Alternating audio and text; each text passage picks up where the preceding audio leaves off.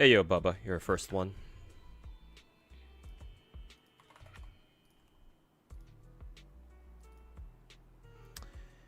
Yes, indeed, you are the first one.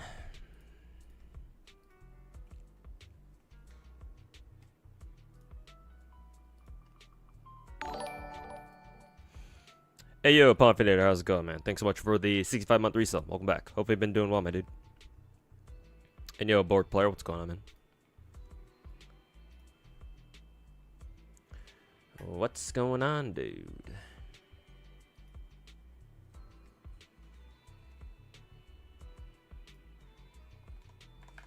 Ugh. Long day today already. Have yet to do any of my fucking gacha dailies.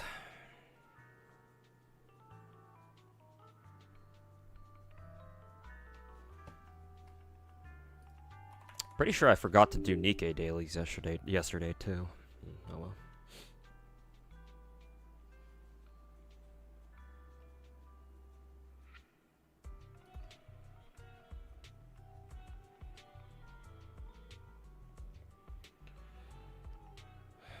Well, better get on it then.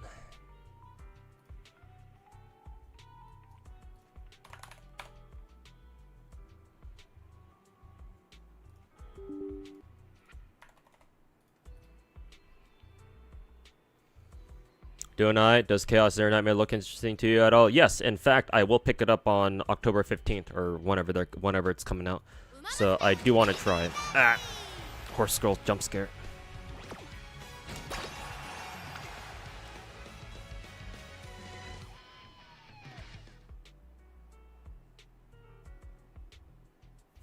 But yeah, I'll be playing at Pomfinator. I am in fact pretty interested in how it'll go.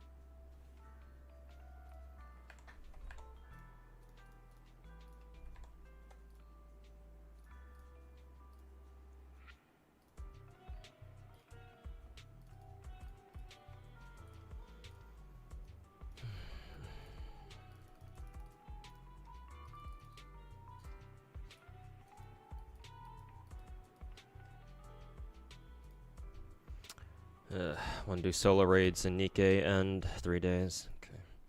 Might have to just get that done tonight. Or do my ranking run tonight before I fucking forget.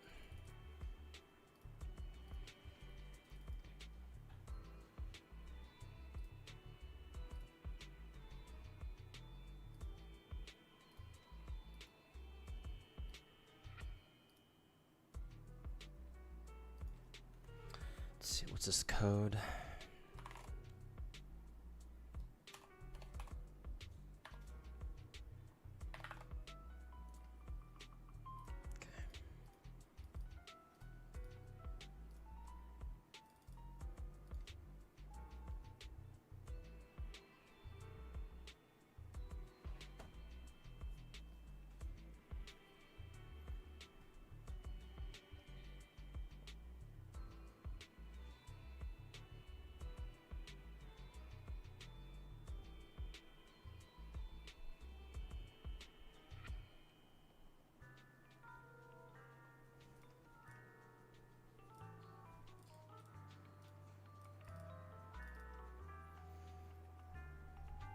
Hey yo, Finkel, welcome back. Lost your 50 on WoWa. Oof, sorry to hear that, Arrow. Hopefully better luck next time.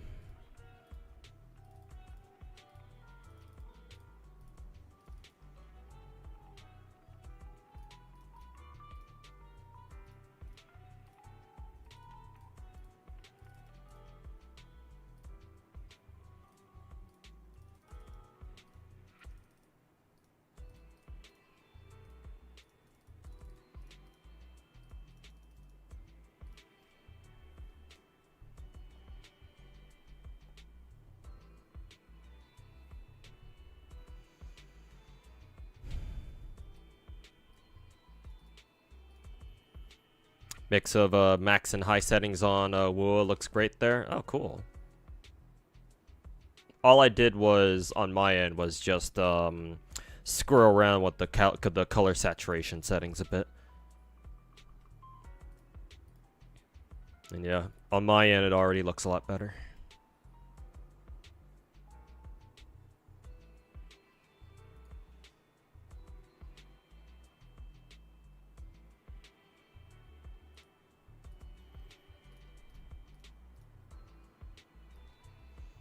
Ah, horse girl jump scare.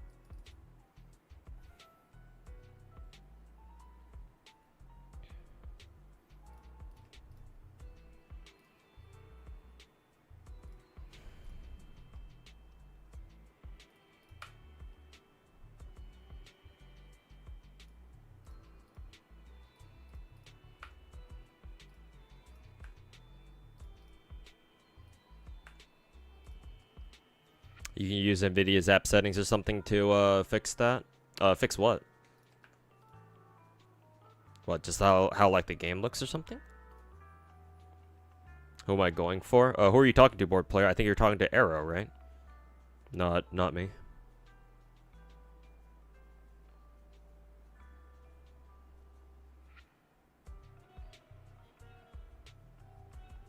What was color scheme? Oh, okay. I don't usually mess with Nvidia's app settings, but maybe I'll think about it. Discord's ganging up on you to have you play Ark Knights, so I guess you're gonna go do that now. The peer pressure, huh? Well, I mean, I can't say I'm gonna stop them, cause you know, it's Ark Knights. But the concept of the people on Discord ganging up on someone to peer pressure them to say to go play Ark Knights is kind of funny to me. I don't know why it's so funny, but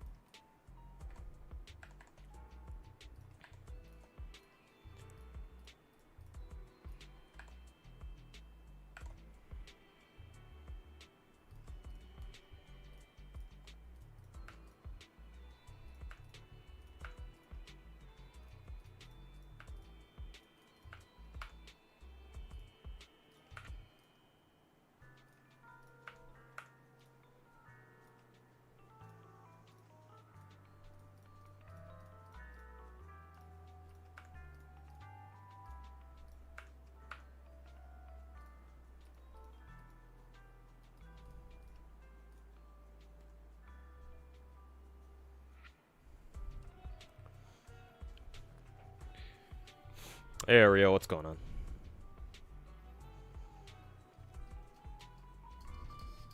Hey, pushing dailies, welcome to the chat.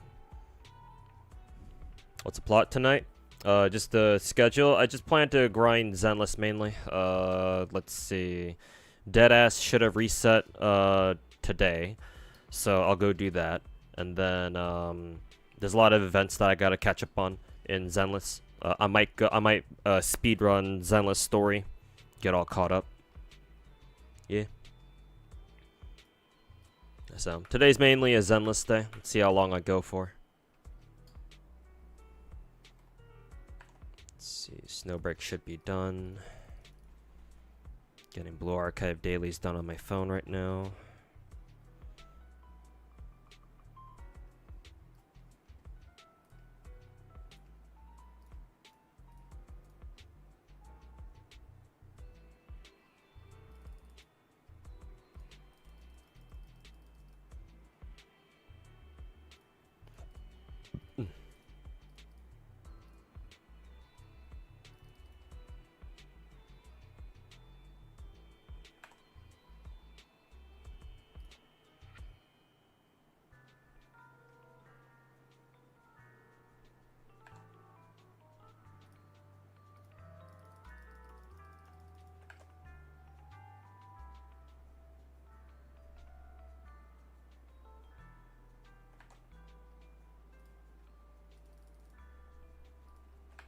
Snowbreak's already done.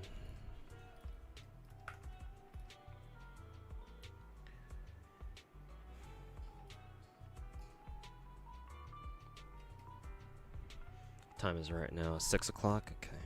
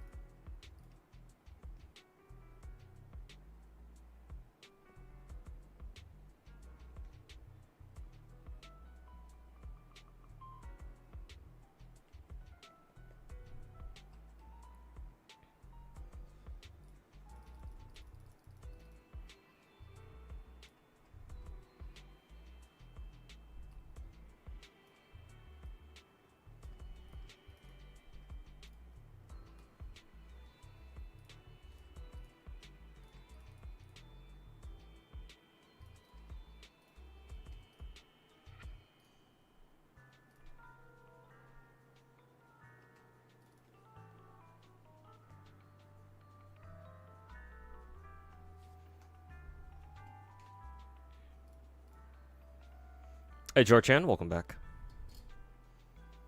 Is an Ark Knights a tower defense gacha with awesome OST and story? Yes, precisely.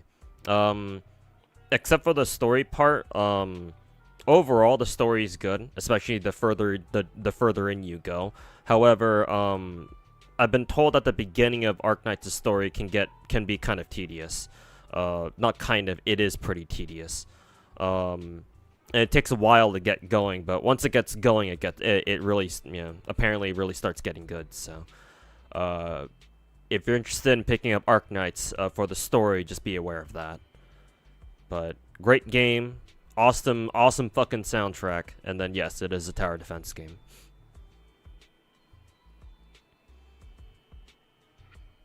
Ranking runs in GFL 1 for hours. I don't miss doing ranking runs in GFL 1, man. Fuck that shit. One of the main reasons why I fucking quit that game.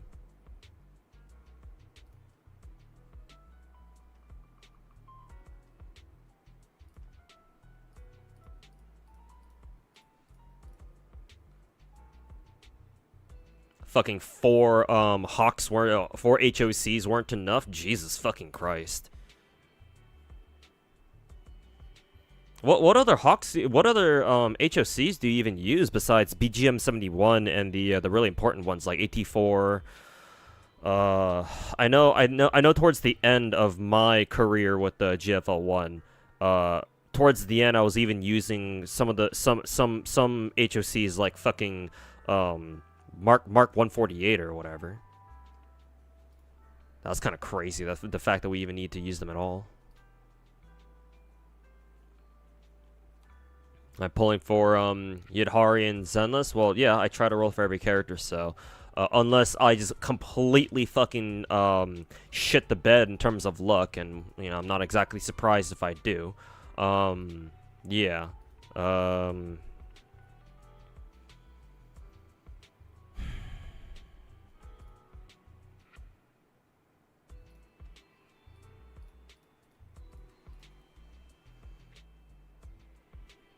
But yeah, as long as I don't continue losing fucking coin flips, yeah, I'll try to roll for everybody.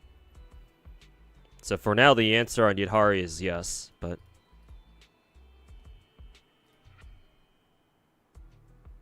You ever play Ash Echoes? I've heard of that game, never played it. Is Ash Echoes one of those, like, I'm pretty sure I've seen ads for it.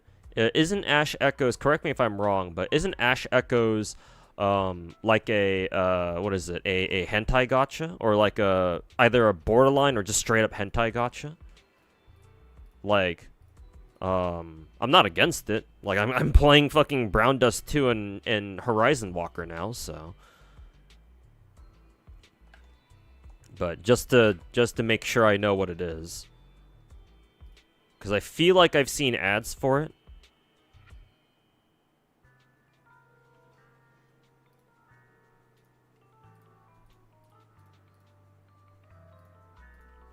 Stick a rest here. Ugh, only 30 fucking energy.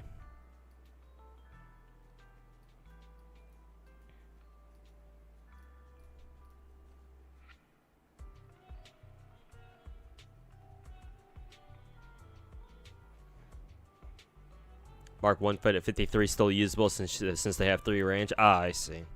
Yeah, 3 range HOCs were really good. They get mixed up a lot, like, I can tell. I mean, hell, I did it myself, too. But, no, the game I'm thinking of, the hentai gacha, is called Aeon's Echoes. Ash Echoes is a different game? Alright, fair enough.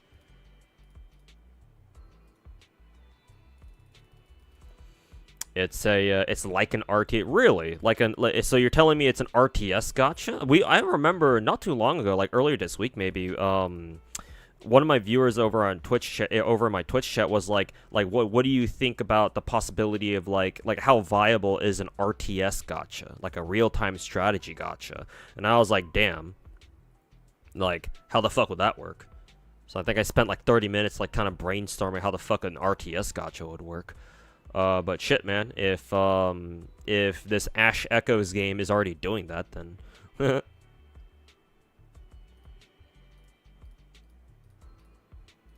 good on them, then. kind of curious how they make it work, because when I was brainstorming like how an RTS gacha would work, I was like, well, if you want to make an RTS gacha work, then I would imagine you'd have to go down the Warcraft 3 route, where like you have heroes, right? Because if it's a gacha game, you have to convince people to roll for stuff, right? And I think the easiest way to make people roll for stuff in an RTS style gacha is to what is it? Is to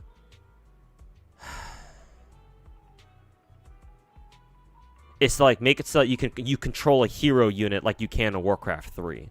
And then you could like put different hero units on gacha and make people roll for them. Something like that. Well, I don't know. You could probably even put like certain like capital units on Raid Up 2. I think that could kind of work. But I think heroes would have to be your like hero units would have to be like your main gacha for an RTS gacha. At least that's how I think they would that's how I would handle an RTS style gacha. So I think that's the most sensible way to do so.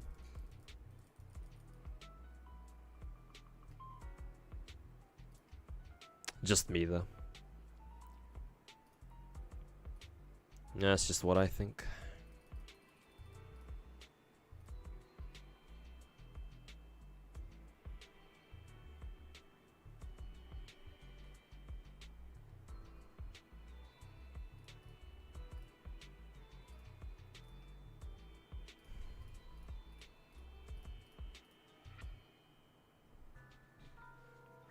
For those who care, PGR Global is in sync with Chinese servers right now, same as any other. Oh, that's cool. They finally caught up. Nice. Oh god, look at this fucking speed training. Fuck it, 41%. Hey, nice, never punished.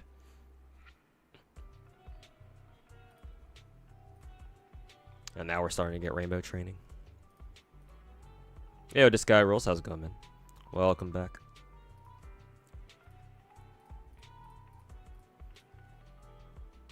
We will train Super Creek to be our very smart haunts. Smart haunts.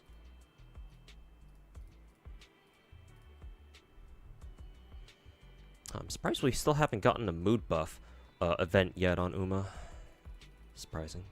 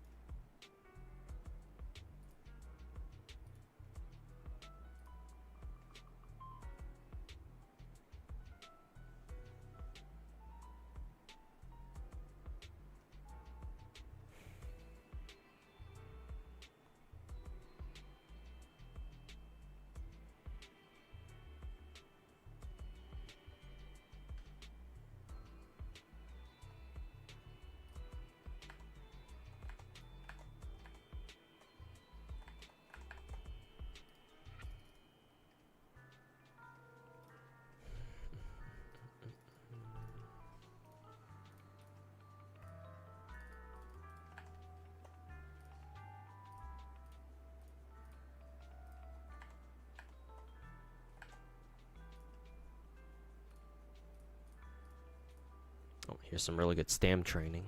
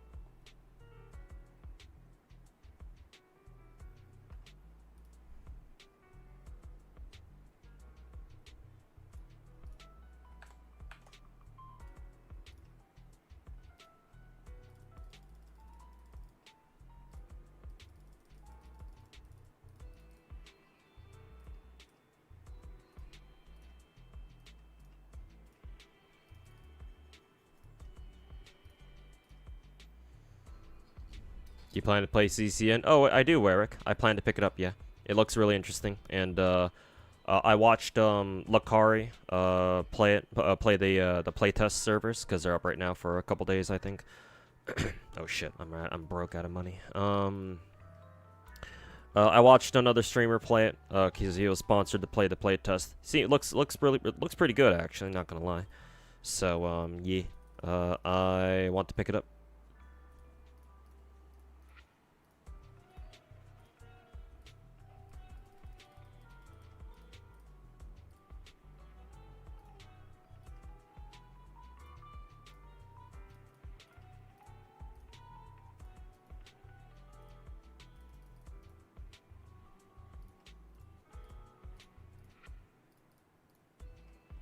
So yeah, looking forward to it when it comes out on like October 15th or whenever their release date is.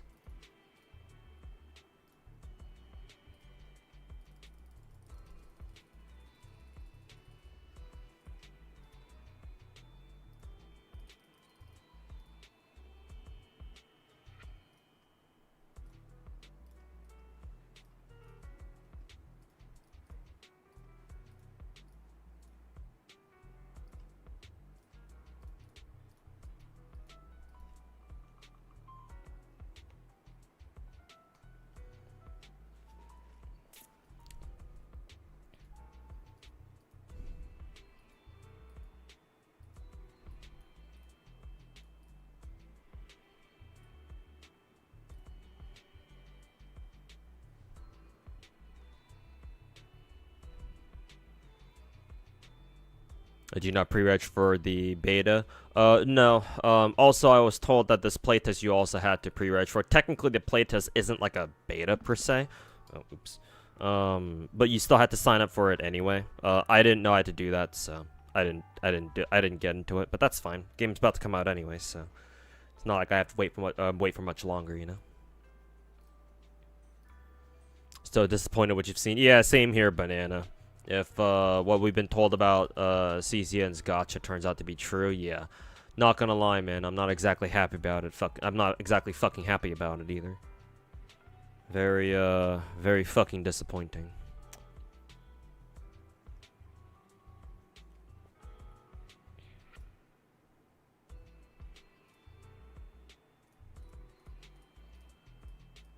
Man, the game really just wants to spam fucking wit training, huh? Jesus.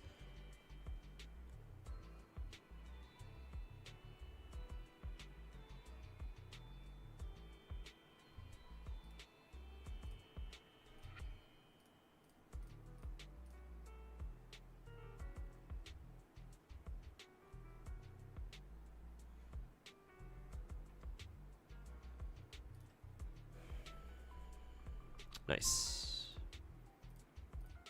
Very good mood buff.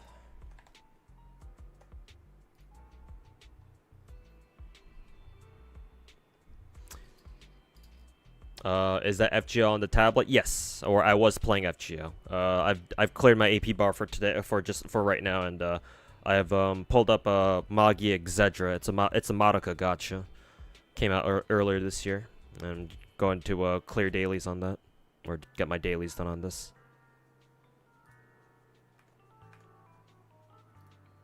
But yes, I have my FGO account on my tablet currently. Which one was this one again? Light. Okay.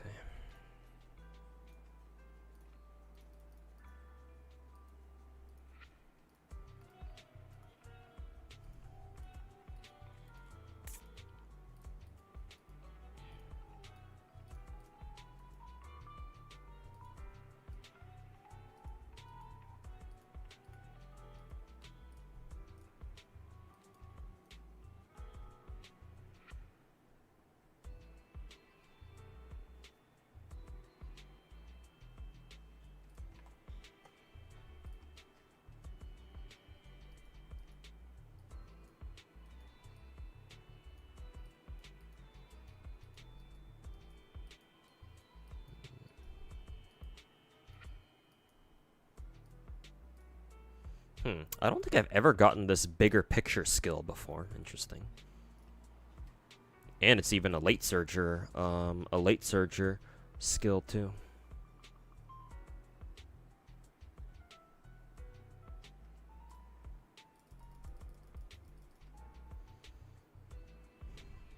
Did you see Limbus and Ark Knights collab? Yeah, I knew about it ever since they announced it last year.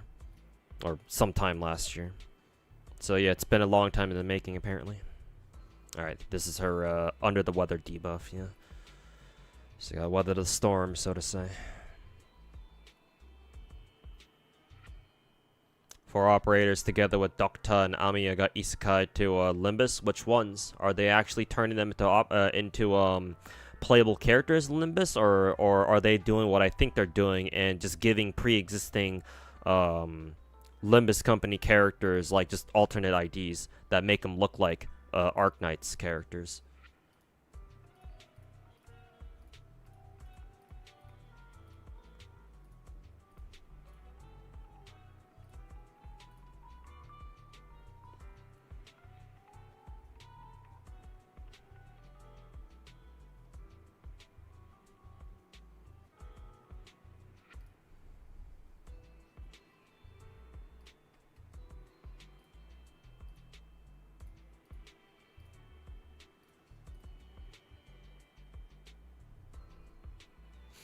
Oh yeah, it's right. Egos. Yeah, somebody in my Twitch chat. I remember somebody in my Twitch chat telling me that they're turning them into egos, and as I understand it, egos are supposed to be like different character ultimates or some shit. So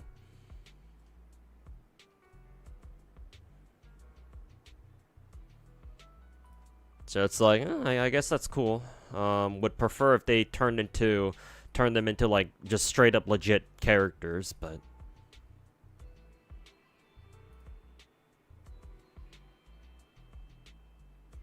Let me give you the link. I don't know if you can. I don't know if you'll be able to post links in chat, but.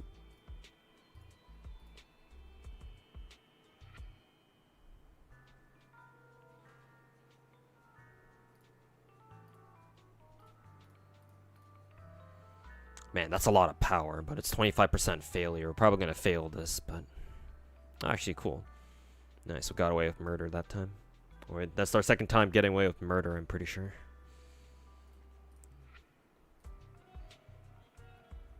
Oh yeah, that's right. You can hop over to the Twitch chat. Forgot about that.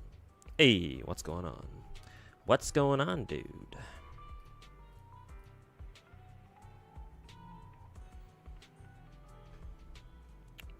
Yeah, I'm assuming that's I'm assuming that must be the whatchamacalls, I'm assuming that must be the preview video or whatever.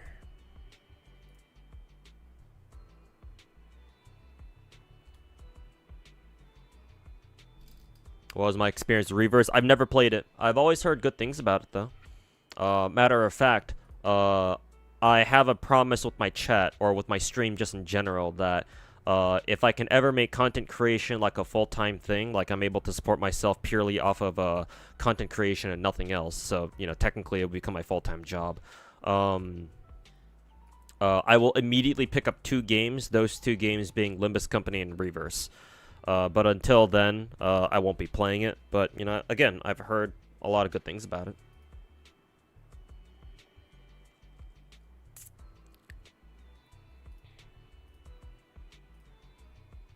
Damn, plus 54 speed. Jesus.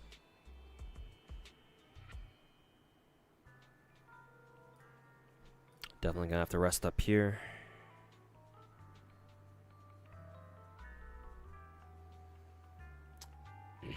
Reverse is the best good gacha.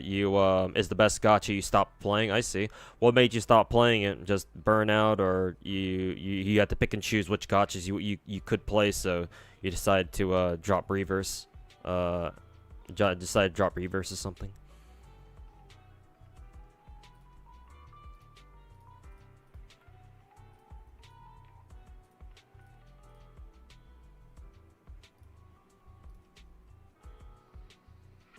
Just burned out a gacha in general. Okay, gotcha. Nothing against the Reverse personally, just we're playing too many gacha games, I see.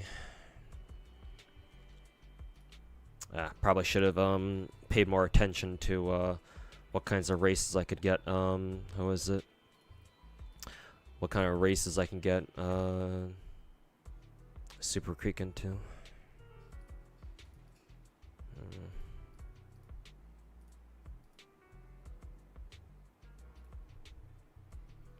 let's see. Chat taught me yesterday to take a look at the Hans's what is it? Full stats here.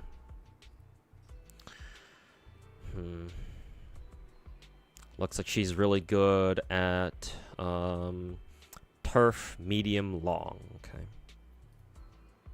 Turf, medium, long. Turf, medium, long. Okay. No G1 races. Looks like our only options are G2s. So, let's see. I guess we can just go for this one because it provides more fans, I guess. Schedule that one.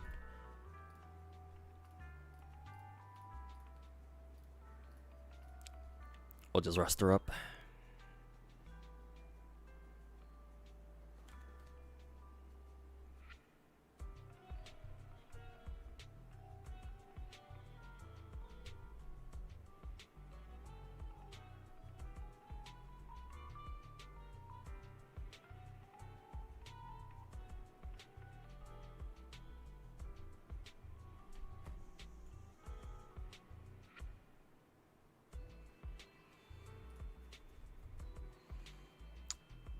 Lois in GFL2 has abs. Really? She works out? Damn, nice. I work out. Licka. Licka.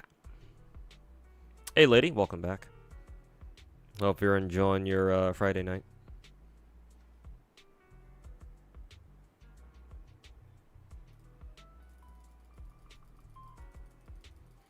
Hopefully Zenless devs make improvements to... Yeah, 4th place.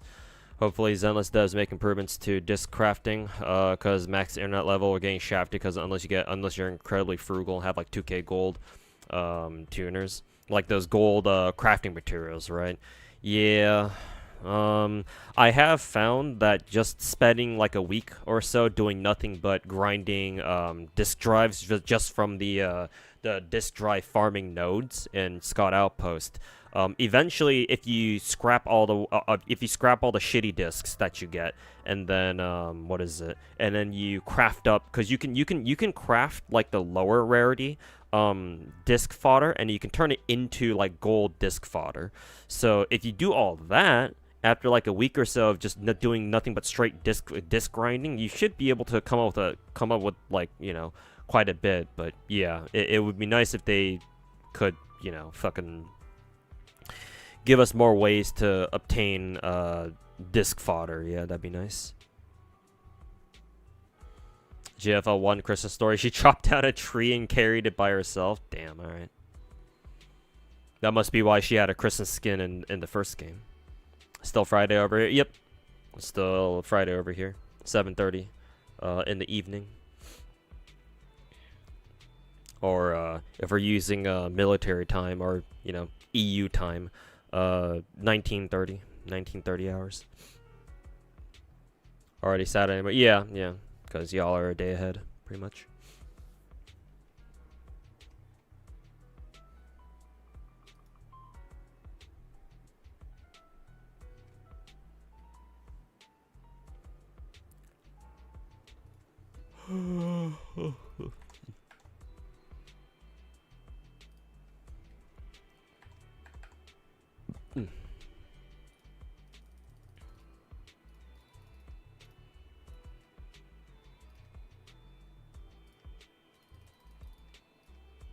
Okay, Aether Gaze is done for right now.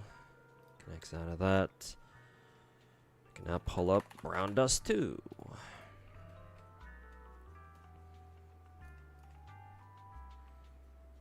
Am I drunk? No.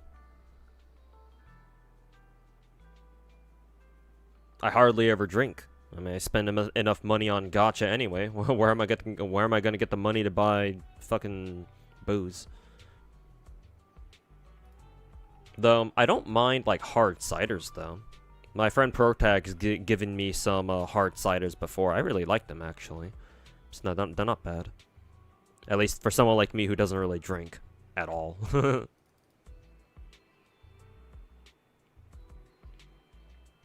10:32, 10:23 for you. Ah, you must be East Coast then. I'm West Coast, so makes sense.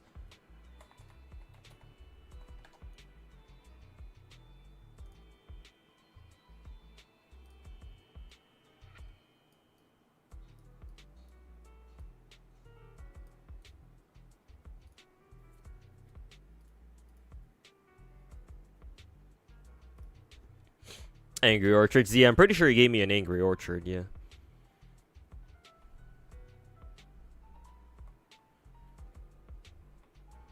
I also remember he gave me like an imported. I'm pretty sure it's imported.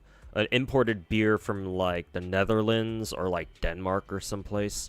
Like a European sweet flavored beer, and I really like that one too. I forget the brand though. But I remember its logo. It's like a beer.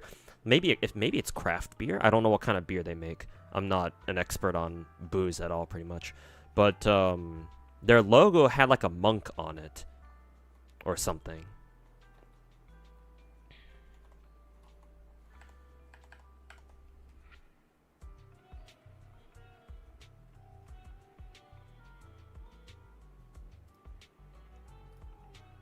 How many skill points do I have? 213. I can actually buy bigger picture, yeah. Can I buy anything else? I can buy another level into late surge or savvy, actually. Guess I'll get that later. Or I'll get that one next.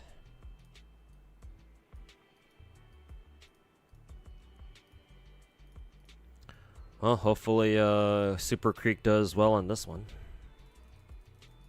Nice, you want it.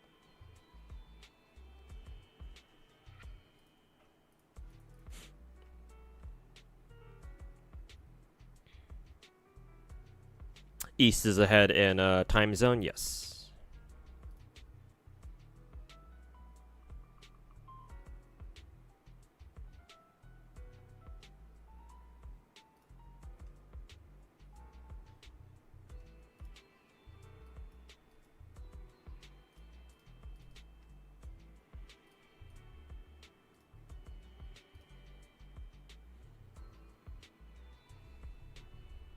Hey, Fallout Alchemist, welcome back, man.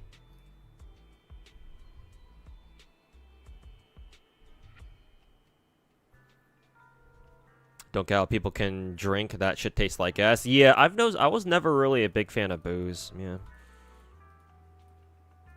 Especially when I first tried like drinking, I was like, ugh. Like I really don't like the alcohol taste. Well, that shit fucking sucks, man. Oh, nice. We survived the under the weather debuff.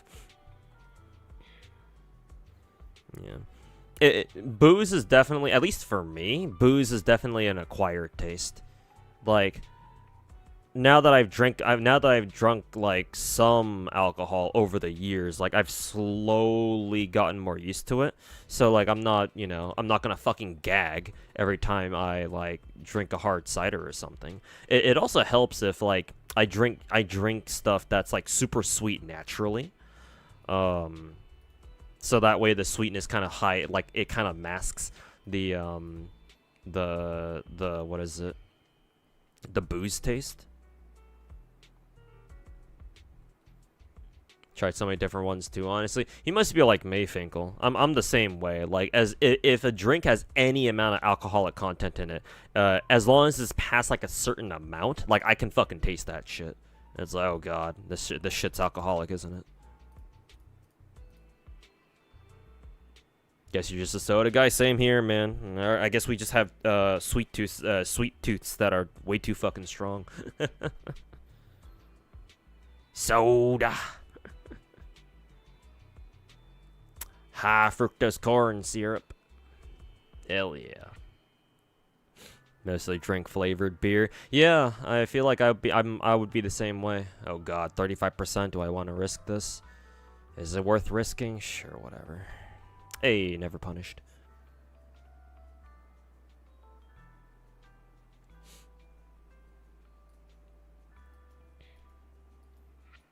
Don't have a lot of skill points. What skills can we even buy?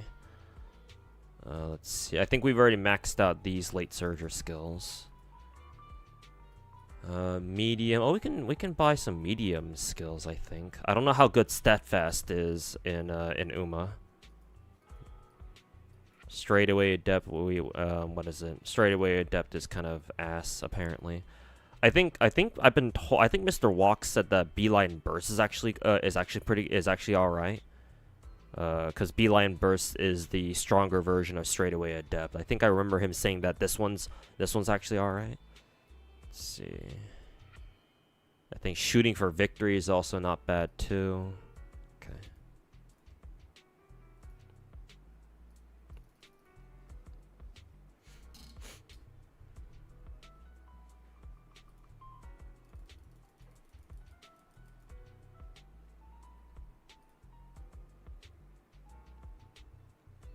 You tried out some chocolate vodka thing when you turned 21. It was actually kind of crazy, not gonna lie. Yeah, how the hell does that work? Chocolate flavored booze? Like what? My brain, I think I can feel my brain bending in my own skull trying to think about how the hell that would taste. What? Would that just taste like bitter chocolate? Like a really bitter dark chocolate? How the fuck would that work?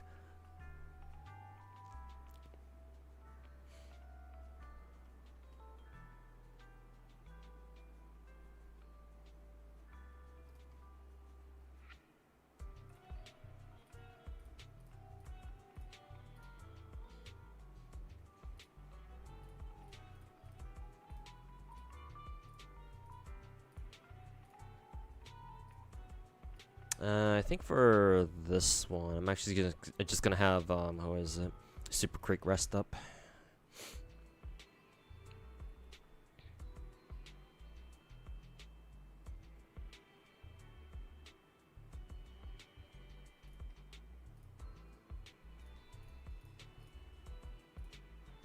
Goddamn, very smart hunts.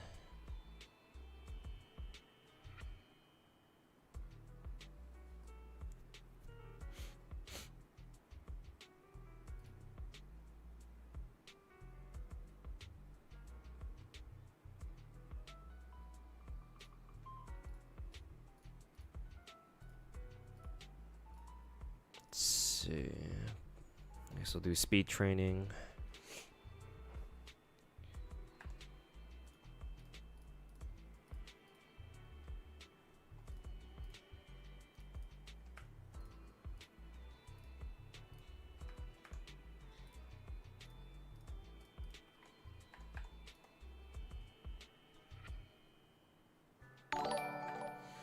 Hey, yo, Musume, how's it going, man? Thanks so much for the 54 months.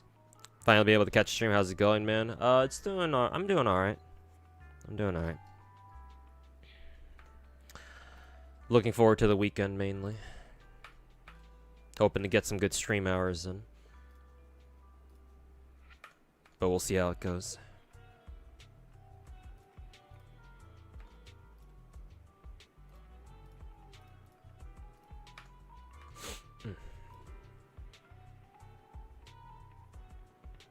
But yeah, hopefully you've been looking forward to the weekend. Hopefully you've been doing well too. Hopefully you're looking forward to the weekend as well. Apparently Starro is gonna go all the way to 3.9. God damn, really? I think that's like the single longest client version that any of the Hoya games have had, right? Huh, that's interesting.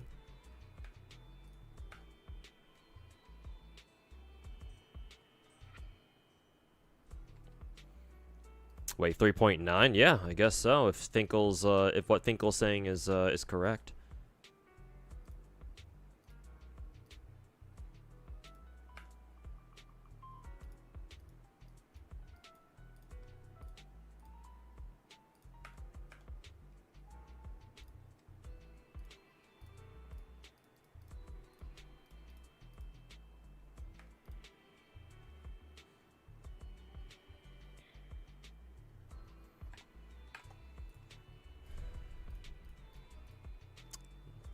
I would say it's pretty good stamina, but we literally don't have any fucking rainbow training on that. So that shit fucking sucks.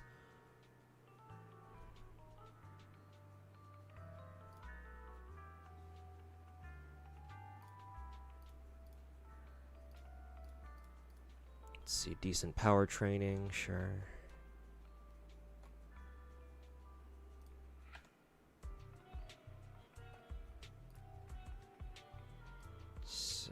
Let's buy Shooting for Victory.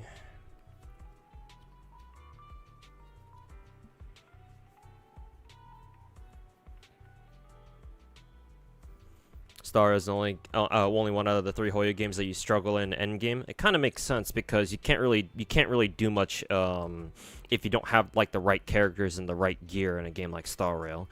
Turn-based games obviously don't have any mechanical skills, so you can't just like, you know, play good and then expect to like be able to beat endgame.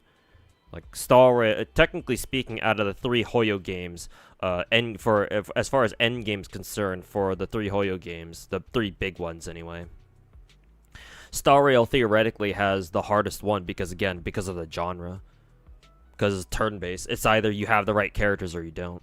So it's like, if you don't have the right characters, there's really only so much you can do.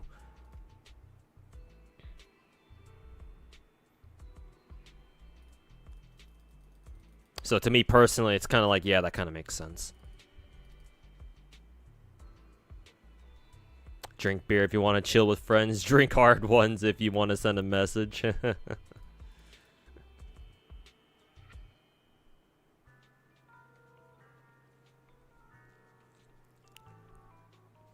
MOC 12 boss was kind of rough. Which one was our MOC boss this time around? For what was it? For Star Rail?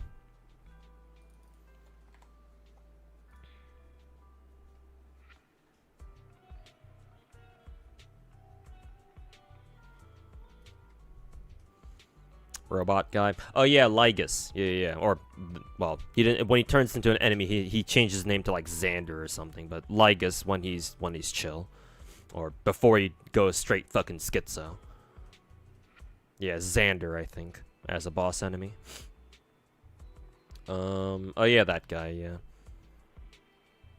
I guess for me, it really helped that I have Hysolins, and I've been able to re-gear my DOT team. Like, I was able to re-gear both Kafka and Black Swan. So now my Black Swan's on, what is it? She's on the Revelry set for her ornaments. So she's been doing a lot of work. And then I have Hysolins, and even though she doesn't have her signature, she still fucking kicks ass. True damage, true damage, true damage, true damage. Actually, no, I don't think she herself does true damage. I think that was only a pure fiction buff. So, oops, never mind. Okay, BD2's done. Pull up Steam. Can pull up Horizon Walker now.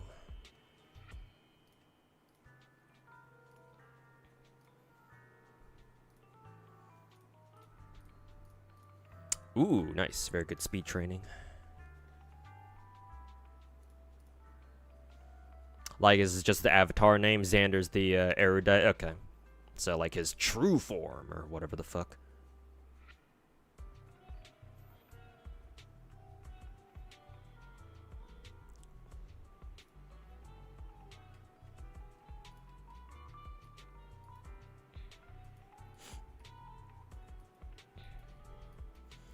Let's see. Steadfast is a medium skill. Straightaway Adept is kind of whatever, but apparently Beeline Burst is okay. I think I'll buy... I don't know how good Steadfast is, but it's a medium skill, so I guess I'll buy that first.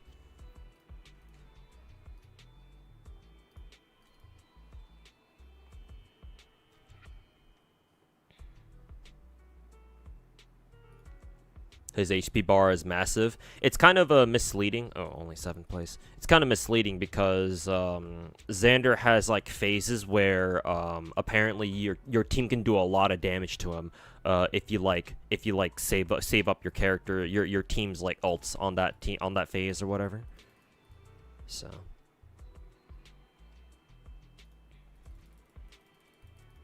Ugh, Super Creek's having trouble with this fucking race, huh? She probably just doesn't have enough raw stats. I would imagine. Maybe my support card setup was off. Maybe I shouldn't have taken a wit card. Should have taken something else maybe. What does Hysolin's water taste like? Probably very salty.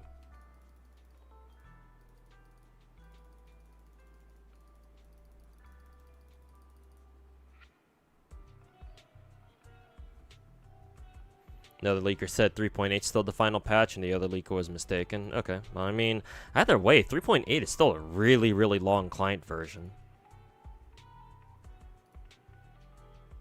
Though, to be fair, I think Genshin's also had a couple of client versions where they go up all the way up to, like X.8 or something, so... Guess it's not that strange, but still.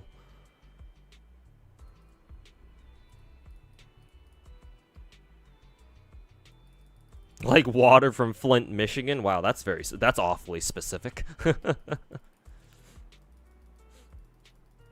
Genshin went to 5.0. Okay, then yeah, there you go then. But I don't remember them ever going to like X.9 though, right?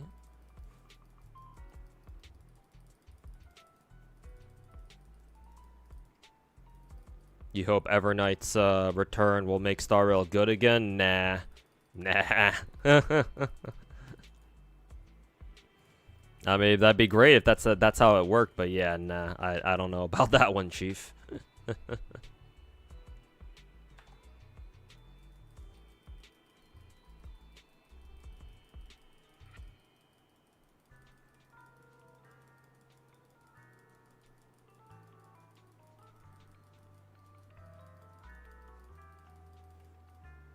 You actually kind of don't even care if you don't get full stars in MOC, you just auto that shit. Kind of based, actually.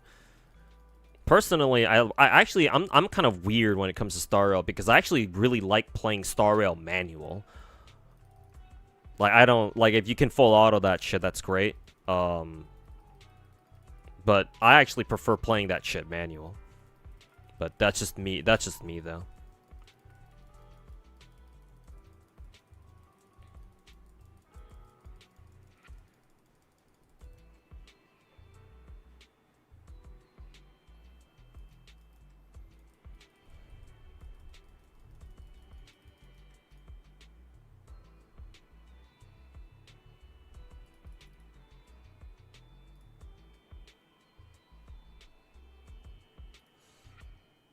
Feel like you need the entire 5-star team to be able to clear endgame comfortably in Star. Well, yeah, for sure. That's kind of how it's always been like. Maybe except for like the first year of the game, maybe. But these days, yes. If you want to clear MOC 12 comfortably, then yes, you pretty much need all the right characters. Or, you know, in other words, did you roll for the last, you know, a couple of our, you know, 5-star gacha characters? If not, you can go fuck yourself. Suffer like G did.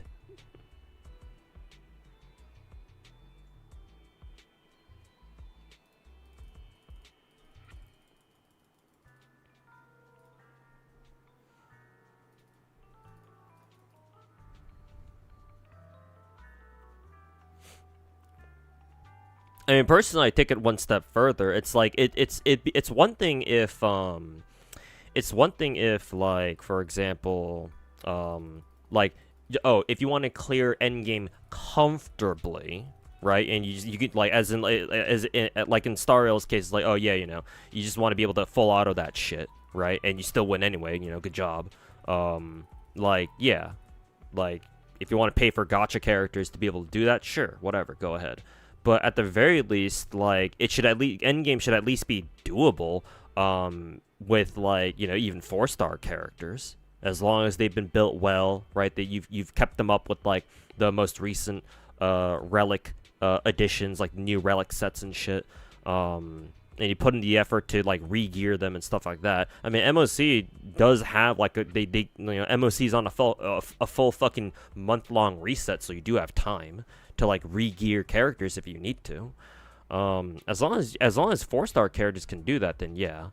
Like, even if you have to manual that shit, as long as you can do it, as long as you can still 36-star MOC, then yeah, there should be no problem.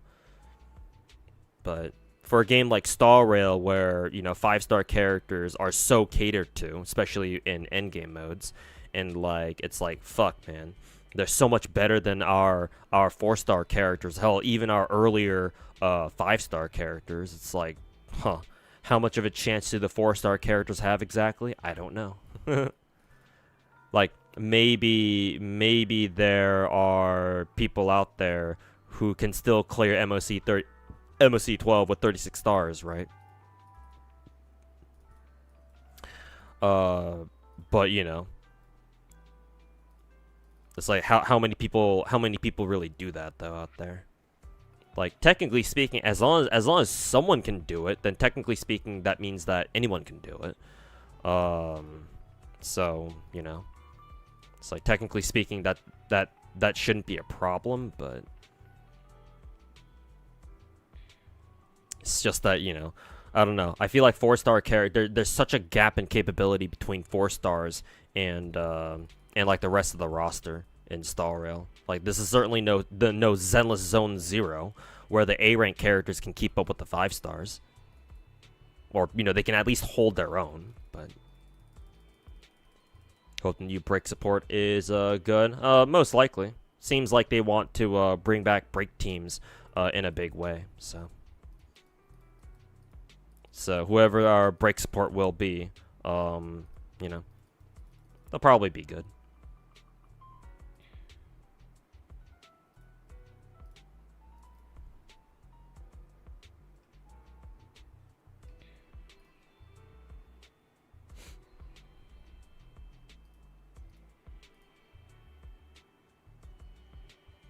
You used your E2 Firefly break team, and Saber Sunday team barely cleared new MOC with 0 cycles left.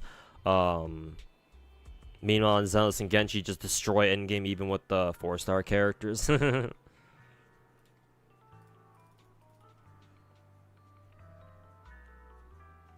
Gallagher's still the GOAT. He's an exception, though. True. At least as far as what I hear. True.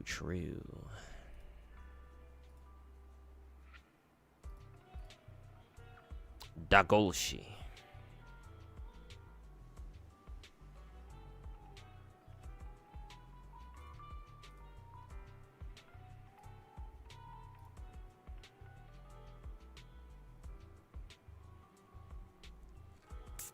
They give out free 5 stars, so 4 stars become irrelevant. Just because a gacha game gives out free 5 stars doesn't mean that 4-star characters just instantly become invalidated. No, the 4 stars. Oh, nice. Golshi actually won that. Is the problem is that the 4 stars themselves aren't like they were never really that good to begin with, unless your name is Gallagher, I guess. Don't tell. Wasn't there somebody in Twitch chat who fucking hates Gallagher for some reason?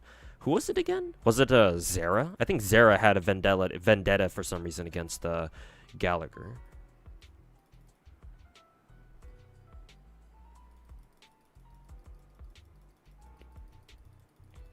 If only we could have 2 Gallaghers. If only we had a 5-star Gallagher. Oh wait, we do. Her name is Lingsha.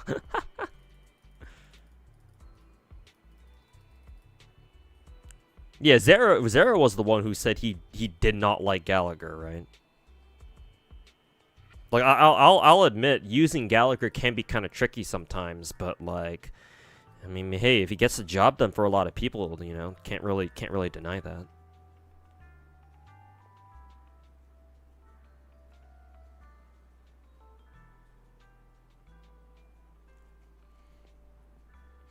Give credit to Genshin, at least 4 stars are viable mostly.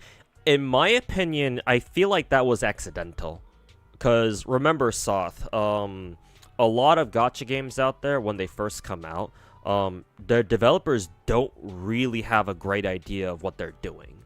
Because if you were to give MiHoYo a second chance, right? If you were to give MiHoYo the opportunity to, like, go back in time and redo Genshin from the start, and rebalance their characters, like 200%, they would go back and nerf the fucking living daylights out of Bennett. They would nerf the ever living shit out of Xingqiu. They would nerf the ever living fuck out of Xiangling. Because, like, it makes no sense from, like, MiHoYo's perspective, at least with how they've been balancing characters these days for Genshin, and then, you know, how they've been balancing characters for Star Rail. Like, there's no reason why they would have ever willingly let those characters slide. Yeah, rip all those fucking 4-star characters. Yeah. Bennett, Xingqiu, Xiangling, Fischl even. I think maybe Sucrose might survive, but she might get hit with the nerf hammer too. But yeah, no. Like, and they would go back and fucking completely gut their 4-star weapon selection too, right? They would fucking hella nerf the Favonius weapon set. They might even fucking nerf the sacrificial weapon set too. Like, ain't no way those weapons are surviving either. But like, the fact that MiHoYo didn't really have a great idea of what they wanted to do for Genshin during their first year, and so they decided that they would give us those absolutely busted 4-star characters, and those 4-star weapon sets as well, mainly Favonius, but also some of the others too. It's like, those mistakes ended up becoming like the bedrock of like Genshin endgame gameplay. It's like, now if you want to do endgame, but you want to do it on a budget, right? You don't just wail over every single fucking character like a dirty ass whale. It's like, bro, you're gonna, like, those weapons, those characters are like the fucking foundation of your endgame strategy. So it's like, damn, man. Like, if Genshin didn't have those, if players didn't have them, then yeah, we would be bitching about Genshin's endgame the same way we do about Star Rails.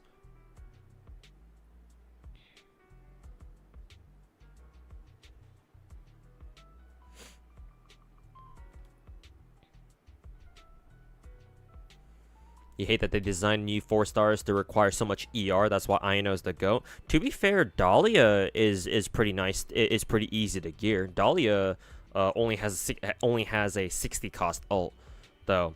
To be fair, his utility is pretty niche, because he mainly buffs what, basic attackers, and what, how many basic attackers do we have in the game? Fucking, I don't know. Skirk, Yoimiya. I kind of wonder if Dahlia works with who is it, Raiden. Probably not. I don't know. But yeah, no. Certainly a handful of our more recent 4-star characters, I think. I forget who they are, but yeah, you can argue that, you know, they require a lot of ER, so it's kind of hard to build them. So yeah, Ino is thankfully a pretty refreshing deviation from that, because yeah, 50 cost ult, she can just fucking spam that shit. So, thank God.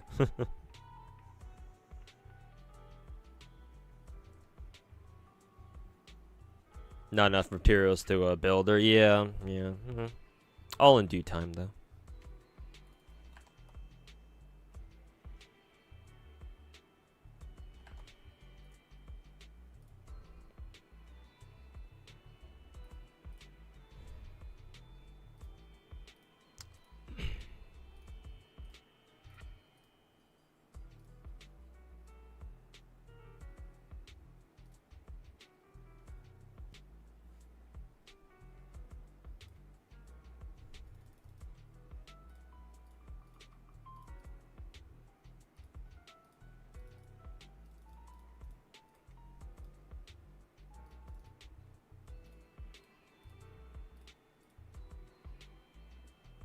Okay, got my run done for Uma. There we go. Exit out, Horizon Walker's up. Gotta finish Nikke dailies.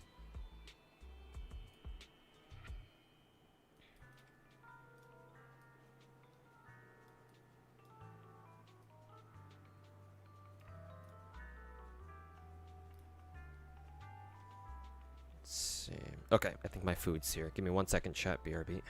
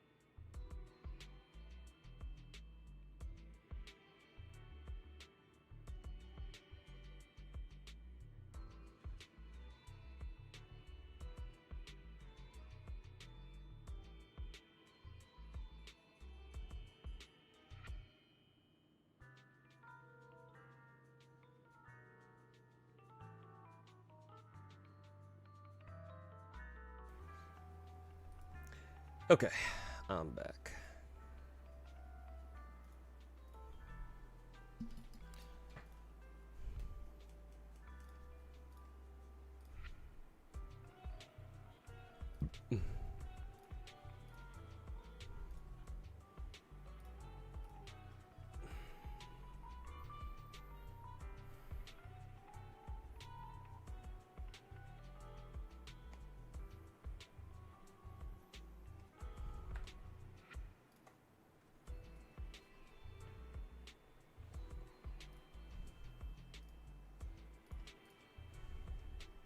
Hey, Lolface, welcome back, man. Yo, he's back. Yes, I am. Ordered some food just now, so it showed up. Oh, there it is. Weird gunshots.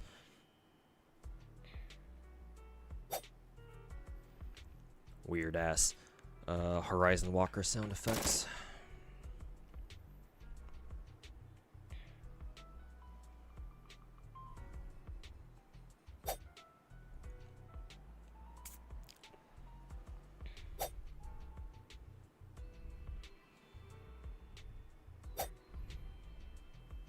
To this day, you don't know why they cucked Dehya like that? Me neither, man. Me fucking neither.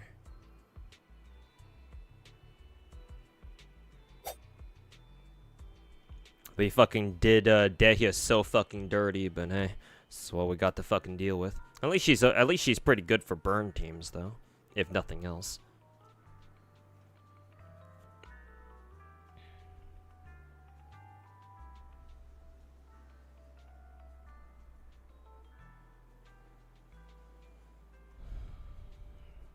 Guess it's just your comparison to your other teams or just a skill issue. I see.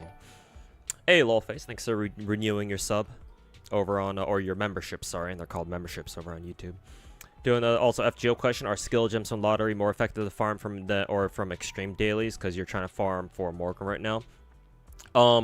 If you're talking about efficient farming, then yes, you want to farm lottery events whenever we get them. Yeah.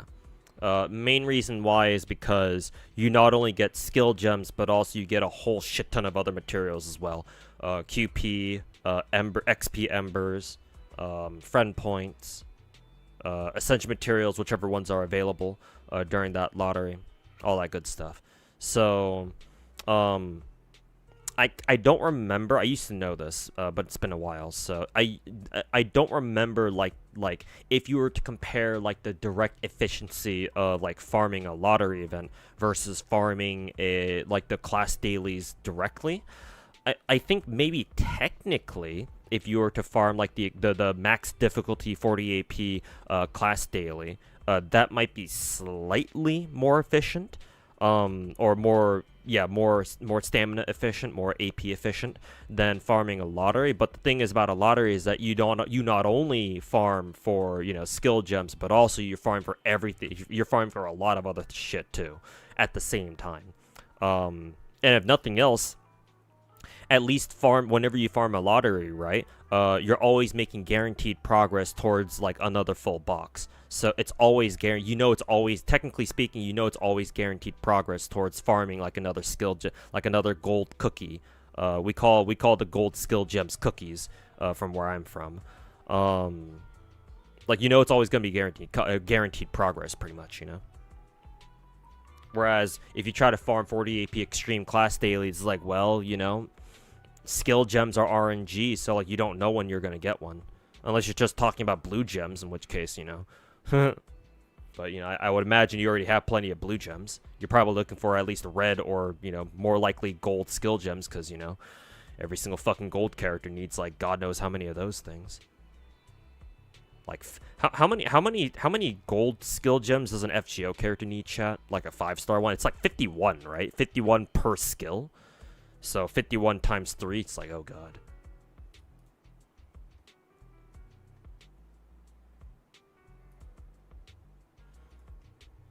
$75 gold apples you farm for.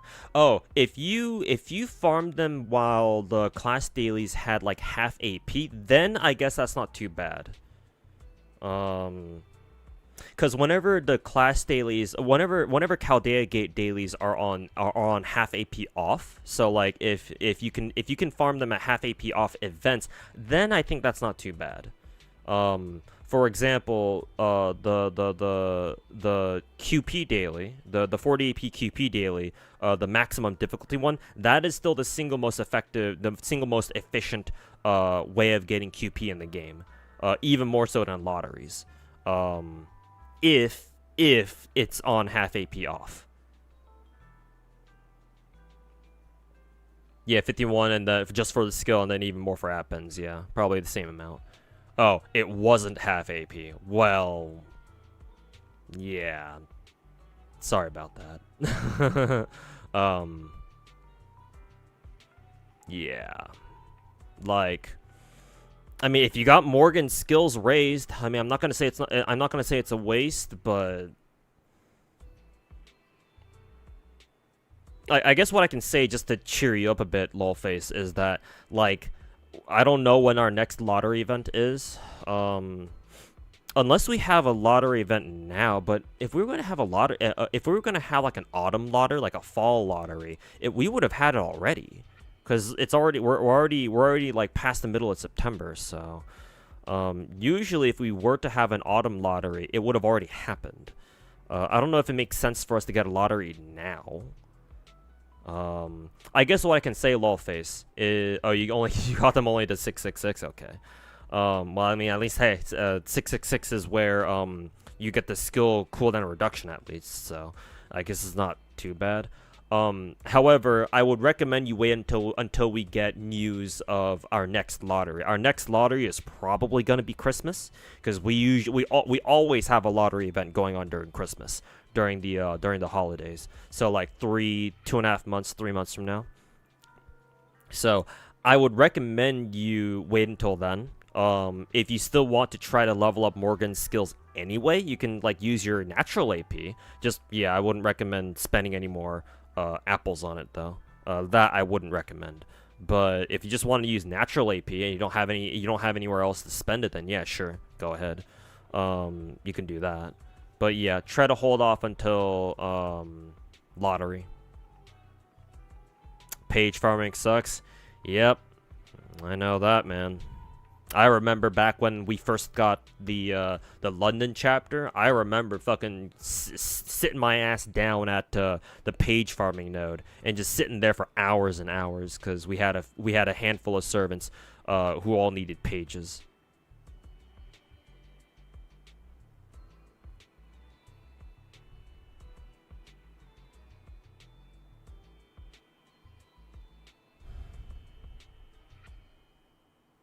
Genshin still has the best gear system out of all three Hoyo games.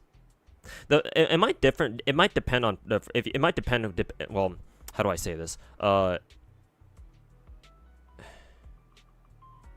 It might depend on who you ask, but I get the feeling that the reason why you think Genshin has the best gearing system is because it has that off piece that gives you a lot of flexibility to work with. Because, like, neither Zenless nor Star Rail have off pieces. You have to run 4 pieces. You have to run 4-piece sets. You have to run 2-piece sets. Like, Zenless is slightly better in where like you don't have to worry about having to fucking farm a separate ornament set. But you still want to run like a 4-piece and a 2-piece. Or some characters can even run like triple 2-pieces, which is kind of novel, but it's kind of cool. But I don't. Most of the time, you want to be running like a 4-piece set and then a 2-piece set. But yeah, the off piece, like the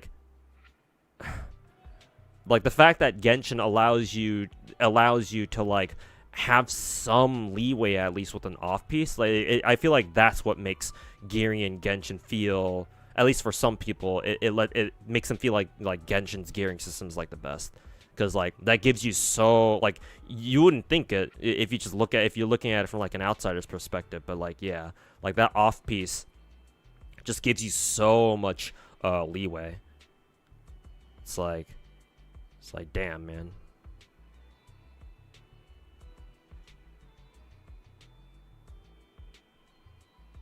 What do you mean wait until Christmas? Is Powder to time 24/7? True.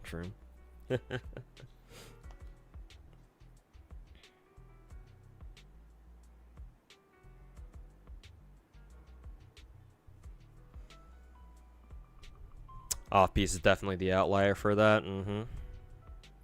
I mean, must be really good when MiHoYo deliberately got rid of the whole fucking, off-piece slot in their subsequent games, right? If MiHoYo got rid of it, must be really good, you know?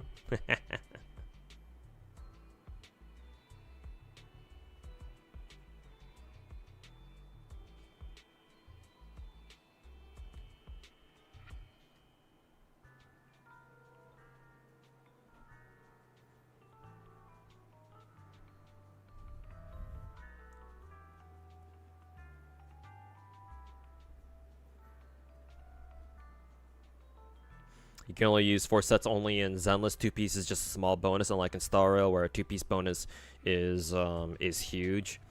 That and Star Rail, yeah, it's a turn-based game, so yeah, your characters have to rely on their whatchamacallits. They have to rely on their gear. Not like you can just play better in a game like Star Rail. Not like you can just, get good. So you need to wait for Crystal's Lottery for your Merlin and Castoria get the skills above 4. Should not put them on your support list. Yeah, if you're wondering, you return to FGO in August. Okay, so last month. Okay. Just for future reference, lolface. Just if you ever have any questions about FGO, just make sure to stop by one of my streams whenever I'm live, and yeah, just feel free to ask me anything, and I'll be more than happy to answer them like I am right now. Ideally, yeah, lolface. Don't put up your Merlin or Castoria if their skills are not at 10-10-10. Maybe for Merlin, you can get away with him not having maxed out skills. Because technically speaking, he's not so important to have max skills. Because I believe Merlin's first skill, which is his charisma, still gives a 20% charge regardless of what skill level it's at. So Merlin you can put up. I don't know how many people would use a Merlin without, that doesn't have max out skills, but it's not like the end of the world. However, Castoria, on the other hand, try to refrain from having her on your support list, because Castoria's skills, they do scale, like the amount of MP charge they give, they do scale with level. At least her, what is it? I believe who is it? Castoria's first skill? It's her charisma as well, but I believe that one scales. The amount of charge it gives also scales, along with the attack percent. So, like at level 1, Castoria's first skill only gives like 10% a 10% attack buff, and it also only gives a 20% MP charge for the whole team. But at level 10, it increases to a 20% attack buff and then 30% party charge. So, try not to put up your Castoria. But with Merlin, I guess you can. Shouldn't be that big of a deal. Get your fanfic out of here, guys. I have a theory. What if I'm an alien coming from a planet called Femboy Civilization, and his plan is to get as many viewers as possible. He's gonna hypnotize viewers and becoming femboys. So he can build an army of femboys so he can fight a planet called Tomboy Civilization. Great fanfic. However, where it falls apart is that I don't really care for femboys, so. But, nice try.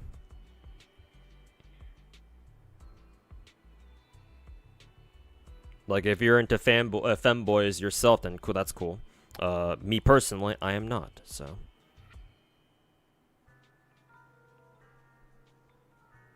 That's a nice theory you got there. Shame it doesn't really apply. Not even the weirdest shit. I mean, yeah, our Twitch chat, my Twitch chat can get pretty fucking degen. So.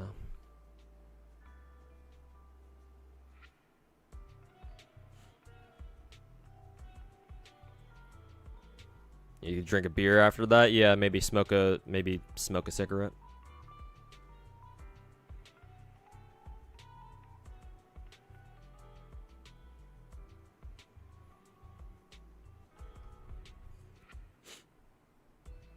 What? Don't worry about ass snacks. It's just Twitch chat autism, I guess.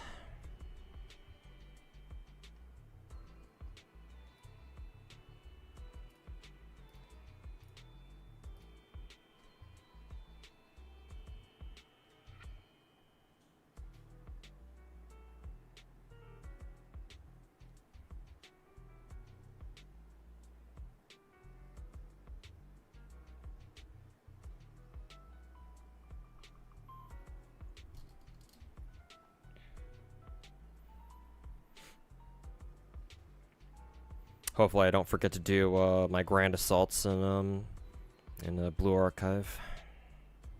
God knows I'll need those extra gems, because we got the fucking Shippo twins next week.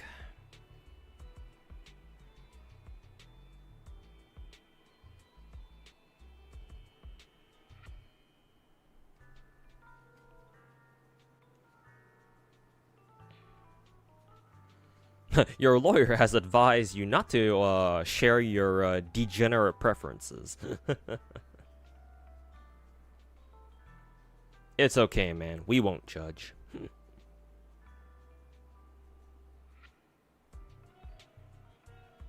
Feel free to share with the class.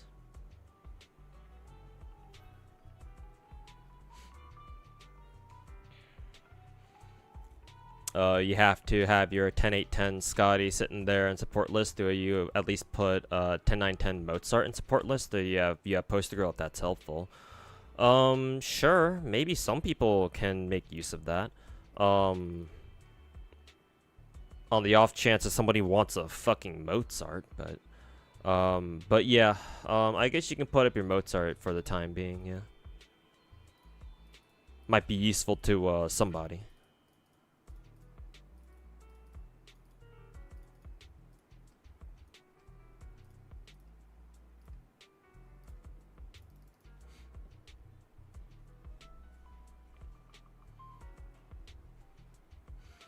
Don't know what your what you were doing 2 years ago when you almost maxed out Mozart. To be fair, Mozart's a fucking beast now.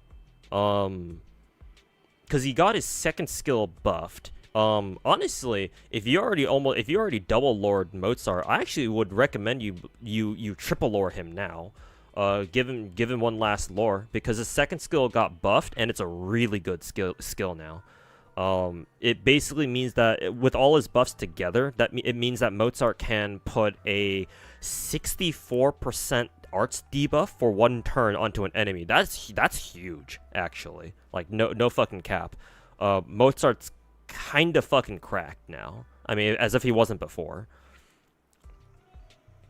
And not only that, the arts debuff that he has now, that's new with the second skill buff, it lasts for 3 turns.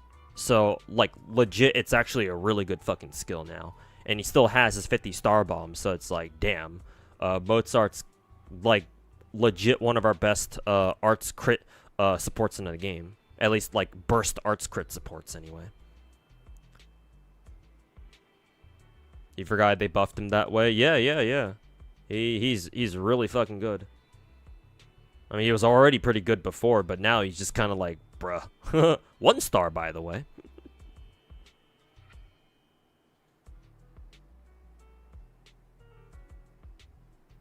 Stall rail players could never. Or I should say, stall rail could never. Fucking Genshin could never. Gathering wives could never.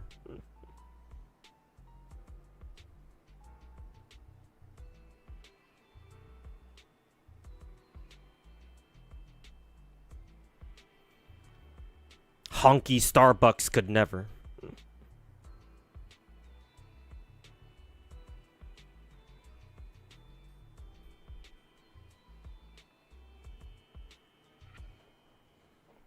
Ten 8-10 Scotty should be fine. No one cares too much about the defense down. Yeah, true. 10-8-10 Scotty should be alright.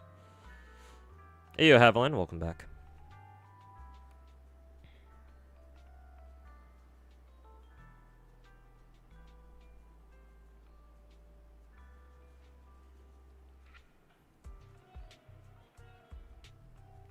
I have to remember to do icebreaker games in Ark Knights tomorrow, I think, because I think there's only a couple days left on icebreakers. Hopefully I'll be able to start stream earlier tomorrow, but we'll see.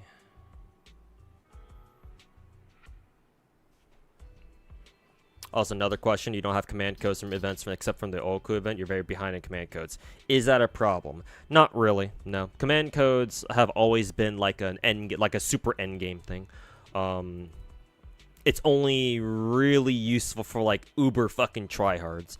There are some endgame modes that or like story fights where if you do have the right whatchamacallit, if you do have the right command codes, it really makes that fight a lot easier. But those fights shouldn't like be all over the place, you know.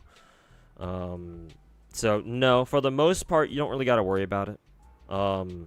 Unless, of course, like you use certain servants. Like certain servants would definitely want to have certain command codes. Like for example, I use Yang Yuhuan a lot. She's a 5-star Chinese foreigner. And her gimmick is that she does super effective damage against anyone who has a stack of burn on them, right? If they're burned and she uses her NP on them, they fucking die, or you know, that's the idea. But the problem with Yang Yuhuan's kit is that she can't just cast burn on people. That would be too easy. So normally what she has to do to put burn on people is that she uses her first skill, which is a taunt, I think. No, her first skill is an invul. Invul, MP charge over time, and then Star Bomb. Either Star Bomb or Star Regen. I think it's a Star Bomb. And then the third skill is a taunt. So the idea is that Yang Yuhuan pops her first and third skills at the same time, so that way she taunts everybody, and then she takes hits for free, because she has her invul up. So normally she'll tank those hits. She'll tank one turn's worth of enemy hits for free. And then her third skill puts her into a state where whenever she gets attacked, she automatically puts burn on anyone who attacks her. As long as they don't resist it, of course. And so that way she can burn people. So she has to sacrifice a turn burning people in order so that she can set herself up for, to do, you know, super effective damage with MP. However, with burn command codes, if you give her burn command codes, or command codes that let her put burn manually with her face cards, that changes her game plan considerably, because now it is possible, as long as you get her face cards that have burn command codes on them, it is possible for her to quite literally turn 1 MP and fucking nuke a bitch. So there are servants like that, where they do want certain command codes like that will exponentially, well, exponentially is kind of exaggerating, but it undoubtedly like improves their game plan like significantly. Like it allows them to play faster, better, more efficient, all that good stuff. But to be honest with you, servants like that are kind of rare. So most of the time, you don't have to worry about that. Like, for example, for your Morgan, because I get the feeling you really like your Morgan. Morgan doesn't really have any command codes that she really fucking wants. At least none come to mind anyway.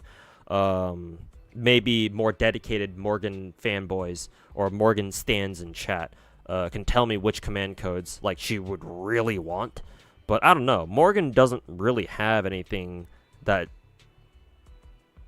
would lead me to believe that, oh yeah, she really needs this command code, she really needs that command code, blah blah blah. But I'm sure there are some command codes that she would really appreciate, but I don't think she really relies on them as much as, say, like Yang Yuhuan relies on fucking burn CCs. So no, just because you missed out on a lot of command codes in the past, more than likely you're not really going to be affected by them. So yeah, hopefully you don't have to. Hopefully you don't find yourself in a situation where, like, oh, I really wish I had this command code. I don't think you should be in many of those situations, but we'll see. You got access to something called class score. Is that more endgames? Yeah, that's definitely endgame stuff. Yeah, the class score is basically just like a separate like skill / stat improvement system for like an entire class of servants. You don't have to worry about that for now. You can take that at your own pace. There are some master missions, I believe, that are associated with you eventually filling out the class score, so maybe you should get them done eventually, at least for one, like a class of your choice, whichever is your favorite class, I guess. And like slowly like fill it out, like slowly upgrade it. I believe there are some master missions that give you Saint Quartz for that, but it's mainly endgame stuff, so take it at your own pace. As long as, of course, as long as there are no like limited time fucking master missions. We did have some, but they're already gone now, so you don't have to worry about it. Morgan is full package. You can ramp up her MP damage or crit damage. Oh yeah, I guess you can give her crit damage. Yeah, crit damage command codes. But yeah, like, it's not necessary. Yeah.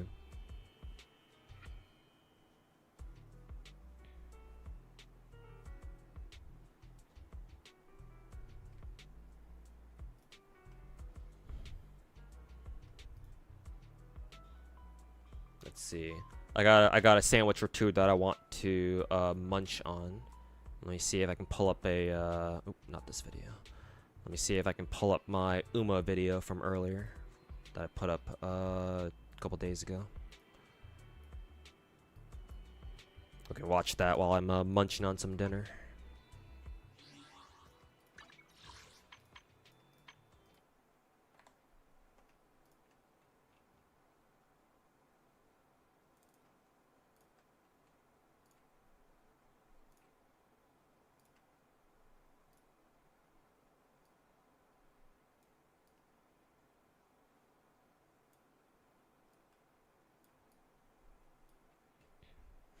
What the fuck is this Tectone video? Faith? The fuck? Is he doing his fucking? Is he trying to go through his fucking Andrew Tate arc or some shit? Fucking retard. Anyways, enjoy the video for now as I munch on some Jollibee's chicken sandwiches.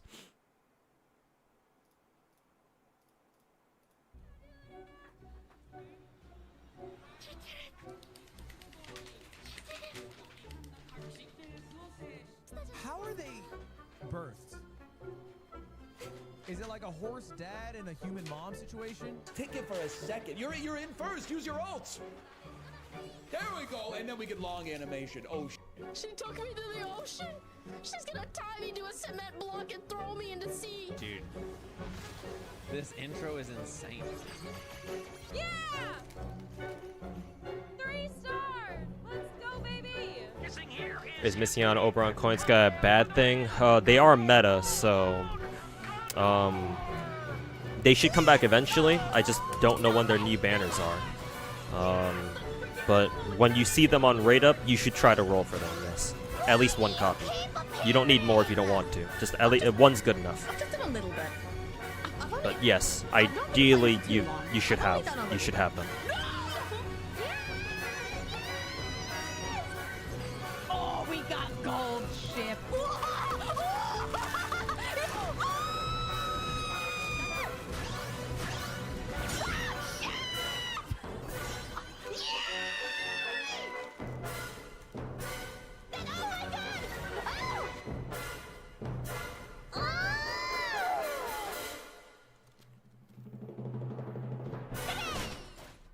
You've heard about it, you've seen it, you've watched people play it. A game about real-life racehorses, current and past, turned into anime girls with varying degrees of autism, ranging from stimming to drop-kicking you in the face, running races and performing idol concerts because Japan's obsessed with that shit, and pretty soon, you will be too. This game is called Uma Musume Pretty Derby. Originally slated for a late 2018 release exclusively in Japan, it was delayed until February 2021, releasing initially for mobile only, but then soon getting a PC client a month after on DMM, a Japanese e-commerce website that also hosts a wide range of games, many of which are unfortunately region-locked. And after years of a rumored global release of the game, and no doubt plenty of delays in the process, Cygames, the publisher and developer of Uma Musume, finally launched the game for mobile and PC, specifically Steam, for all regions outside East Asia on June 26, 2025. And since then, it's exploded in popularity like Japan's version of dropping some nukes 80 years after they had to eat 2 themselves, but instead of radiation poisoning and signing a surrender agreement, the rest of us now have to deal with anime horse girl brain rot,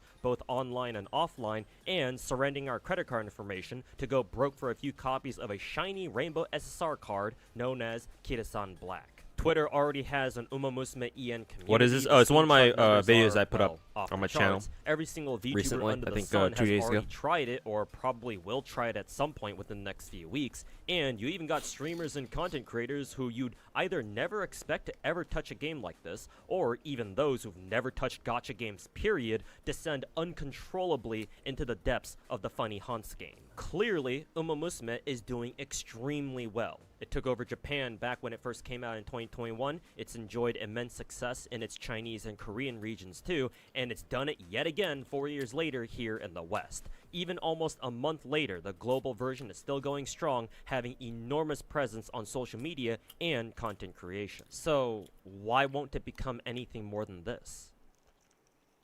How's it going, everybody? I'm Tuhu, and I am the god of gacha games. I've been playing gacha for the last 8 years, and currently I'm maining 15 of them, playing and keeping up with content in all of them at the same time. Those games are, in the order in which I've picked them up, Fate Grand Order, Azure Lane, Ark Knights, Genshin Impact, Blue Archive, Goddess of Victory Nikke, Honkai Star Rail, Ether Gazer, Snowbreak Containment Zone, Wuthering Waves, Zenless Zone 0, Girls Frontline 2, Mahou Shoujo Magia Etc., Brown Dust 2, and the game this video is about, the most recent one to join my lineup, Uma Musume Pretty Derby. The gacha games I've also played but since dropped due to various reasons are Girls Frontline 1, Touhou Lost Word, and Magia Record. And on top of the ones I'm currently playing, I'm also looking forward to and plan to pick up Ark Knights Enfield, Azure Permilia, Ananta, formerly known as Project Mugen, Neverness to Everness, and Silver Palace, with perhaps even more games to come in the future. I don't think you need me to tell you this, but playing and keeping up with that many gachas at the same time is... well, let's just put it this way, I don't know of another content creator on this side of the hemisphere who does something quite like that too. I mean, even if you only play one gacha, unironically, you've already made a mistake, so now imagine having to play 15 of them. But thankfully, taking my life down a horrible path isn't the only reason why I drown myself in anime titties and ass. Though, to be fair, there are worse ways out there to ruin your life. That being said, just being a fan of gacha games alone in general isn't an adequate enough reason to be doing what I'm doing, as there are many other seasoned gacha veterans out there who've also played more than their fair share of gacha over the years, but you know, don't play 15 of them at once. The reason that's more relevant to this video is that I am heavily invested in seeing the gacha genre as a whole grow and develop, especially out here in the West. Ever since I started playing gacha like 8 years ago, I've realized that this gacha genre is right up my alley. These stupid gamble games where developers use underhanded tactics like FOMO and microtransactions out the ass to bait players into rolling for cute anime guys and girls. Turns out, I fucking love this slop. So seeing the gacha space online grow and develop over the years, whether for the better or for the worse, has been one hell of a ride. But obviously it's far from over, and I intend to stay on this ride until the very end, whether the ride itself crashes and burns, or I do. I also want to use my 8 years of vast gacha experience and knowledge to teach others what gachas really are, what they're like, their evolution over the years, and how to approach them. Without going into too much detail here, since this should be a topic for a separate video, gacha games exploded onto the scene here in the West with the rise of, obviously, Genshin Impact. But even to this day, 5 years later, I still see lots of misinformation and bad takes out there about gacha games on various social media platforms, even entire narratives and this video, agendas yeah, that are ladies and actively gents, it's out. detrimental to the gacha games Put it up that they're like attached to, 2 days ago. You and can have watch the this risk video of bleeding in full over into on the your own wider time. gacha Obviously, space we're not in going to sit here general, watching all of and it, but I want to help change that. So with all that in mind, I'll now explain to you why Uma Musume, the funny horse girl gacha game that the whole internet seems to be loving and enjoying these days, will never be bigger than what it is now unless something big changes with Cygames' management and their decisions regarding their newfound Western audience. And the main reason for this is very simple. It's because they're Japanese. To understand what I mean by this, first I gotta go dust off my college history degree, which I haven't used in over a decade. I didn't think I'd ever use it for content creation, much less for gacha games, but here we are. Now that I have that in my back pocket, though, what you have to understand about the Japanese people as a society is that it takes a whole lot for them to change anything that they're already comfortable doing.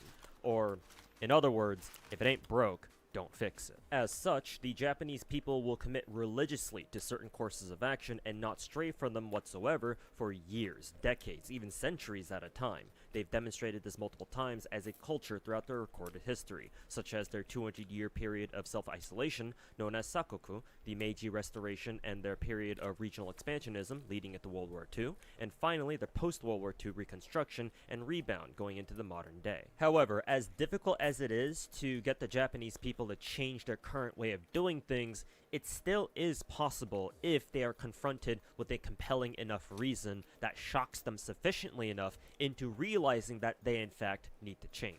Again, some historical examples of this are the introduction of gunpowder weapons during the Sengoku period, Commodore Perry's arrival in Japan to open up the country to trade for the Americans, and the eventual fall of the shogunate, Japan's surrender to mark the end of the Second World War, and most recently, geopolitical conflicts and issues such as the Russian-Ukraine war and China's steadily growing aggression in the South China Sea, around Taiwan, and elsewhere. So what does all this have to do with gacha games, right? Well, historically, the way that Japanese developers... Is it a bad thing your only publishers grailed and had been 4-star foe approaching their servant own is gacha games Arash? No, means that they Arash is one of the best prioritize their own servants that you native could Japanese audience, grail, their technically. Japanese consumers and players at home. Sounds reasonable, right? Japanese companies supporting Japanese players, until you realize that even when they're given opportunities to expand overseas, they either don't take them or don't put in the same amount of effort into supporting their overseas servers in the same way that gachas from other countries do. And the reason for this is because Japanese gacha companies are, for the most part, perfectly happy with making most of their money within Japan itself at home, and don't want to take the risks of expanding to foreign markets that they're not familiar with.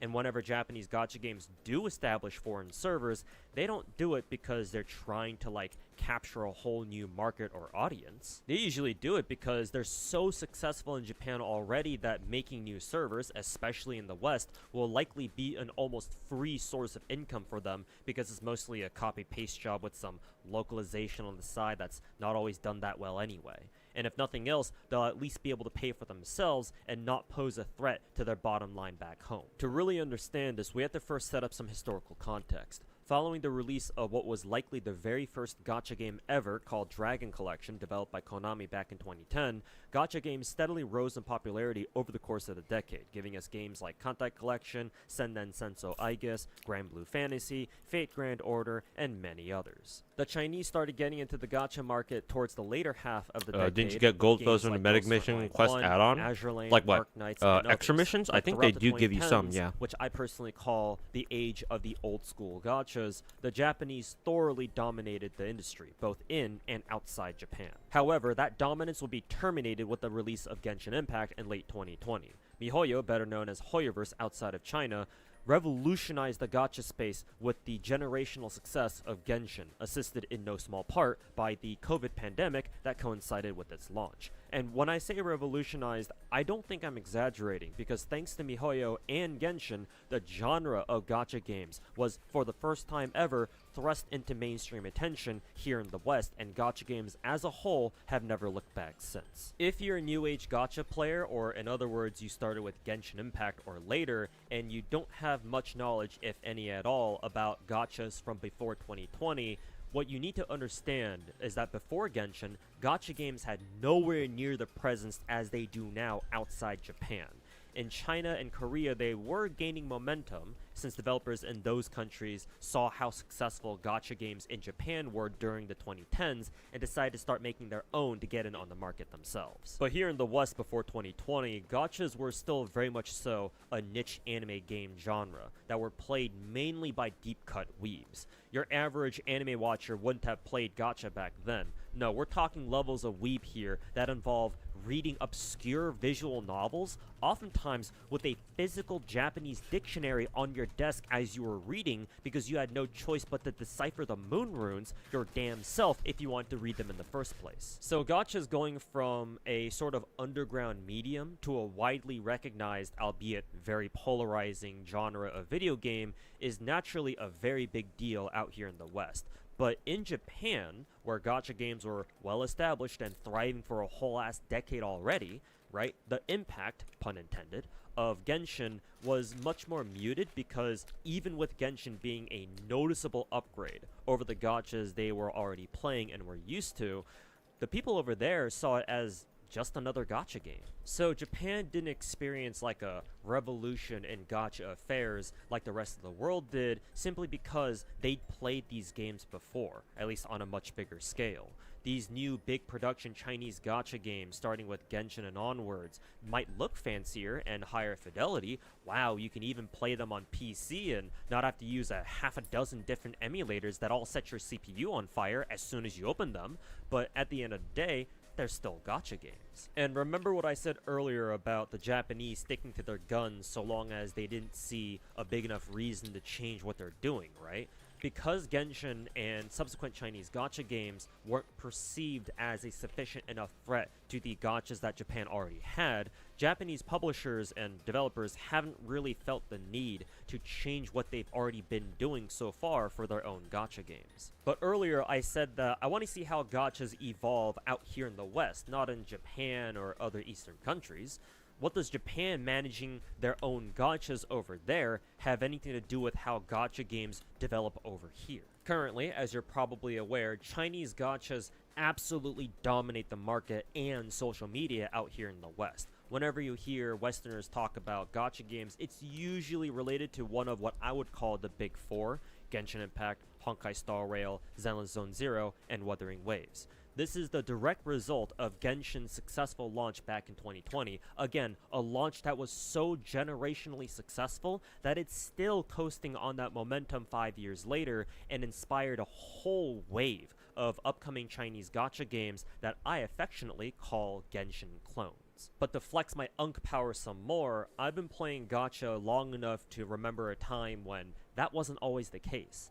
Right? All the gachas we had before Genshin came out were strictly mobile games, with no PC clients whatsoever. They were all 2D, using sprites and or chibi models for gameplay and storytelling purposes, unlike the 3D models that all the new big production gacha games do nowadays. And the older gachas You thought were Chenggong was an definitely not open esports world. servant? So when the gacha industry transitioned from old school to new age gachas with the advent of Genshin Impact, that was the first instance of gacha Probably not evolution him. that I was I personally don't think I've ever able heard to of witness. people And using while Chenggong this as an might esports not be servant. an opinion that many other gacha veterans may share, me Hey, personally, Hex and Blade, welcome back. I was thrilled because now gacha games were widely known throughout the West, and Genshin's success ensured that it would inspire a new wave of gacha games that would follow in its footsteps in due time, meaning that in the future, as we're seeing now, there would be more gachas for me to pick up and play. So both as a fan of gacha games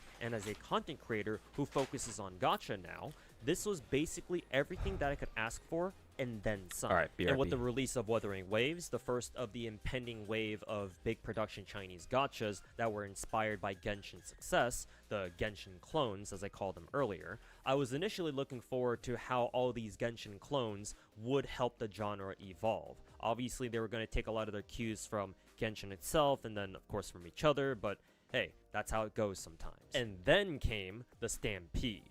And boy, was I not expecting Uma Musume to come in with the Golshi and absolutely dropkick its way into the Western market like it did. Reflecting on the past month or two, ever since its launch, and having played it every day myself since then, I've come to understand why it has. The Funny Horse Girl game is the epitome of casual gameplay, and I don't mean to say that to be condescending, because at their core, all gacha games are meant to be casual. Well, most of them. But I can confidently say that out of all my 15 gachas at the moment, Uma Musume has the simplest gameplay, because all you gotta do is press buttons, watch your favorite Hanses run circles around random tracks, and vibe to concerts that they put on after, light sticks optional. Technically its genre would be a roguelike auto-battler, so in case you're wondering how on earth someone like Northern Lion got sucked into horse mines for a bit, it's probably because of the roguelike part. but in practice, it's essentially a numbers go up simulator where you stack the stats that you want on your favorite horse girl and pray that RNG is on your side, that and Rice Shower or Golshi or Oguri Cap don't come in and randomly steal your first places constantly. Basically, it's kind of like being a crypto bro, except instead of, you know, crypto scams, you bet your sanity on a bunch of cute horse girls who also scam you out of your money through, you know, their support card banners on the side. And to top it all off, the characters themselves, the glue factory workers in question, are incredibly compelling and endearing. Sometimes it's because of the tragic and gut-wrenching stories of their real-life counterparts, the original horses that the girls themselves are based off of. Sometimes it's because of their quirks and mannerisms in-game, the memes that you see making the rounds on Twitter every other day at this point, whether it's Agnes Tachyon deviously, you know, planning her next unethical Geneva Convention breaking science experiment involving tying the nearest trainer to an ICBM, or because the word Bakushin activates you like a sleeper agent, the Adler to your bell. Or sometimes it's just because Golshi just tosses your ass for no reason after winning a race, after she's drop-kicked you across Tracing Academy campus, because of course. Altogether, you get a game that's instantly charming, addicting, and upbeat. The vibes of the game are immaculate. You're here to have a good time with your favorite Hunses and try to get them to the finals and win it. And even if you don't, you probably still had a good time. Unless you're trying to farm sparks, in which case God help you. Even if Rice Shower's mood went from great one turn all the way down to awful in less than 3, and then she goes off and glue factories herself the very next race, you still can't really get mad at her because she's absolutely precious and you know what happened to her IRL. The game is extremely easy to pick up, play, and put down whenever and wherever you like, to the point where you got people whose normie People just don't friends use are even Chengong at playing it, Lakesco and level 1 to streamers who normally kill never touch gacha games one like front this, line at least due not without a to sponsorship, go out of their way to play it too, even if it's only for a day and then or two. skill frankly, and then I skill haven't himself seen due to this his level taunt of targeting sheer himself. gacha propagation Taunt since Genshin targeting Impact. se- While I MiHoYo think that had the skill, it pandemic only buff works on and had an berserkers now. absurdly huge marketing budget that they used to sponsor every content creator under The reason why sun back Chengong then that isn't an played their esports game. server, at least The not as levels far of as I'm social aware, media is attention because that Uma Musume has managed to garner, while you want still him not to do quite to the same damage. degree as Genshin back in So 2020, has very he real actually shades wants of it. In other to, words, Uma Musume has managed to do you the know, near impossible. do a ton of damage himself. Take the West by storm He's basically without a being Rash, but Chinese instead of gacha killing that's himself, backed he by a kills other servers to do hilariously so. huge and bloated Or he marketing constantly budget kills for other sponsorships other or servants other forms of advertising in a fuel his NP. post-pandemic world. On top of that, So, they just because of seemingly that, managed to do this it doesn't out really of make a lot of nowhere. sense While for the game did Chengong have some to hype be the going into esports its server release, himself. I Like, don't think it makes anyone, more not even sense the people for who've been you to following the give game him since the beginning esports could have servants, seen the global version do but not this make well. him an esports I server remember himself, if that makes watching sense. many of the Hololive JP VTubers get obsessed with this funny horse scroll game back when it launched in 2021. And while it made sense that it did extremely well in Japan and still is, it's another story entirely to do the same exact thing but in a completely different hemisphere. In the West, where the gacha scene is not nearly as developed or matured as it is in the East. Basically, what I'm trying to say here is that Uma Musume has the potential to revolutionize the gacha industry again, at least out here in the West. While it wouldn't be to the same extent as, say, Genshin did 5 years ago, its potential is still big enough that it can still bring about one of its own. Mainly, in my opinion, to pave the way for other Japanese gacha games, so that they can see what Uma Musume has been able to do, right? To realize that gacha games indeed have a market worth investing into out here in the West, and then begin developing future gachas with a more global outlook in mind from the beginning, rather than what they're doing now, which is just to treat their global servers for their existing gachas as more or less an afterthought. Right now, I think Cygames has a golden opportunity to take Uma Musume from a lightning in a bottle situation that it is right now and turn it into something much bigger, something far greater. They can take the funny horse girl game and transform it from being just a wildly popular trend into a truly household name. Right? A legendary game that anyone can play, regardless of whether they're weebs or gacha gamers or not. And therein lies the problem. They're not going to. Cygames ain't gonna do shit. They're going to sit on what success they've already had. They're going to keep rolling with whatever executive decisions they've already made going into Global Uma Musume's release. They're not going to adapt or modify their plans in order to capitalize better on this once-in-a-lifetime opportunity. And because it takes a lot for Japanese companies like Cygames to change their decisions, they will lose it. They will squander the one opportunity that the Japanese gacha game sector has to once again become a titan in the gacha industry, or at least, set themselves up to do so. In a world where Chinese gacha games currently dominate the scene outside of Japan anyway, and will continue dominating it with all the new ones coming out in the future, there is no other Japanese gacha that I'm aware of that even has a snowflake's chance in hell to achieve this level of success that Uma Musume so far has been able to. Success so strong that it makes me think that it has the potential to pave the way for other Japanese gacha games, right? To have a bigger place for themselves in the global gacha market. Yeah, Dr. But P for is now, Paracelsus. I think that Cygames is just going to let this chance 3-star caster. evaporate before their very eyes. And we already discussed the reason why in my little history lesson earlier. What you have to understand about Japanese companies is that they don't necessarily prioritize making as much profit as possible, but instead they really prefer doing things their own way. Again, my understanding is that for many Japanese companies out there, they prioritize their home consumer bases, their own native Japanese customers in Japan. So as long as their main consumer bases are satisfied and the companies themselves are satisfied with the work they're doing and they're making enough money, they'll keep doing what they've been doing, and they'll only expand overseas if they've convinced themselves that that's a choice they want to make. I'm not trying to make that out to be like a bad thing necessarily. All I'm saying is that that's just how they do things over there. And of course, there are exceptions too. Companies like Toyota, who've realized that because many of their customers are foreigners, they decided to build factories in the countries where they sell a lot of their cars so they can better service their foreign customers. But what this means in a gacha game context is that Japanese gachas are usually very slow to expand overseas. Let me put it to you this way.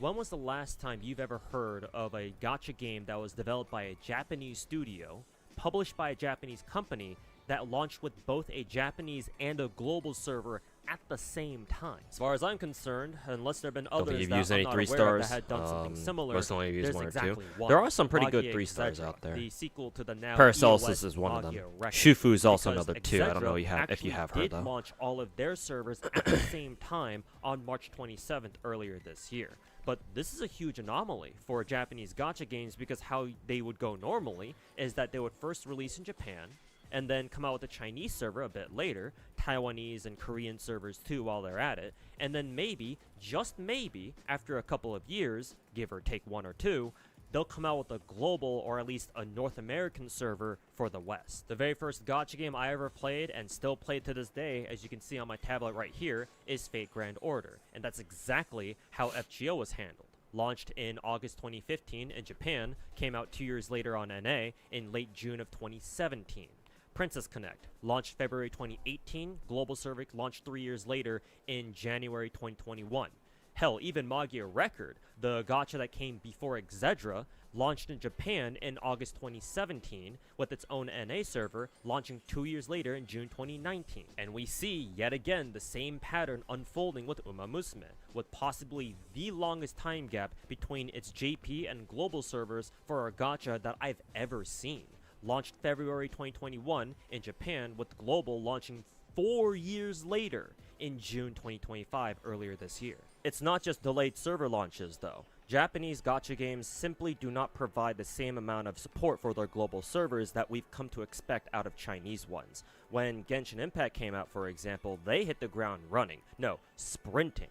By sponsoring tons of content creators to come play their game, being extremely active on social media to the point where MiHoYo's even made their own community-based website in the form of HoYoLab that now covers all 3 of their big gachas and has official Discord servers for all 3 of them too, by the way, and holding regular content preview live streams that are localized for each region that they're being broadcast in. Or in other words, English VAs broadcasting the programs in English for their global player base. There is no Japanese gacha game out there right now that offers that kind of support to their global servers, assuming they have one in the first place, of course.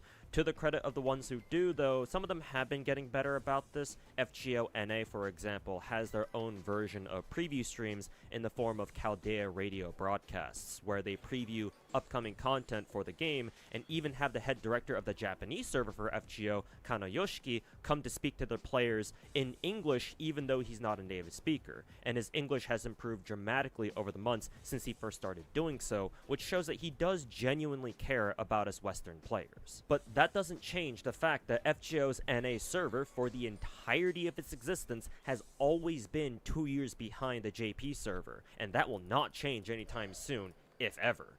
That doesn't change the fact that FGO does not support any other language dub outside of Japanese, so no English voice acting for those who prefer it.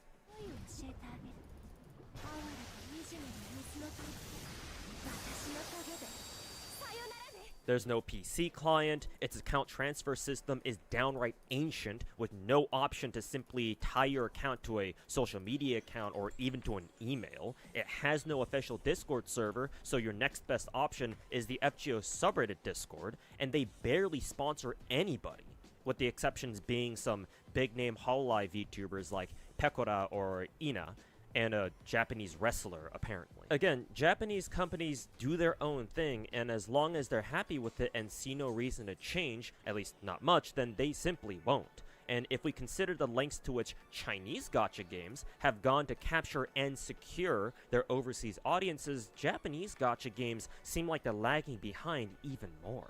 So, knowing all this, honestly, I'm pretty surprised at how much effort Cygames has decided to put into their global server for Uma Musume, relative to 2+ year gacha gap still games. sucks, They did especially quite a now bit in of very sparse marketing updates, and making it the golden advertising over the opportunity years to shorten it. leading up If to you're its talking launch. about They were at if you're talking about that in the 2023, Uma Musume context, 2024, yeah, and sure. 2025. It's And just they even that, sponsored you some know, it's IRL easy for us horse to racing suggest events like the one content versus the acceleration, Derby, but, you know, and even had the game it's very playable there, risky. too. And most If they will importantly, do it, it's hopefully launched they the do it PC in a client, way which where it I doesn't believe fuck makes over them the one of players first, too, if not at least the not too first much, but major I guess we'll Japanese find out. gacha games to come out with the PC client right out the gate, on Steam too, no less. I would have given credit for this to Magia Exedra, since they were originally supposed to launch the game with a Steam client too, but it had to get delayed until very recently, and I don't know how many of us Western players would consider Magia Exedra to be a major Japanese gacha game, so credit goes to Cygames instead. Oh, you meant Hell, FGO? They even Yeah, okay. performed the goddamn Umapyoi brain Yeah, same song idea, though, in for English, the Uma so now Bros. it can brain rot us all even harder. Almost every other Japanese The only developer buses that for you I'm have is aware of Merlin would've just and put some subtitles Chiron. on their old-ass trailers Oberon that and they Coin used for the Sky will JP make your server life back a in the day lot and just easier, yes. called it a day. So listening to Umapyoi in English feels like half a fever dream, to be honest. Though I will say that it would've been nice KOL to for have the short, English version of allows Umapyoi you to bust a inside the game reload itself for in all the game. servers. Unless She's it's the already only there, she's I the just she's the haven't unlocked primary it yet servant because you of use for skill buster issues. reloading. And yet, alas, I Think don't of think arts this is looping enough. and Not quick enough for looping, what but I instead think you do it could with happen. buster As buster I said servants. earlier, I believe that Uma Musume has demonstrated And then that it has the potential Oberon not to become only a household enhances name, similar buster to Genshin reloading Impact. to its But logical more importantly, conclusion because it's clear of to me you know that you being able to Japanese do gacha 90++ games do not nodes, see the but West as also an attractive he's just enough really market good just on yet, his own too. generally speaking.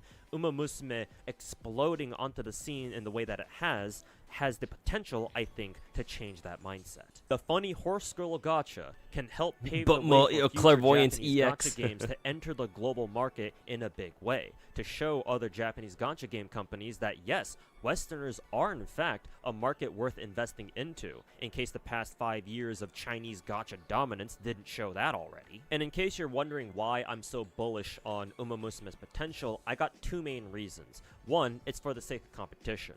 I mentioned before that when Genshin first came out, it was an extremely refreshing and revolutionary take on the gacha genre because it was the first of its kind to transcend a mobile-only infrastructure and truly enter the realm of PC gaming, or to put it bluntly, Genshin actually felt like a real goddamn video game rather than just a phone game like all the other gacha that came out before it did. However, with all these new Chinese gacha games coming out these days and in a near future, most of them are what I referred to earlier as Genshin clones. Gacha games that were very clearly inspired by Genshin and its success and are only now starting to come out because they've spent the last 4 to 5 years in development just like Genshin did. And while I am still looking forward to many of them and plan to add them to my ever-growing list of gacha games for me to play every single day, it's safe to say that I think I know what to expect from them at this point. Very little about them aside from certain elements like gameplay or specific gacha mechanics will come as a surprise to me, since for the most part I know that they will just follow the formula that MiHoYo established years ago with Genshin. Not only that, but because many gacha players these days started with Genshin or some other big name Chinese gacha game, they have very little perspective, if any at all, on the sheer scope of gacha games as a genre. Almost everything they know about a gacha game is in the context of like Genshin or Star Rail or Wuwa or Zenless, and while it's not necessarily their fault, like if you started with Genshin and you've never touched any other gacha game up until now, then yeah, of course you'll compare other gachas to Genshin because that's your frame of reference. I think it'd still be very helpful to have a big name gacha that's so different from your average Genshin clone that these people can hopefully realize that there are in fact other gacha games out there that play very differently and have a much different vibe than what they're used to, even if it means that showing them this picture will trigger an instant fight or flight response. And if nothing else, it'll help curb the number of people who brigade certain gacha games by saying stuff like, oh, Wuwa or Star Rail has the best story in gacha gaming, when in reality that couldn't be further from You're the watching truth, another when gachas streamer like named FGO and Limbus Ashikai. company I don't exist. think Not I've ever that heard of Uma her. Musume itself has She was that annoyed deep at of a how story all last I samey, checked, in-game at least, but all the apparently gachas are. anime's pretty good. So Uma Musume doing She well, she both shares similar provides thoughts with that much-needed Enfield Dodge guy. competition to the Oh, dominance of tomorrow. Chinese gacha games She quit that are Zenless for the because she foreseeable thought it was future, becoming more mostly just copying Genshin like and each other Genshin, for or that just what she matter, considers to and be spreads more awareness that other mainstream. gachas outside the realm of the But big Zenless, four I don't know what for she was players who started expecting. with It's one like of it's a them do Hoyo in fact game. Did she not exist. know that Even if Zenless you is don't also consider being Uma developed by Musume to MiHoYo? be competing with the big So four that part directly, doesn't make it at sense. least But provides an everything else, alternative it's to like, those who sure, are looking for a sounds popular new reasonable. gacha game to play, but aren't really interested in playing yet another Genshin clone. But the second reason is more important to me But- personally, and that's to see the gacha genre as a whole but continue yeah, to even evolve. then, I it's said like, earlier at the start of this video that the like I evolution of get that, you know, gacha oh games is yeah, what she doesn't I'm want most interested in, gachas to see all how just end far up being gacha fucking games Genshin can clones, go but and like what they offer in that's terms of kind of the gameplay, future of characters, gacha and games at the overall moment. experience. We have to, I if want she the wants gacha to look for a genre to reach gacha a that's point truly where they are different, she just shouldn't as be playing a respected Chinese as one normal anytime games. soon. I want to see a day when not just She the should West, be but looking. the She whole should be world looking can around for play other gacha gachas games to without play, stigma or if judgment, she even at least wants not for the to. most part.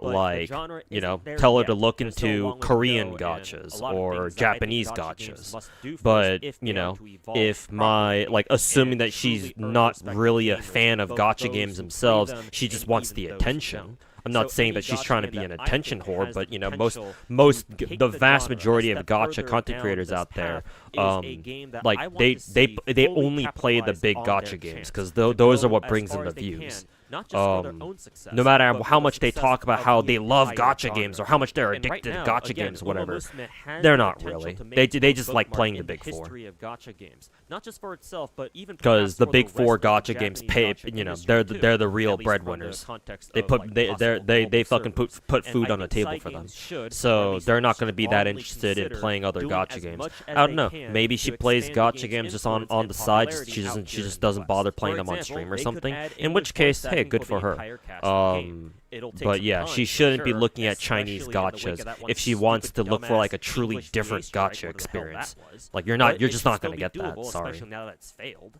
They could start doing content preview streams, or at least pre-recorded broadcasts specifically for global players, like they already do for JP. They don't even need English VAs for that if they don't want to use them. Even just the JP VAs with subtitles would be good enough. I'm aware that Uma Musume This has Hunt's a video that I made sizable is good. Spanish Good, I'm not gonna community, lie. Hey, and thanks. It's fun scrolling through Glad you Spanish enjoyed. scroll memes, even Glad if you I think have it's no good. idea what they're saying. After 2 champ So meets, adding people Spanish are and already even leaving left and Portuguese right. I mean, as bro, other I heard that people are languages already would bring fucking in rage quitting even the game more after players from South after their and Central fucking Kitasan America, Black especially in a time when disasters. video So. games are just getting Yeah, more and not more exactly expensive over surprised. time, and so gacha games being free to play are becoming more and more attractive alternatives for South and Central American gamers. They could start sponsoring content creators to make videos or stream the game, because think about it, right? when was the last time you saw a Western YouTuber or streamer do a sponsored horse? You don't get how girl people segment? think Zenless Probably turning into never, right? Genshin. I've been told that on Honestly, Fallmaster's stream some time ago, he and honestly, other Finkel, people talked about how some a streamers good tried to portion reach of those out to people side probably games don't for even play some Zenless. sponsorship opportunities They with just regards to Uma hear Musume, other but people got being nothing. saying And some that is random because bullshit like, oh, y'all are Zenless used to is Chinese having more gacha mechanics devs that who seem are like willing to Genshin, and sponsor they just take that creators and to help fucking promote run the with game it. because they understand that that's a good thing. It's to the do fucking to help Twitter tard spread awareness of their phenomenon. product. But Don't even Japanese play the gacha game, devs, they you don't know, think that way and at yet all. they still Matter say of that fact, they if I still were to fucking guess, propagate the whole, you know, Side oh, Games Zenless probably turning into doesn't even Genshin. have a dedicated fucking PR shit. team that handles managing sponsorships for content creators in the first place. I mean, if Japanese gacha devs Yeah, barely tourists, sponsor any of their own like what Bubba native said. Japanese content creators, what chance do you think foreign CC's got? They could accelerate content for us global players, so that way all the horse girls we're looking forward She to. should try don't take Love the and next Deep 2 or Space. It's 3 not even. damn It's years not. It's to not show even up. like. While I believe there's some Oh, you said acceleration cliche. that's been kind of soft. I mean, with maybe. the way that content's been coming out on global so far. Maybe As she far as shall I'm be aware, it's nothing converted to crazy, the unless I'm wrong about the this. cult of But Love if and not, Deep Space. That means that you Yandere enjoyers out there gotta wait the next at least 2 or 3 fucking years for Still in Love to join global. And who knows if you'll be still in love with the game by then. You might say that you are strong, that you can wait that long, that you're built different, and you can hold up the weight of the world for the next 2 years. But can you really?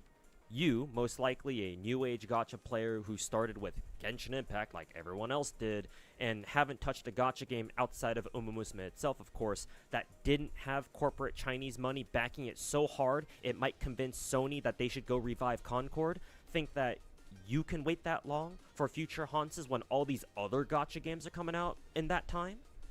And God forbid they decide to put horse girls in those games too. Will you remember the names of your favorite Hanses by then, in a time when people are already starting to forget the names of their favorite Gen 1 Pokemon? Will you even still be playing gacha 2 years from now? And I ask this not to be a dick or to try to shove my 8 years of gacha suffering in your face, though if you want to take it that way, I don't blame you. But instead to point out that being They're afraid to entire accelerate us years too much, though. Yeah, behind in content in a gacha makes game sense. cannot be described Because if they as anything other than accelerate pure us even more, they ass. have to Unless you're compensate us I'll for discuss this in more the lost detail time. later in this video, but hey, and they don't wanna do that, player, so. as you can see right here, I can tell you all about what it's like having to wait your ass for 2 whole fucking years for stuff that gets put into the GP server first. I have seen players quit this game waiting for their favorite characters, seeing them slowly burn out under the sands of time, as if FGO were being run by Ubisoft. And if you think I'm being dramatic, just go find an English Princess Connect player and see what they think. As much as What's going on with the Zenless? sadistic Keep getting motherfucker suggested that I videos am, about the would Zenless love to drama. sit back Supposedly and there's a savor civil the war in the purest community. assault Nah, of half all that these shit is new age propagated by the gacha fucking players, rats. right? Getting their Don't first taste fucking believe of that shit, the man. real gacha game experience as certified by true Even if there is a OG gacha civil gamers. war going on, At the end it's of the not day, it's not I would nearly wish as that big as upon you think. The average innocent horse girl enjoyer, because yeah, waiting 2 years for a character you love, but you can't have because they physically don't. Still in Love exist on joke's your gonna become server real yet. if side games won't step up their Fucking game. I sucks. mean, they're not going mention, to. Content acceleration is a very. We're about to dangerous find thing out for if the developers Uma to do, Bros got what it and takes really to wait, easy to 2-3 screw years up for if Magia for their Records favorite English characters to server show up in were any their indication. favorite So Hanses even show if up in Side Games global. did slam the gas pedal for maximum acceleration, whether the global player base would even survive it long enough for us to catch up anywhere near JP's level is another story entirely. But just to finish my Honestly, thought I on think the whole single Zenless best thing, that they could PGMR, do to you're really have the game probably take it's off probably into the because of the whole stratosphere like, is to oh, find people a are way to get discussing Skibidi Riz into the game, oh, maybe given that Deadass at is the time getting when too you write the hard, script, you know, oh, you just HP wanna inflation race this, at HP Horseshoe inflation that. Indianapolis pretty I know for a recently, fact that turn him into a Saint horse girl Tontus and have her made hit the gritty on is stage making or something, videos say recently what the Sigma every trying other to be like, punch oh, I shows up told on you screen guys, I and told have you a guys, weird and just obsession generally with, being the like, fucking toilets or something. retarded I'm little no piece of Zoomer shit rat that myself, he is. so I can't say that I have the So he's same trying kind of trying his brain best rot to like as fucking kids make got, it all and about I'm sure himself a and lot of try to us stoke older the flames folks and would shit. either just So he kinda can go roll fuck our right eyes off. at this or promise to drop the game entirely if they ever did this, I'm sure.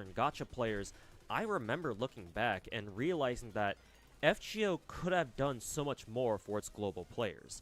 I wasn't expecting like, you know, Genshin levels of support. I don't think anybody could. Current have, event weapon is but actually I Llama's do best free earnestly play. Oh, really? believe that Okay, if I didn't know Aniplex that. had I guess decided to take a kind of like risk how and who put was it? more money and effort into Ino's the best NA free-to-play server weapon was the experience, previous then it would event's still be a much more welfare relevant weapon, right? gacha The today. free I claymore still we got think that last the event. Chinese gachas would have still come in and cleaned house anyway, but FGO at least could have been a gacha that people talk about and acknowledge more often.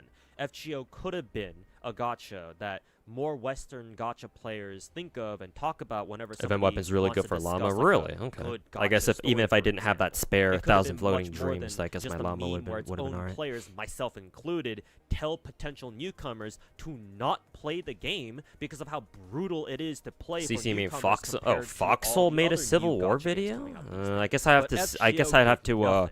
Other watch than it some, like, to early quality see of what's life going stuff, on. the NA Foxhole's server has like to always me, posted Foxhole's along cool. on He's its not one of the 2-year rats. content delay, having mostly He's the actually same in exact fact experience staunchly as a JP anti-rat. server 2 years But ago. And I while don't know having a how content much of a gap good like idea that it does was come with to. some perks. I don't know how. For I don't know if it's a example, good having idea to level make a of video called titled clairvoyance for Civil future War. content but- that Hoyo and Kuro I'd have to players watch would it do first to more really than get just the break a to get few the NDAs context. for, if their appetite for leaks is If any it's from indication. Foxhole, That is still a very outdated system that I guess it should be ideally alright. shouldn't be a thing. Foxhole should know what he's I mean, talking just about. ask Again, he's yourself not a this, rat, if you play Genshin so on I any think of the it should be Western fine. servers, But right? Would you be okay with still playing the game knowing that, for example, the Chinese server is always going to be 2 years ahead of you in content?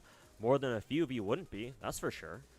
Just scrolling through Twitter, right? I see more and more global players for Uma Musume starting to pay more and more attention to the JP server for future content. Hell, some of you are probably going to go pick up a JP account at some point to play that content early, right? Because you know you can't wait that long, if you haven't or weren't already. And because FGO made no real additional effort early on to capitalize on its initial success, it couldn't do much about losing players to other gacha games that came out later on, or more importantly, just simply due to time. And now, unless you still play it yourself, or you're a big enough fan of the Fate series in general to know what it is, most new age gacha players either don't know what it is at all, or they've only ever heard about it, either in passing or maybe because they happen to know someone who either is playing or used to play. Or you can be this guy who tries talking shit on FGO when in reality they have no idea what the hell they're talking about. Stick to Star Rail, little pup. Come back to me when Hoyo and Kuro decide to start making more 4-star characters for their games in a year than the amount of times Tectone gets banned off Twitch in the same time frame. FGO is still to this day my personal favorite all-time gacha, in big part because of that waifu right there. It's remained that way for the last 8 years, and while I won't say it'll never change, I've yet to see a gacha that can truly take that title away from it for me. So I'm very disheartened knowing that it didn't really do anything to expand its influence in the American market during the few years it had before Genshin showed up. It didn't do anything to secure its position while it still had the chance before Genshin came Nikkei's along finally to done. flip the table. Put simply, unlike Ark Knights Enfield, it truly did waste its potential. And I don't want Uma Musume to end up doing the same. I want things to go differently this time, kind of like I'm Homura going back in time to desperately set things right, but knowing that I might be powerless to do anything about it. I don't want the funny horse. Wow, we actually ended up almost watching the entire thing. We only have 10 more minutes on this. I guess I'll just let you guys watch the rest of it.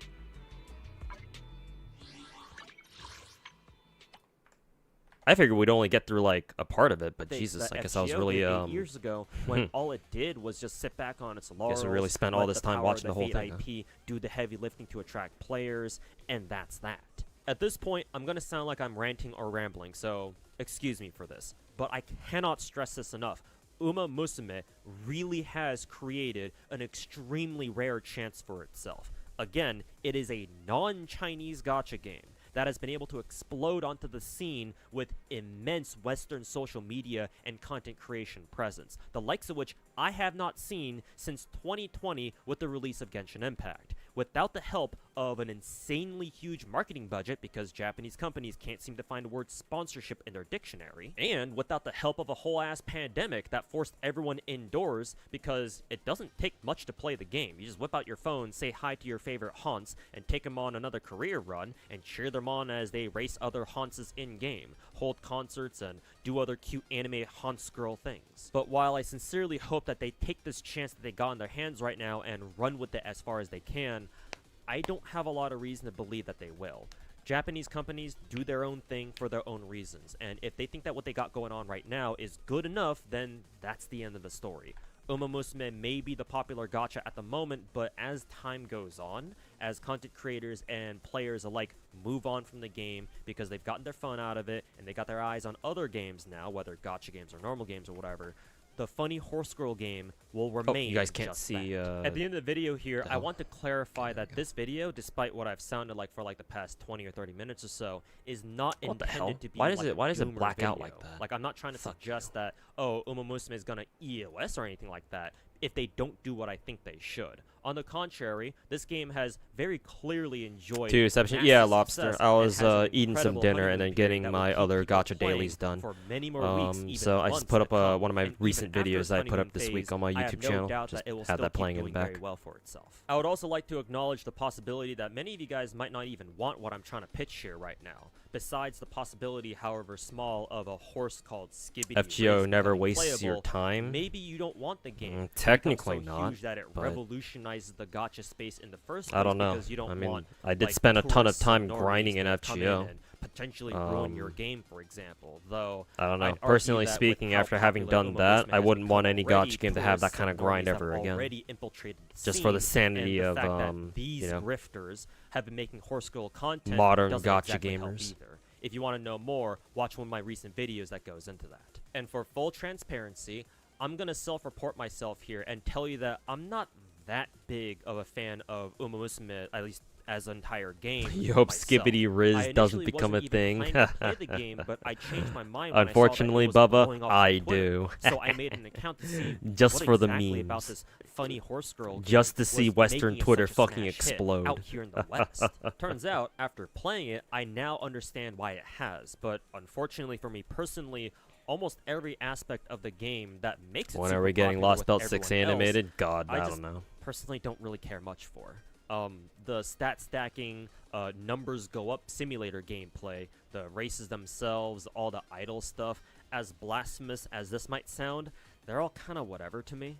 But again, even if I don't enjoy it that much, I do see why other people do. The one thing in-game that keeps me playing, though, is the horse girls, the characters themselves. I always knew about You Uma had a Musume point even there. before Global came out. My favorite horse girls are Daiwa, Scarlet, and Rice Shower going into it. I've also come to really like Agnes and Golshi, and I'm sure I'll I'm sure I'll really like some of the other horse girls too, once I get to know them and after I slowly figure out Did the I reason need to do why. that Every grind? single horse girl that I tried In doing a some ways, career run yes, with, actually. Other than, I think, Oguri Cap, Sakura Bakushin, Taiki Shuttle, and Air Groove. Yeah, in immediately some ways, implodes actually, on yes. her, like, third or fourth race. Like all But the the main XP reason that I why grinded I from will continue lotteries, playing like Uma those are Musume really is, yes, helpful. it is one of Because my mains again, now, for we better have or events worse, in FGO is to where see what the kind of more an servers impact you it have, will the end up better. having here in the right? Western gacha scene. What kind Like of the tower legacy it events, will have on the tower Western style gacha events. community as a whole. Will side games put in more effort friend into points, promoting this yeah, game you out need. here I in the need West? those friend Will points. they I go could so argue, far as to give us an because you know exclusive I horse could use girl? those friend Doesn't points have to be Skibidi Riz, farm it can be fucking another horse. I mean, like back when Log Record XP, was like the around, craft there essence was an fodder NA to exclusive make character, so craft essence there's at bombs least some to level up, precedent, you know, even if that my was some in of a my different 5-star game. craft essences. How far will they go? That shit's Or kind will of they not important go for the much game. further than they already have? History may not repeat. What else? But it certainly does. The rhyme. mana prisms you I don't get want it from to, lottery. but I I'm mean, not sure you know, anything you need can you be need done those about it mana at this prisms to point, buy unless, out of stuff course, from the side mana games prism shop. themselves already have 5,000 mana plans. prisms is not But cheap. until we You know know, they you don't do, just get it's sounding you don't like a just rhyme farm to those me, overnight. unfortunately. I don't want to say that they're being complacent or anything like that, but if they are, Is there something comfortable else with I'm missing? everything they've done All the so skill far, gems, then right? chances I mean, are yes, I they're did not gonna put in hella any more effort than overfarm they could. skill And for the gems and last time, I materials and promise, whatnot. given But the even if sheer you were to do a potential fraction of of Uma the kind of Musume, grind that I did, think that's still a quite a damn bit, shame. you know. But again, don't let me ruin your experience with the game so far. Uma Musume is still an amazing gacha as long as you ignore or forget what it took you to get or not get Kira-san. The dagger grind for Charlemagne was while a the pain in the game ass. isn't I mean, I entirely remember for me personally, the I still whale, the recognize FGO whale the immense Discord that potential I that was it a part has of. and wish nothing but the I best for remember it and its when we community, first got both for its Salem, own we all sake fucking and bum for the rushed sake Salem's of story. the We just skipped future that of whole Japanese shit gacha just to games as a just to whole clear in the the entire Western Hemisphere. EOR, And even just if so that we side could games sit on the chooses fucking not to stake take this farming node because opportunity Ereshkigal to was turn in a Uma month Musume or into two. something greater, I can at Like least it was be a along for the fucking ride, race. We like I had a said fucking earlier, unofficial until race to either see it who'd burns be or the I first do. one to farm I've seen this 216 happen steaks before. I'll bear witness for to it Erish again, because the least later I that can Christmas. do is So. observe its development and learn what I can from it, so that way the next time that I do see a gacha game that also has the potential to The side influence games or touch actually the take gacha history action. in some way, Sometimes I'll they have a do better actually, idea yes. of what it should or If shouldn't those do if like to those do just official that. posts Thank that you I've very much seen for watching. are Now not that I made fake this video, somehow. I'll probably make it a point It's to kind of stream like Uma Musume more often, there was one though instance by that where I mean I'll for probably Genshin just slam there's a speed modder training by all the day name and Hazaker. wonder He's one of the why more my popular queen modders can't even in make it the halfway in past the the in the career. Big Four So if you wanna scene. come watch me He have does massive mods for skill all the Big issues Four in a games. game that I'm pretty doesn't sure. even have any Mainly real Genshin and gameplay like somehow, WoW, I think. Maybe then stop by Zenless one too of on my the side. streams, either right here on YouTube or over at But twitch.tv one of his /toast1998. first And if mods you was a enjoyed the video, bottom. make sure to leave a like His and signature subscribe mod to the series is channel. called And if you Bottom really Heavy, where he enjoyed the just content, mods consider supporting me on like Patreon waifu as well. characters that have Again, fat I stream asses every day most if you of the wanna come time. hang out and talk about gacha or just chill or One of anything his else, first really. mods was So the until Bottom then, Heavy be Mona cool, y'all. mod, and it's fantastic. Alright, end the video. Hope you guys enjoyed that. If you guys want to watch it on your own time, just check the video on the YouTube channel. If you guys are on Twitch, just !video. It'll give you the video link. But get rid of this real quick. So just let me finish my thought here. So yeah, there's a modder by the name of Hazaker. A couple years ago, he came out with a bottom-heavy Mona mod. Basically, just gave Mona a fat ass. It actually wasn't even like not safe for work or anything. Well, technically it was, but it wasn't showing like any like actual adult stuff. It just gave Mona a fat ass, and she looked great. But it got so much attention, like it blew up on Twitter, like it went viral. And so because it went viral, because it got so much attention, Hazaker actually got a cease and desist notice from Hoyo, telling him to get rid of the mod. And so he did, but that didn't stop him from making more mods. And his other mods haven't gone viral like his bottom heavy Mona mod did. And so and Hoyo hasn't like sent him a fucking cease and desist or anything like that either. Like they literally only cared because a ton of people were looking at it.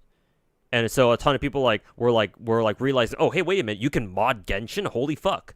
And MiHoYo doesn't really like that because that might give some people the wrong idea. Technically, MiHoYo doesn't really give a shit if you do mod your game as long as it's just cosmetic and as long as it's cosmetic, you're not like actually fucking screwing with the game itself. Like as long as you're not using mods like cheat. As long as you're not doing that, technically, like effectively, they don't care. Technically, using mods is still against TOS, but like if they can't prove that you're using mods, right, and you don't give them, if you're not stupid enough to give them a reason to go after your ass, then like nothing's gonna happen for the most part. So yeah, like Hazaker got a cease and desist from Hoyo to take down his bottom heavy Mona mod, but he's still making mods, right? And Hoyo hasn't come after his ass. I don't think they've come after his ass ever since. Like that time was literally only because a ton of people, like one of his earlier mods like went viral.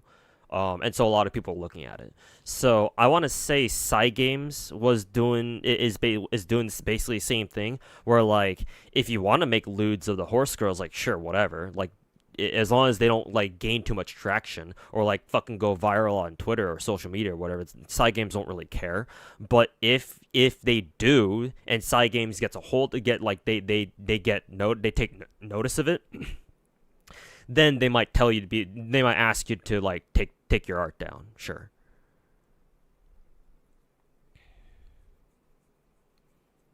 But that's all they can really do. They're not gonna fucking send the Yakuza over after your ass, contrary to popular belief. Maybe in Japan they could, but outside of Japan, yeah, I'd love to see them fucking try. Like they're not India, that's for sure. Where the Indians are willing to, to take out one of their own who lives in fucking Canada. If you guys know that story. But I don't think the Japanese would do that.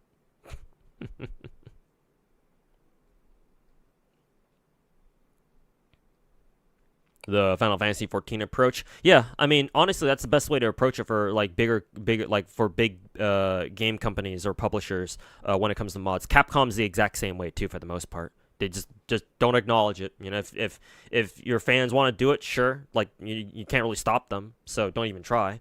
But like don't acknowledge them directly. That's probably the best way for them to go about doing that. Yeah. Because if people end up making like some very questionable mods, like really like, especially if they want to be fucking assholes and make like politically sensitive mods and shit like that, then you know, if they don't endorse mods, then the companies will be like, well, that we didn't do it. It's not like we endorse mods, so they can escape. They don't have to take they don't have to take accountability for that. Whereas if companies do endorse mods, then well, that could potentially get them in some trouble, but realistically, it's not gonna happen. Like, for example, who was it? The Stellar Blade devs, the same devs as Nika actually. Those guys like encourage people to make mods for Stellar Blade. And you know, it's not like they've gotten themselves into any big amount of trouble or anything. At least not as far as I'm aware. So. It depends on the developer. Some devs are like, yeah, sure, you can make mods, whatever. They're cool with it. Other companies are like, no, don't be bad kids. Don't make mods of our game. And other companies are like, whatever, like you know, see no evil, you know, that kind of thing.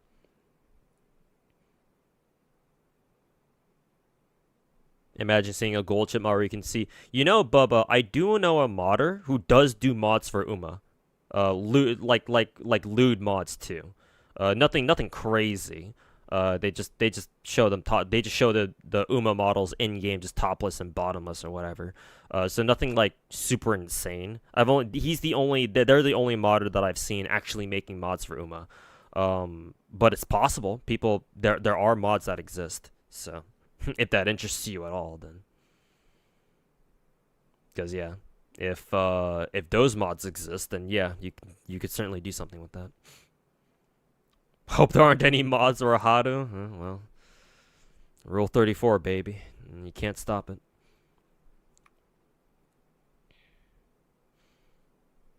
Here's my request. Oh, lol-faced. Here. Let me pull up my FGO account. Actually, do I even need to pull up my FGO account?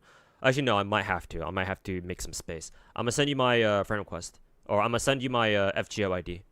Shoot me a friend request too. And there you go. And I'll accept it. I'm pulling up my FGO account right now.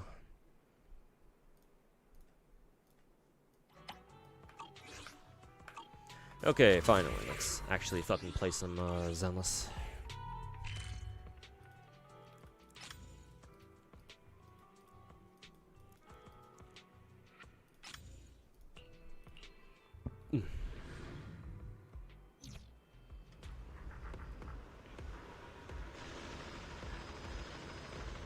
I just make sure that my my friends list, like my friends request, like box, it actually has some space.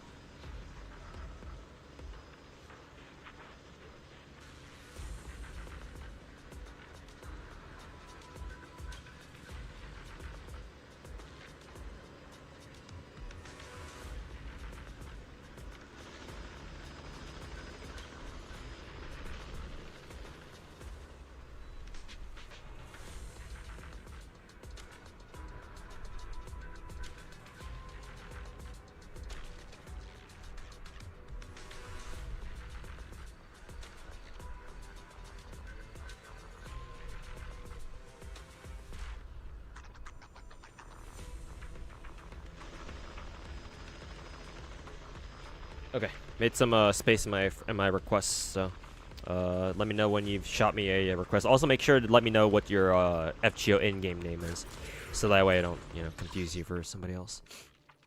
Looks like it's the Defiler boss again. Makes sense because I think Orpheus is next week. So Defiler, big titty fucking pussy ass lady, Butcher, and then Pompeii. All right.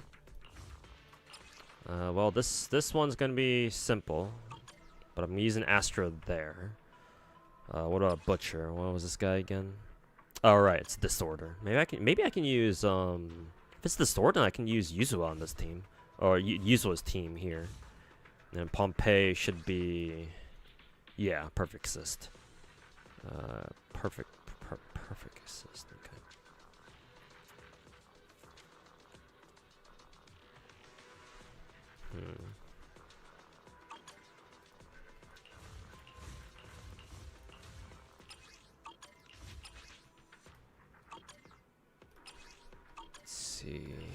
Fire.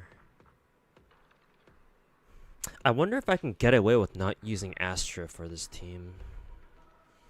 If I don't, then I wonder who I should bring then. Aftershock, maybe that's fine. Yeah, I think Aftershock is okay. Let's see, if I don't want to use Astra here, I want to save her for Pompeii, then maybe Lucy? Let's try this.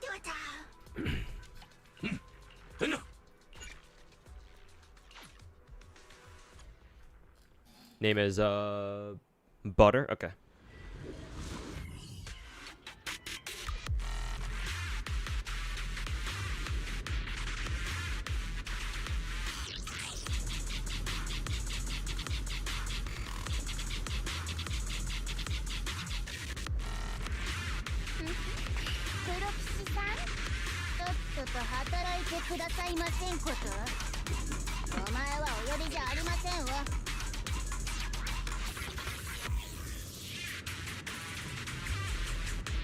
I don't see. I'll give it a. I'll give it a minute.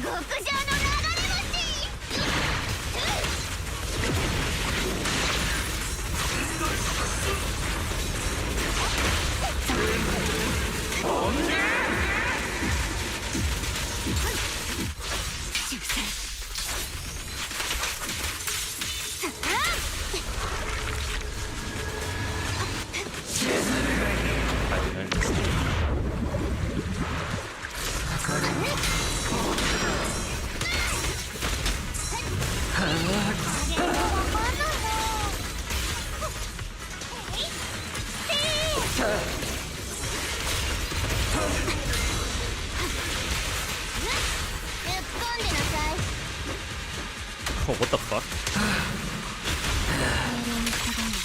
I don't think I've ever seen that before.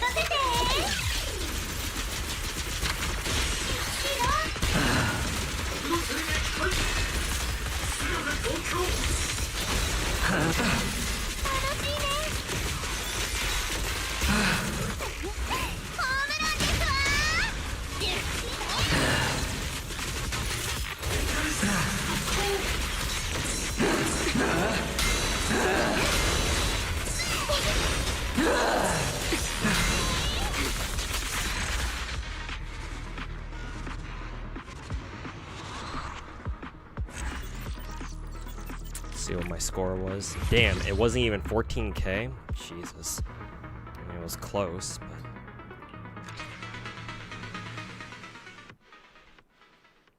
I guess Aster really must make that huge of a difference, huh?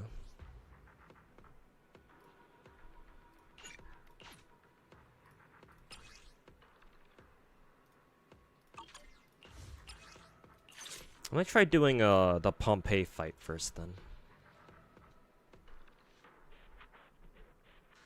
Dodge counter, EX special, damage. Let's see. ビーチにお散歩でも。あら、プロ棋士さん。ごきげんようですわ。赤いマフラーを試そうってか？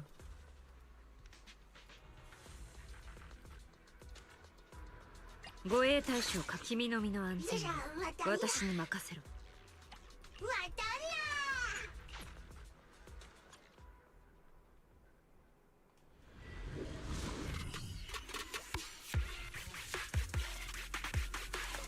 Deadass showing us progressively got hands. I mean, it always had hands. Like, this is normal.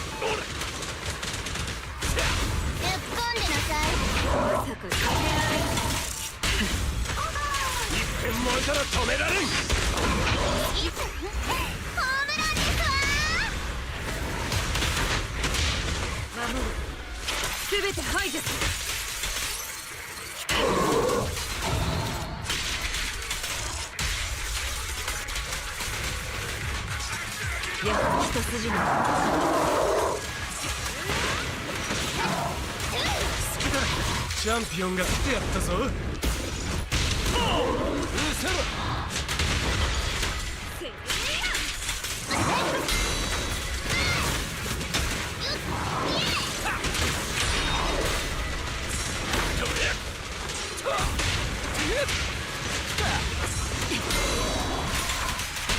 ガヤがいると勝利する。全面封鎖。完了。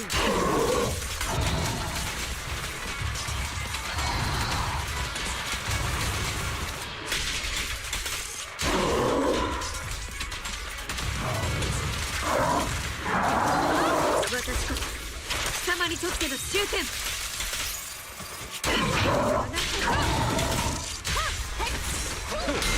よし。倒れんな。一気当選。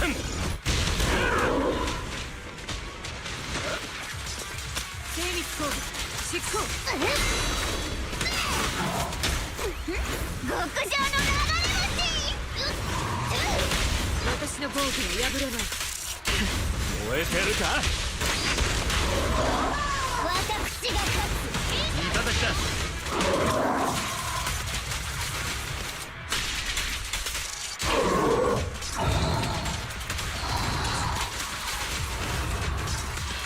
鎮圧まで構えな。最後の警告だ。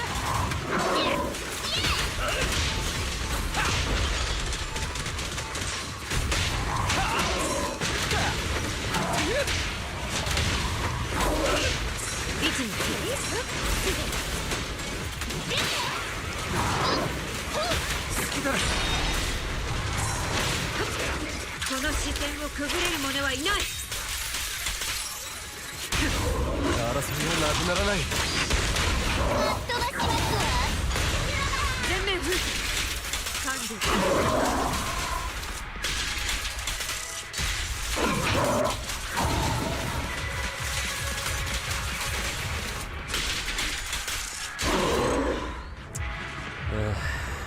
I don't think it was even 17K.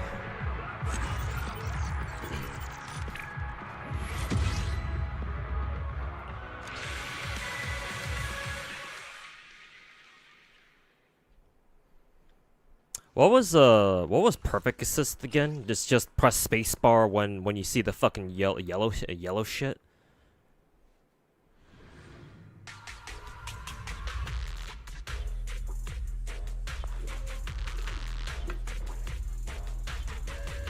Your name's censored too. Oh, because you wrote butter. The game's probably censoring butt or something. It's so fucking stupid. Oh yeah, I see it.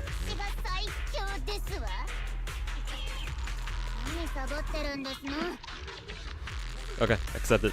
Accept Yemen. Gonna play Ark Knights Chapter 15. The first couple of nodes. I need to finish the rest of it, but the first couple, yes. Will I be trying Limbus for the Ark Knights collab? I would like to, but like if the collab was actually as good as I was hoping it would be, then sure, yes. Depending on how good the Ark Knights collab was, I probably would have jumped onto Limbus, even though I want to save that as like a stream incentive game. But how they're doing it is kind of what I figured they would do. So, like, it's great that they're collabing with Ark Knights. Like, I'm happy for them, but it's, you know, not exactly what I was hoping for. So, perfect sister, both defensive parries and an evasive slow-mo. Yeah, okay. Dodge red, parry yellow. Okay. Ark Knights collab hasn't happened yet. It will soon. Okay. Like next week, I'm pretty sure.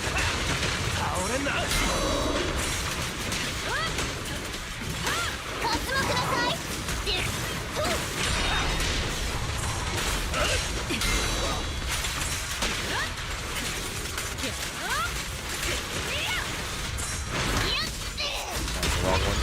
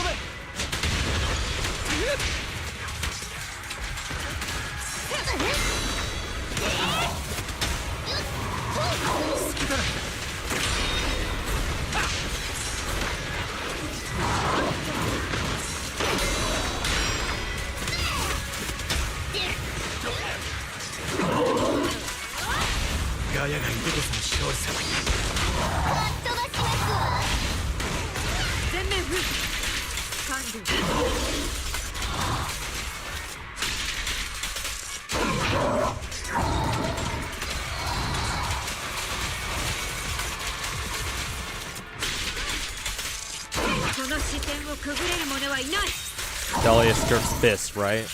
She should be in most cases, yeah.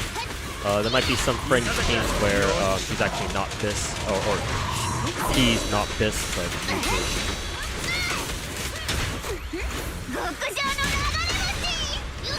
Peace. Alright, later, T-dubs. Next time I'm gonna... But yeah, looks like it kind of works.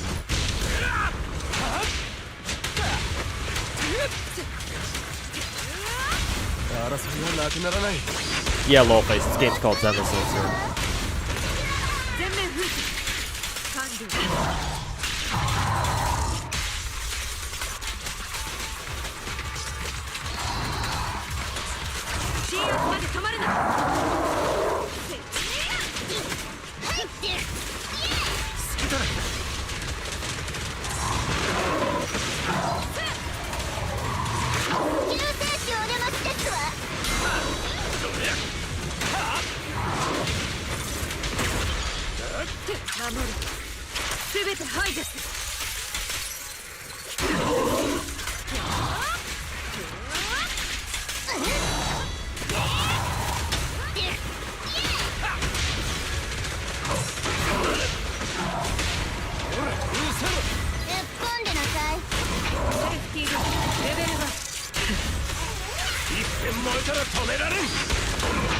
feel like I parried him better, but I ended up with a worse score. How the hell did that happen?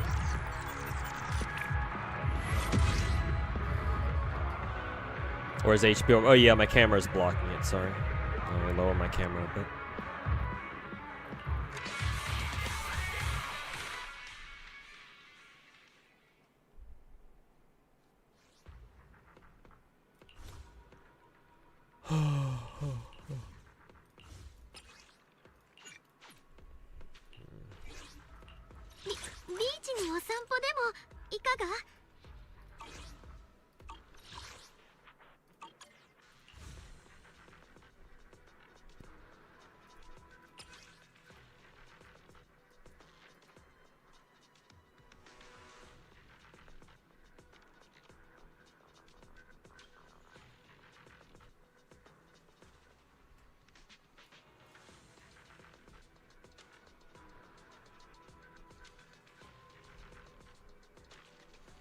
Just a bunch of HP bars going down. Yeah. For deadass stages, bosses technically have infinite health. Well, actually, maybe they don't have infinite health, but they have a huge amount of health. And so, the idea isn't for this endgame mode. The idea isn't like to kill the bosses. You just want to do as much. You try to do as much damage as you can to them for the highest amount of health. Oh, sorry, for highest amount of score. There are also like secondary objectives that you can do that give you bonus points. So for most players, it's usually in their best interest to follow the secondary objectives that give them bonus points. So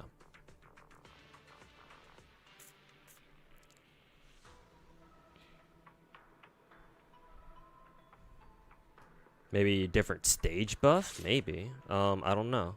I feel like the collapse buff is probably the most appropriate one, because my Evelyn team doesn't have any Aftershock characters.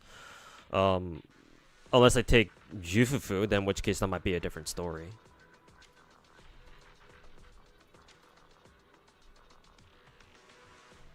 But in that case, what would I do there? Because I don't want to drop lighter. Because lighter puts lighter shreds enemy ice and fire res. So I don't want to drop him. What do I drop? Lucy then? Go run what? Double stun?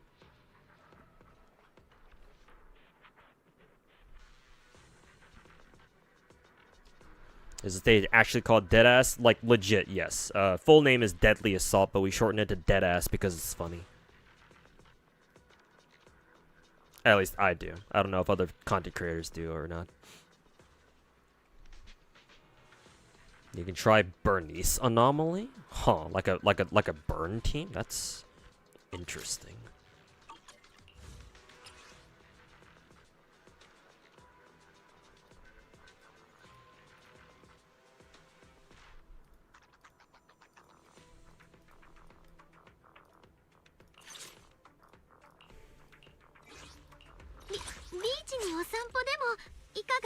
No CCs you've seen call this mode DA? Oh, really? They don't have much of a sense of humor then, huh? I don't know. I find it funny calling this mode Deadass. I feel like more people would call it Deadass if the other content creators started calling it Deadass too. Yeah. All in good time though.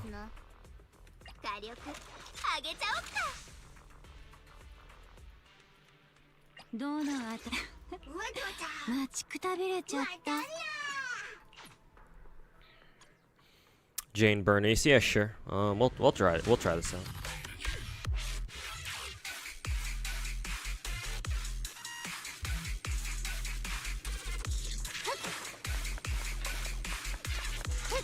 Jufufu works with Yishua and Pan too. Problem is I don't have Pan built at the moment. I'm actually trying to build him. Unfortunately, I'm not ready yet.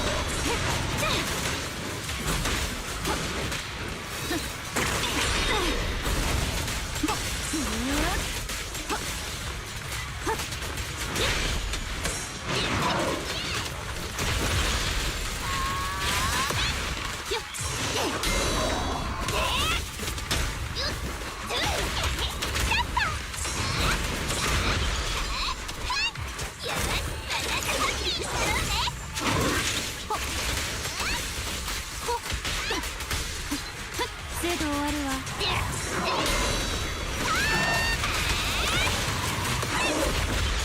さあフィナーレよ。はっや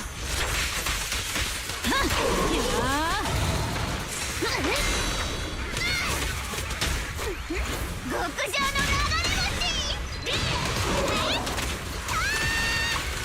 ストライクだ。リタイアの一瞬だから。 I'm not really seeing a lot of points add up here. 不意をつきましょう。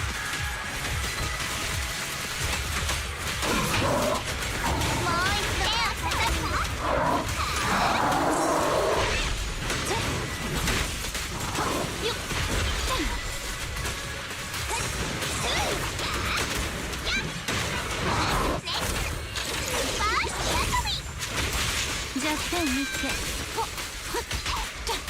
逃がさない。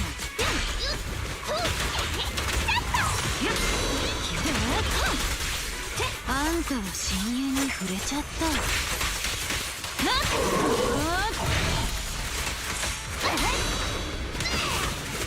最後に笑うのは私ですわ。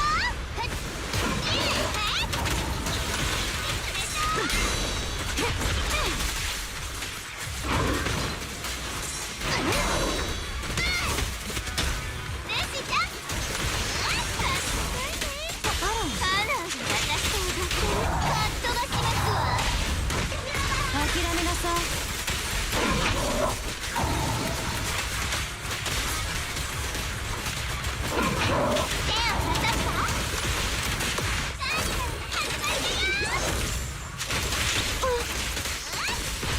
あんたは狩られる側。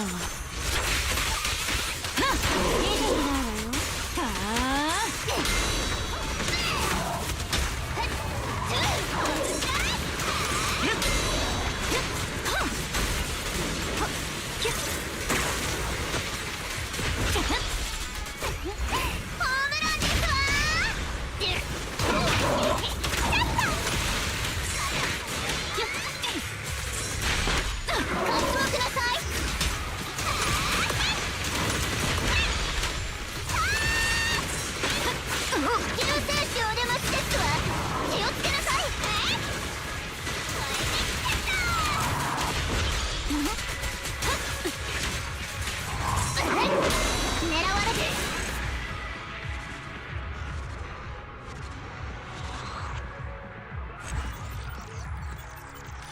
Have I done Woolwood TOA? Yeah, I've already done that.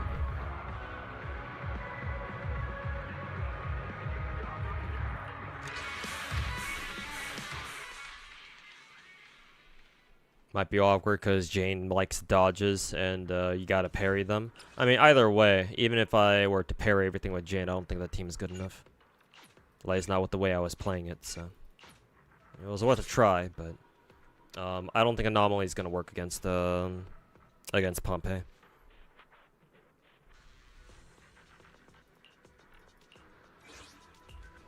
らしいことがしたいのだわ。怖い話以外。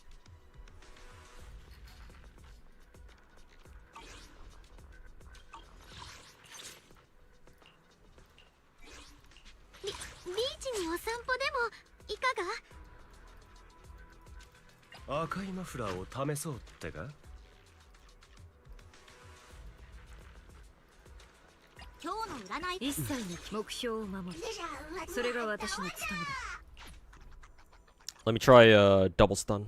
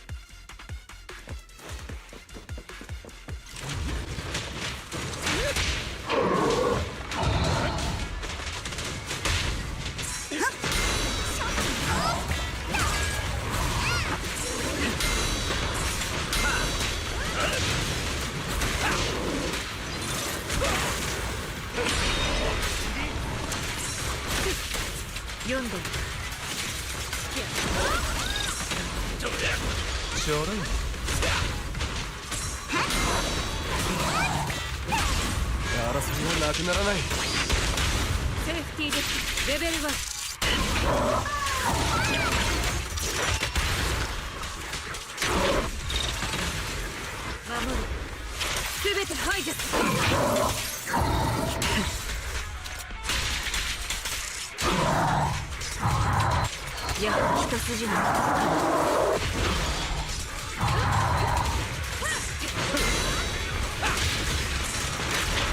チャンピオンが来てやったぞ。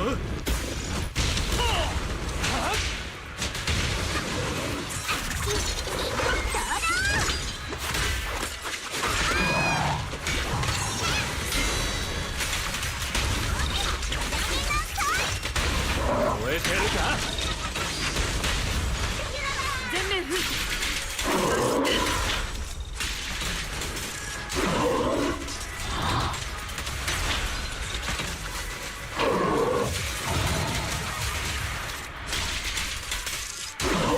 私こそ貴様にとっての終点。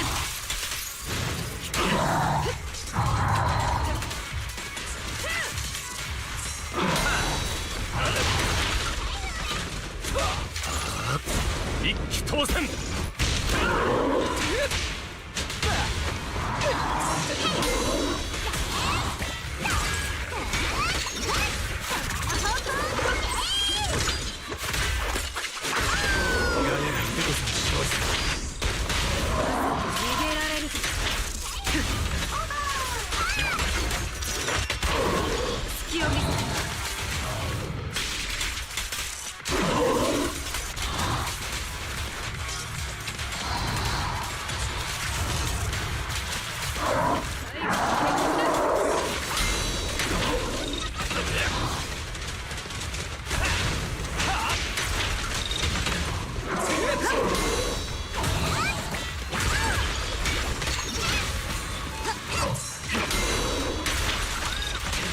この視線をくぐれる者はいない。争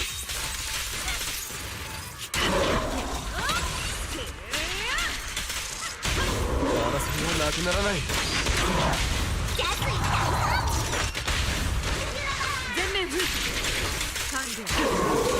30 seconds left.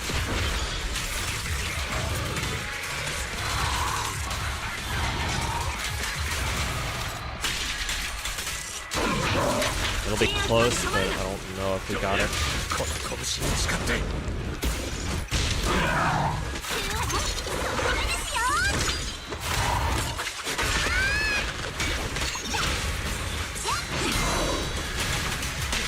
守る。すべて排除す。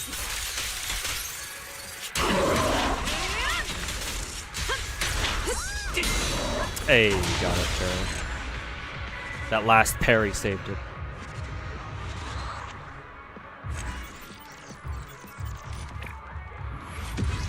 Who the fuck said Jufufu was useless? Fuck all y'all. Jufufu deniers. Shame. Alright. With Jufufu's help, that means that I can that opens up me to use Astra on this team, so. ビーチにお散歩でもいかが？あなたと私で君のアンビナンバー0。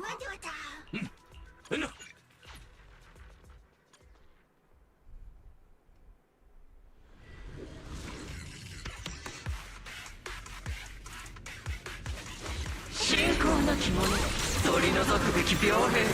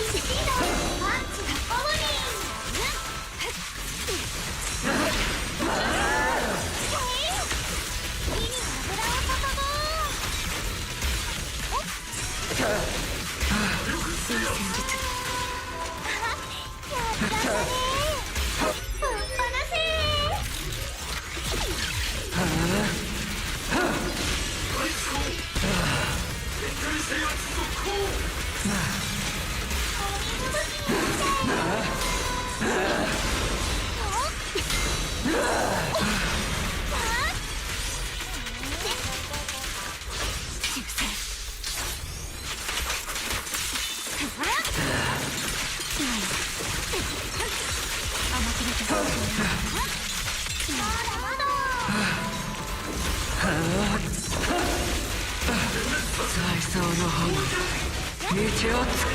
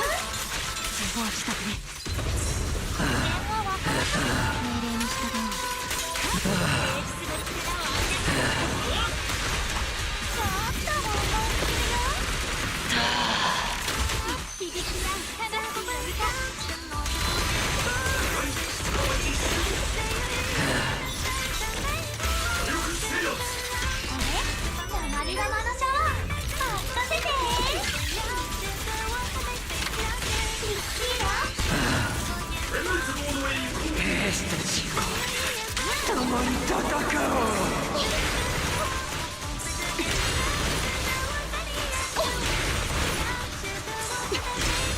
手応えよし。高い甘く見た代償よ。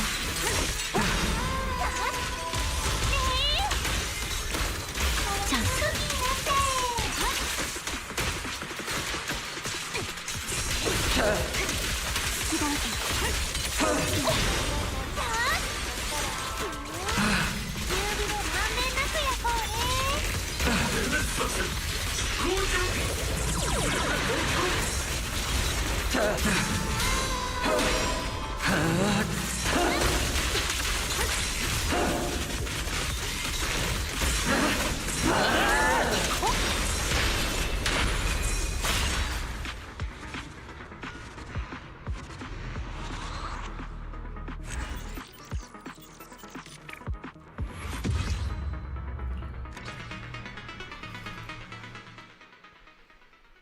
Double stunned with Evelyn, was that better overall? Yeah, Bubba. That was by far the best team. I was only able to like barely get it done, but that was by far the best performing team. Cause somebody from YouTube chat mentioned that I could consider taking Aftershock, with the Yishuan team. So instead of this team, I run the Panda, Jufufu and Yishuan. But I was like, well, my Panda's not ready yet. I'm trying to work on getting him ready.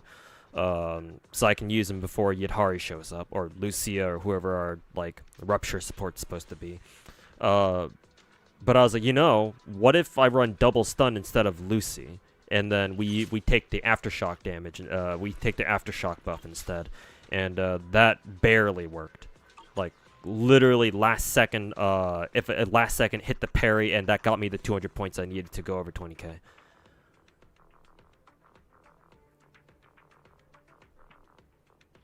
But it was the best. It performed better than my other teams, so there's that.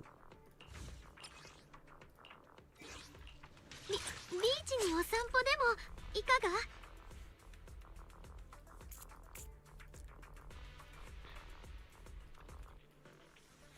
ひと夏のもの、夏らしいことがしたいのだわ。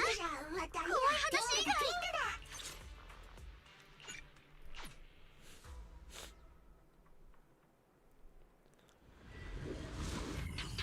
Jufu is not only good on just Yishuan, but also on Eve. Yeah, if Lighter is already stuck on Higo, true. You are right about that. Yeah. Which one was this one again? Oh, this was this sword.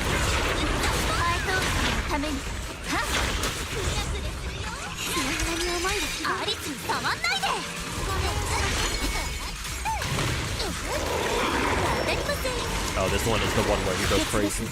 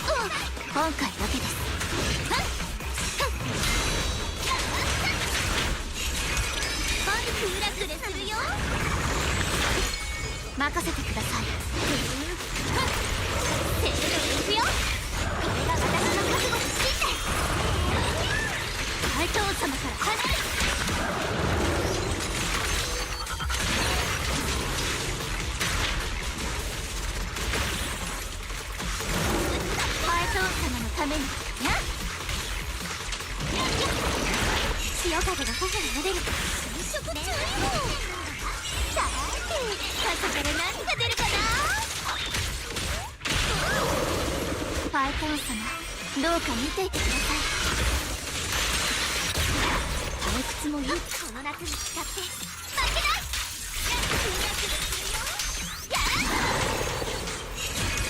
弱点が丸見えでした。今回だけです。I keep trying to hold the skill or hold basic without using that. 怒んないでよ。なめないでください。はっ、不潔に。波のリズムを感じて。アリス、ユズも。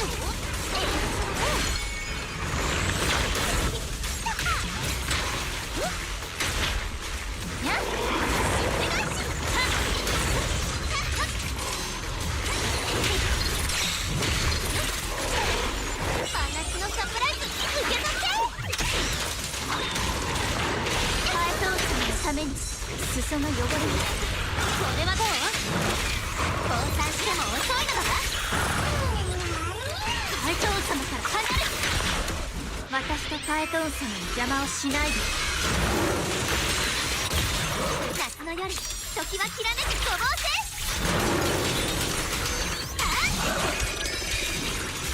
ないのだわ。夏の思い出が力をフーラキに打ち出した。バイバイ。Ooh, barely didn't get it. I figured that team would be a free fucking win, but I guess not. No, be an Ice Week boss. I figured, maybe. I figure I could just use my Yuzua team on this. But yeah, maybe I should use who is it?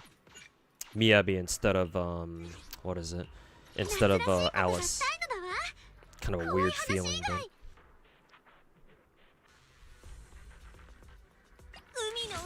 technically that should work. Can't use Miss Esme though, because this is 3 different teams, 3 different factions, 3 different elements. But Vivian's part of the team, I believe. Robin still works when there's only one. When there's only one Mockingbird character. Yeah, when there's at least one. Okay, that's fine.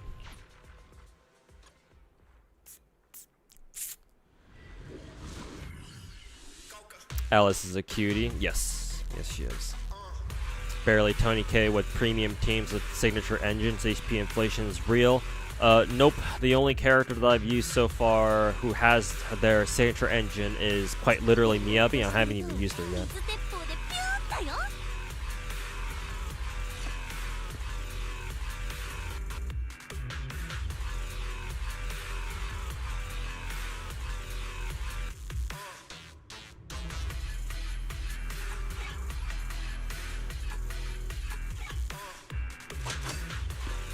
How about Robin? Yeah, that's what I'm thinking.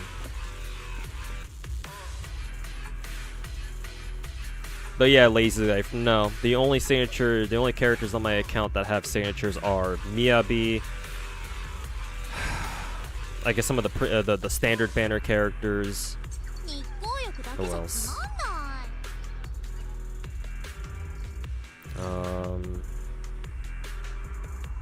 Trigger has hers, but I haven't used Trigger at all so far. Probably won't either. And Yishuan, yeah. Yishuan, Trigger, and Miyabi are the only 3 characters on my account that I actually bothered going for signatures for. So I would appreciate if you didn't assume shit on my account that, you know, that I have all the signatures in the game. I go for every 5-star character in the game, but that's the same. I don't go for every signature. So yeah.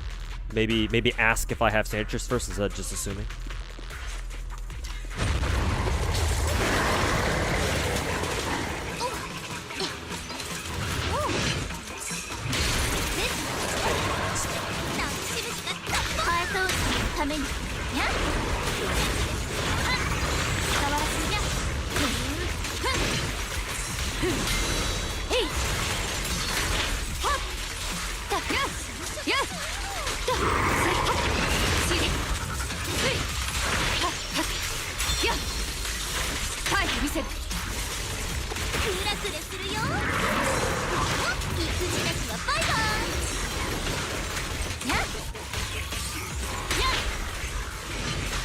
用心やあ直ザン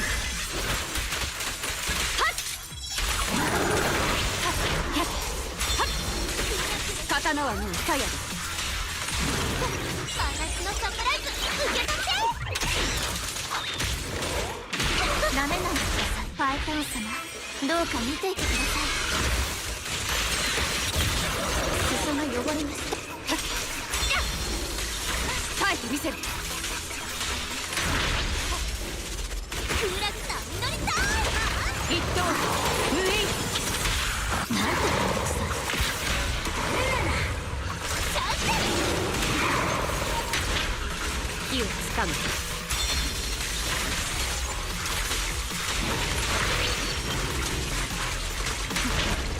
最終頭冷やそう。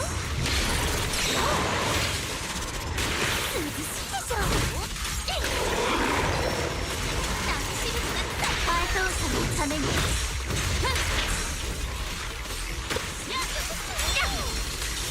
耐えてみせる。やっやっさて傘から何が出るかな。ドレスが汚れると言ってるのです。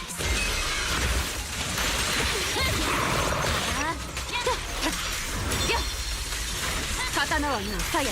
この刀に誓おう。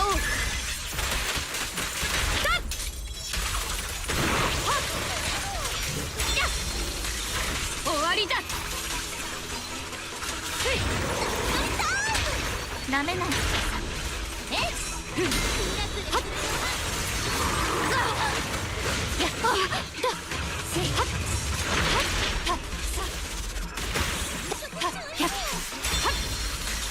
耐えてみせる。邪魔です。決めてあげる。天網開会。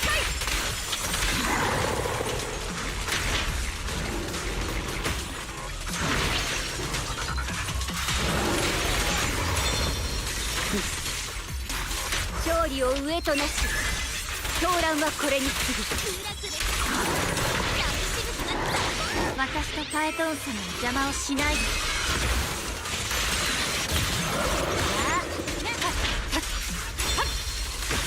刀はもう鞘だ。真夏のサプライズ受け取ってパエトン様のために。じゃやっ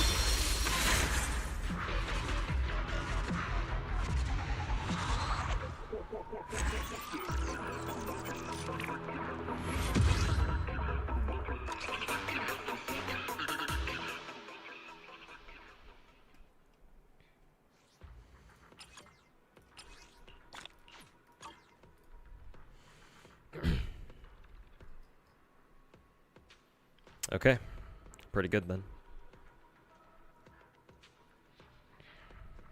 Do I need to make a video on why the whole HP inflation drama going on in Zenless right now is still fucking retarded?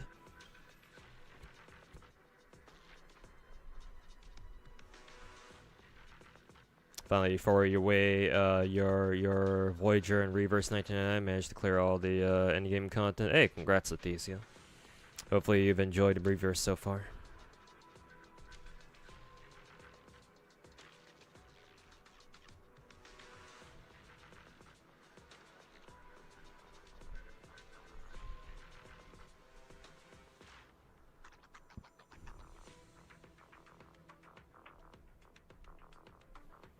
They just have an inflation kink and are just too shy to say it. Yeah. Probably.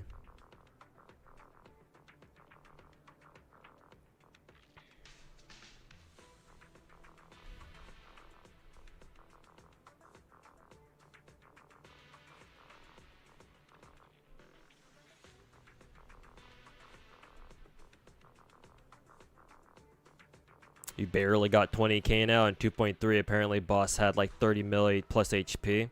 I don't know where you're trying to go with that, Super Lou boss, but one, I mean, I see you come around chat sometimes, and I know which times exactly. Two, I'll have you know that I've had dead asses before, like way going back way before, where I've barely cleared with 20k. So, to me, nothing's changed.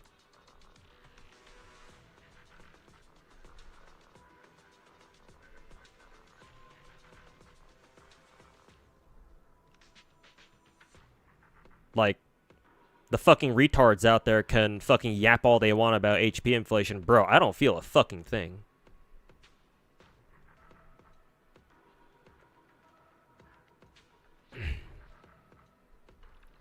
I think this DA and previous ones were hard because people weren't used to getting anomaly countered. Oh, yeah, maybe. I don't know.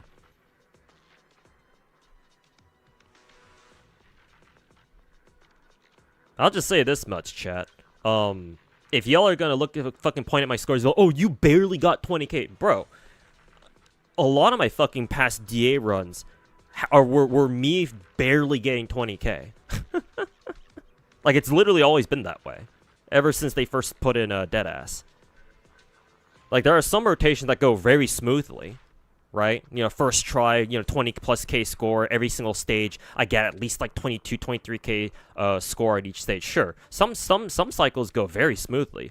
Other times, there'll be some bosses where it's like, oh, okay, this is kind of challenging actually. The first couple of runs don't get me 20k immediately, so I have to sit here and figure out, okay, what do I do? Like, how should I play this? Do I need to play better, or do I need to switch up my teams? It's literally always been that way.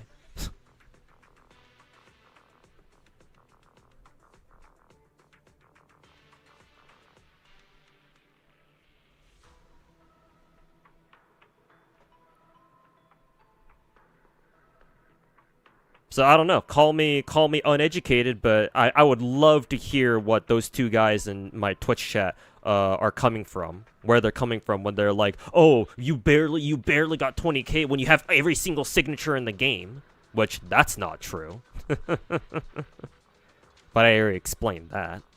It's like, "Oh, you barely got 20k score now." It's like, Jesus. Who do you fucking listen to? Don't tell me you guys watch the fucking rats for your fucking dog shit gacha content now, do you?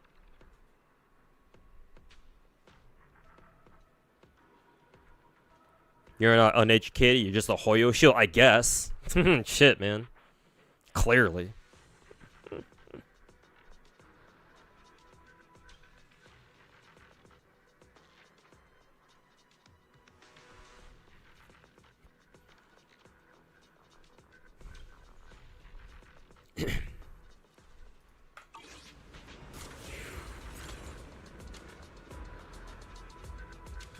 I mean, hey, in case that, who the fuck was it who said, I have premium teams and signature engines? A Lazy Life?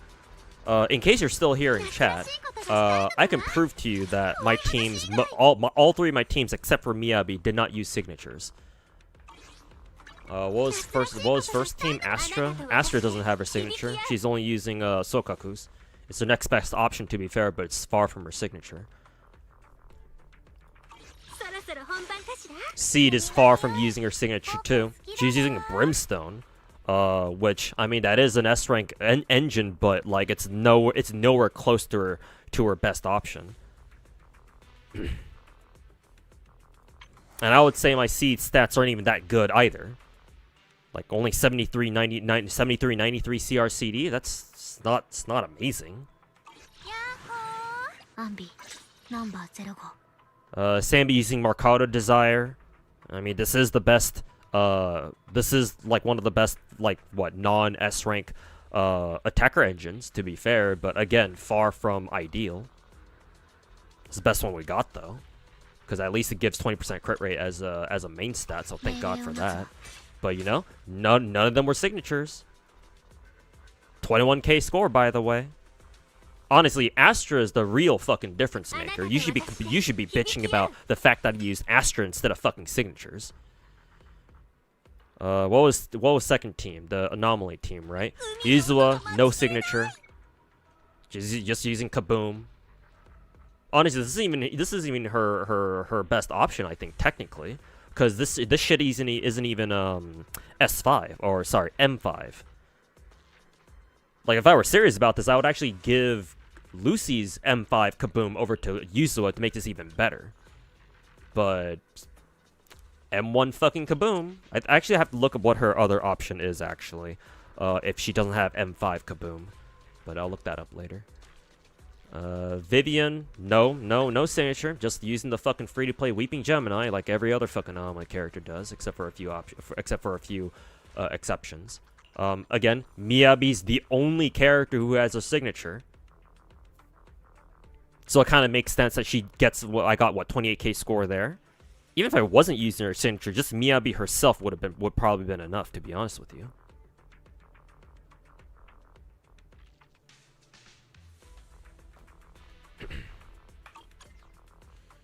And then the last team was Double Stun plus what is it? Double Stun plus Evelyn, right?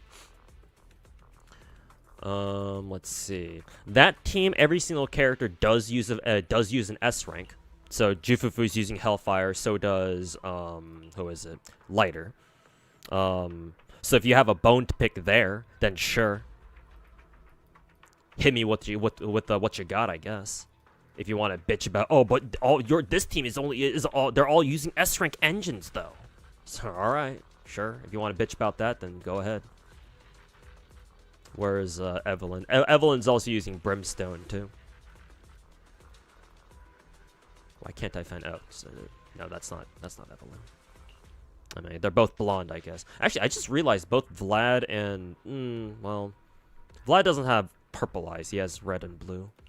On the preview windows, they look like they both have purple eyes. Evelyn actually does have purple eyes.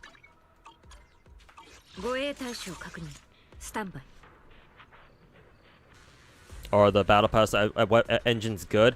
Ironically, Yesem, they're not very good in this game. If you're talking about Zenless,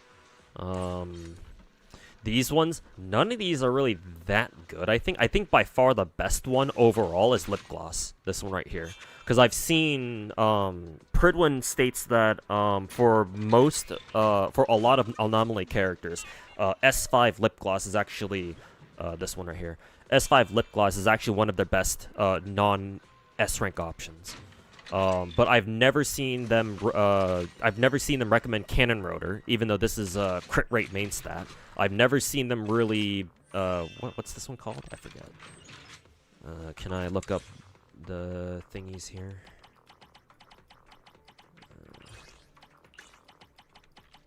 Is there a way for me to look at? Oh yeah, like this. I've never seen them recommend 6 shooter for anyone. I think I've seen them recommend Unfettered Game Ball. This is the battle pass weapon or engine for support. I've seen them recommend this for some support characters, but not all. And even when they do, it's not very high. It's like one of the last resort weapons or engines that they recommend you can use, but there are a lot of other better options for most support characters. I've never seen them recommend Spring Embrace once, and again, I've never seen them recommend Radio Wave. Probably because we don't have that many Rupture characters yet. Maybe Radio Wave will be better. Will actually be used because we don't have that many Rupture characters right now. Maybe when Yidhari shows up, maybe it might be good on her, but I don't know. Until then, I have no idea. Like, effectively, only Lip Gloss is like actually recommended, legitimately recommended. It's not even on all anomaly characters either. Like I think who is it? Jane can take S5 Lip Gloss. Mine has one. I believe Yanagi also, I think, can use S5 Lip Gloss too. But it's not all anomaly characters who want to use Lip Gloss, so... Yeah, quite literally the only good BP weapon is Lip Gloss.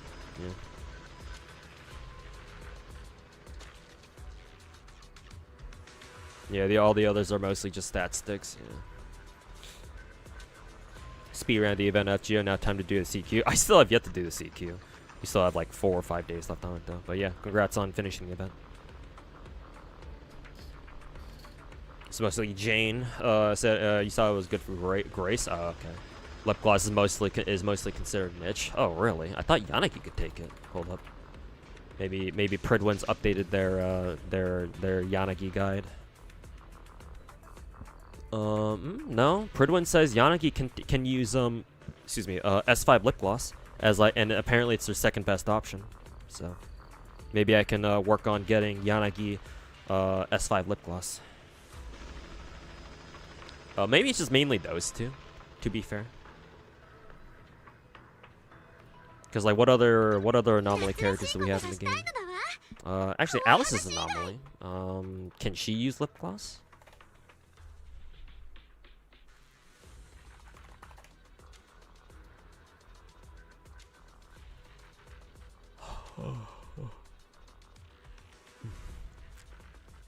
Ow. She can, but technically Weeping Gemini is straight up better, so I guess for her, it's not too much of an issue.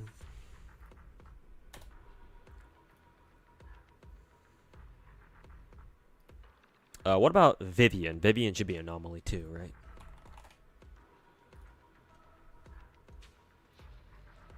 Let's see. Oh yeah, same with her. Vivian actually just straight up prefers Weeping Gemini. So she doesn't want it either. Jane wants it. Out of curiosity, what does Miyabi prefer? As like a free-to-play engine? Well, I say free-to-play and, you know, free-to-play, by the way. Battle Pass, by the way. Oh, that's funny. Miyabi can actually legitimately use S5 lip gloss if you don't have her signature. That's funny. At least that's good. So Miyabi can use it. Yanagi can use it. What about Bernice?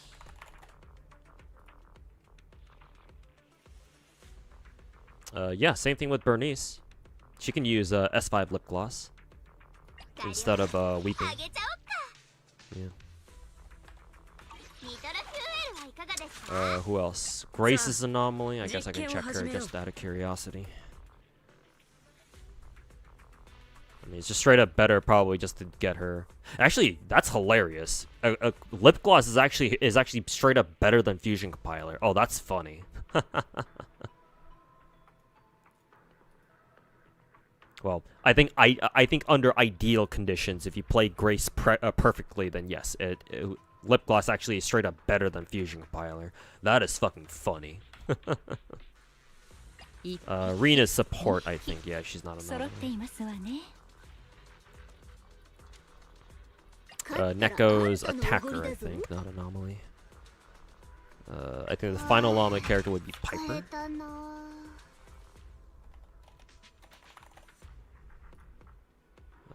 Can she take lip gloss? Yes, she can. Alright, cool. So yeah, I think the majority of anomaly characters in this game can take S5 lip gloss, and that's one of the best options in the game. I think it's really only Alice and then Vivian who don't want it. Whereas everyone else does. Like, Vivian and Alice are the two, well, anomalies. Pun intended. What site do I use? Pridwin.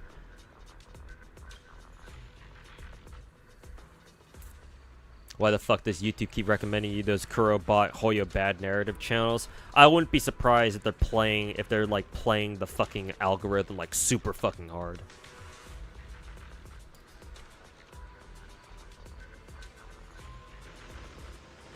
So they're trying to shove their videos down your fucking throat. Stop buying the passes when you maxed out the lips. I mean, to be fair, the battle passes do give you a lot of other good stuff, unless it's just not worth it without the weapon, the engines too. But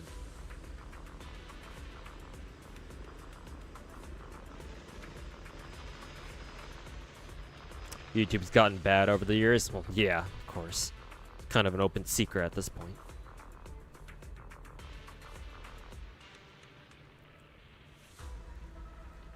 But yeah, anytime one of those rat channels gets pops up as part of your recommended, just you know, click on the option that says like get rid of this as my recommended, and you know, hopefully YouTube will stop showing that channel to you at least.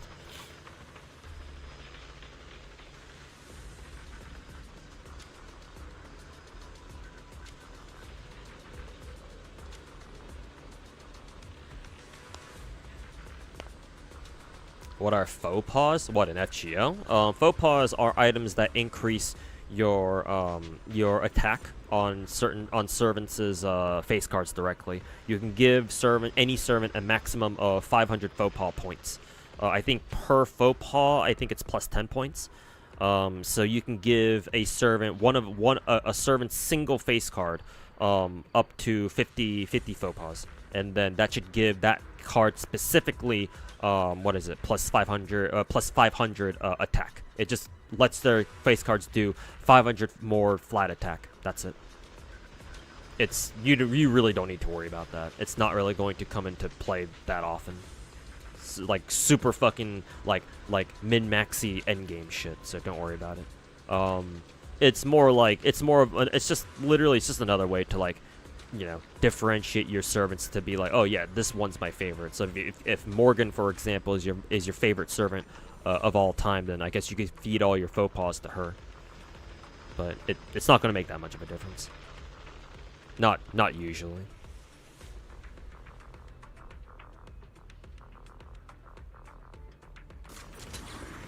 Okay, well, made deadass my bitch again. Let's see. Oh, I still need to go. Good thing I checked my event list. Let's go in here.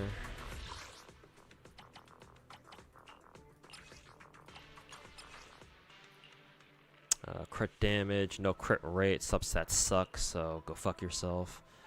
This is the wrong set. Ooh, double crit. Nice. Keep that. Crit rate, 2 disc. Okay. Trash. Trash. Double crit. Very nice. Don't care.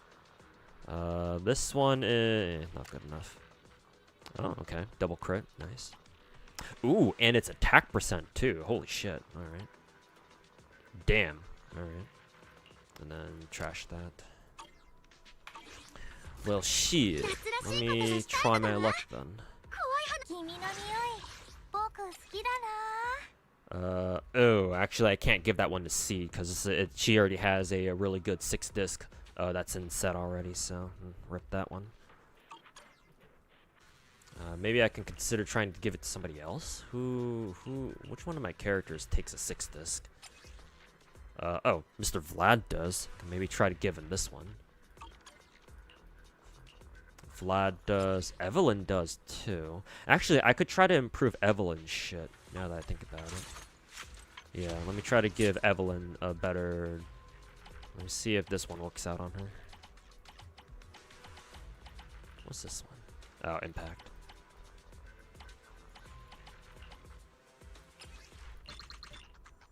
YOLO.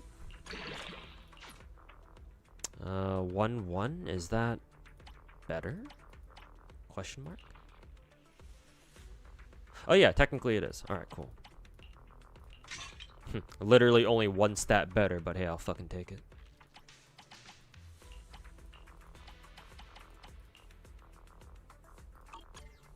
How good was Vladdy's again? I think Vlad's was technically better than the one, who is it? Evelyn had, I think.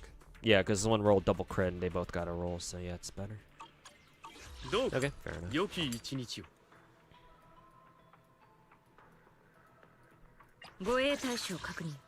Evelyn now has 131 crit damage. Very good.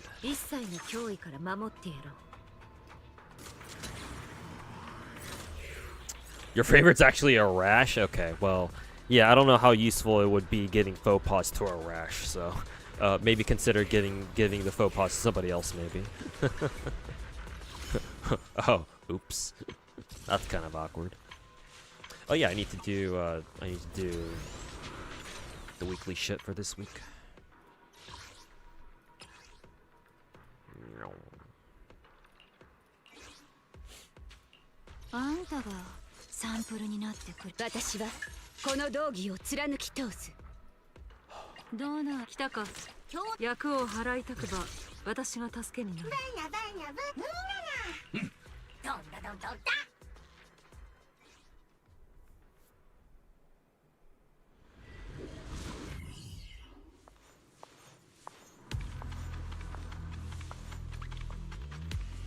You might as well invest in the Morgan.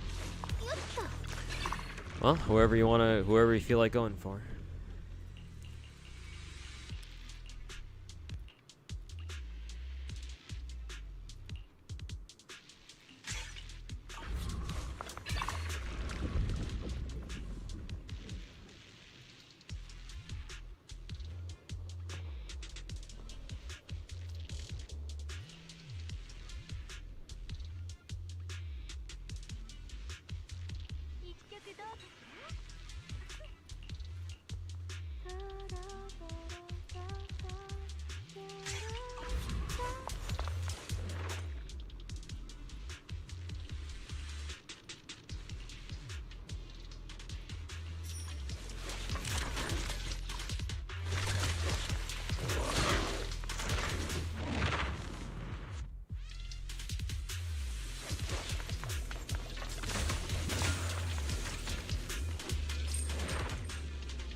Sometimes you truly hate how trying to roll for CEs feels worse than going for servants.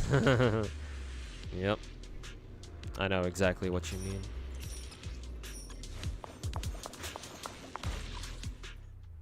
We can either go for here or go to the store. Going like this.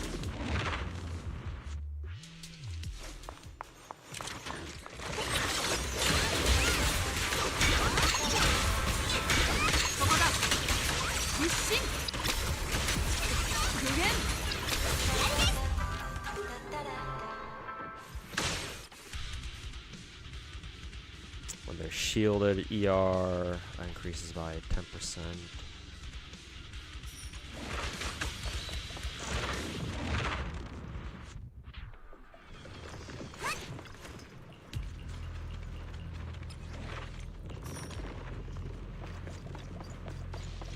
Heart.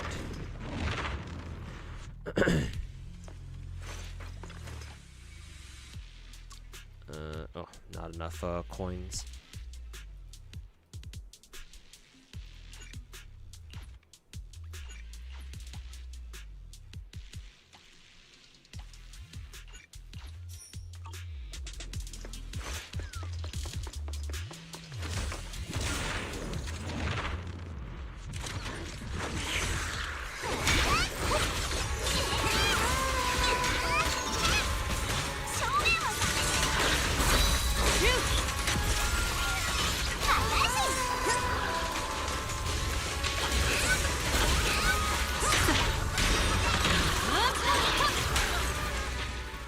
Huh, already.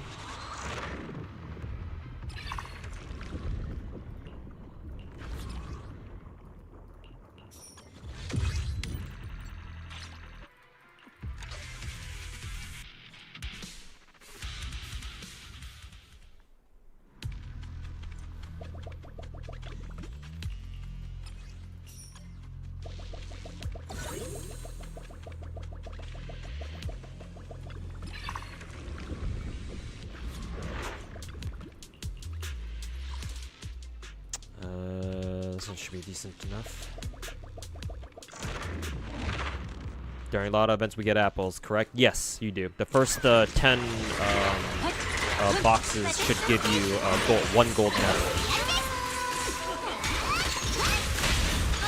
But boxes after your 10th one only give you bronze apples.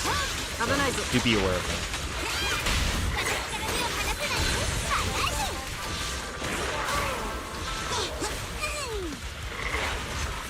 私が来た。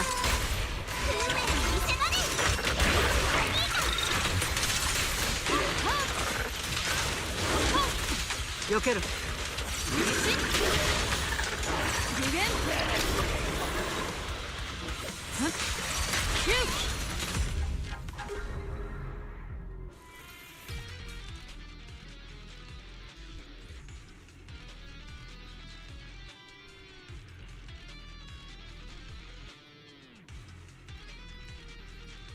When attacking enemies with higher HP, let's take that one actually.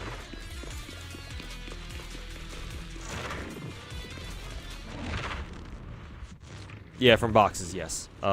Every lottery box in FGO gives you, at least for the first 10, they give you 1 gold apple, a couple of silvers, and then a handful of bronze. So you do get some back, yes. 暇だ。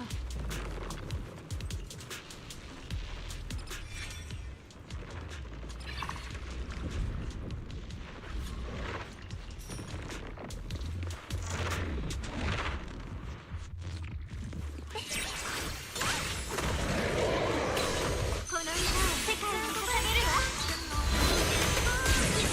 見てください。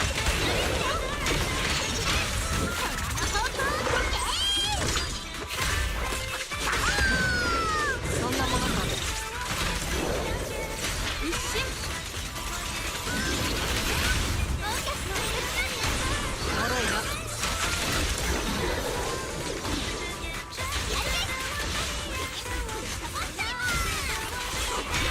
そこだ。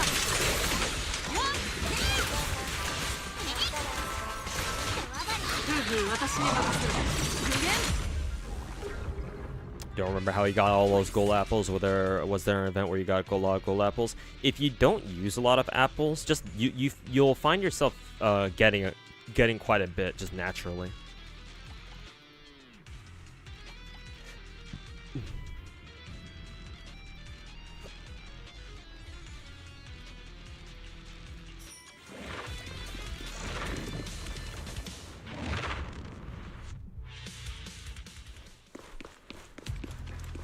Like how many gold apples do you have right now, Lolface?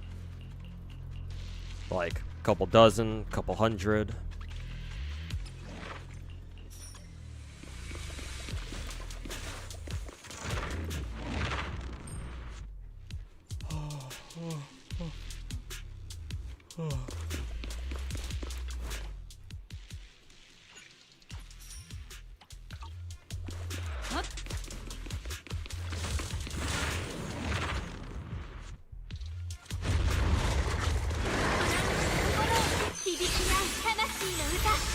$576. Okay, that's quite a bit. Yeah, no idea where you got all that.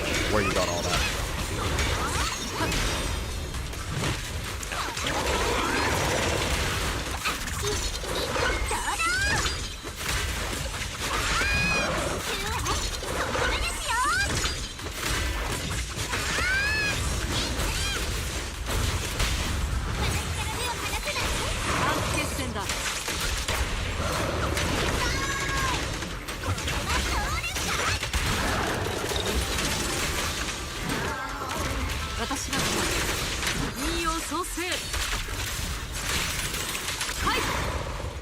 Yeah, I don't know where you got all those from, to be fair. But yeah, if you haven't been playing for a while, yeah, you just tend to accumulate apples quite a bit.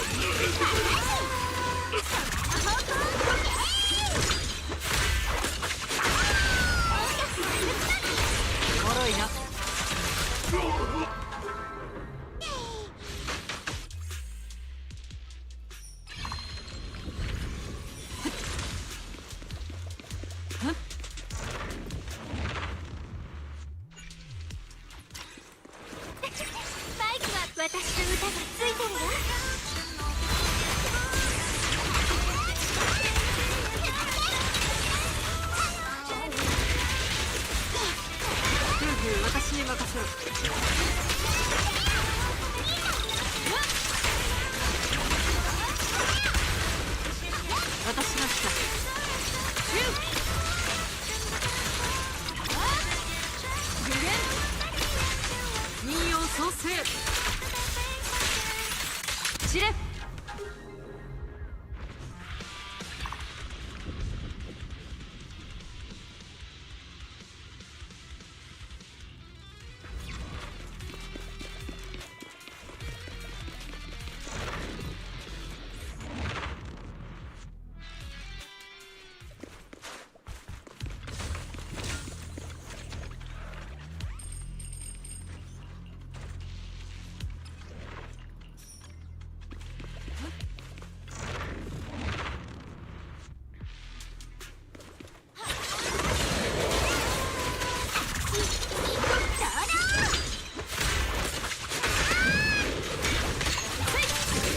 もはや名数は尽きた。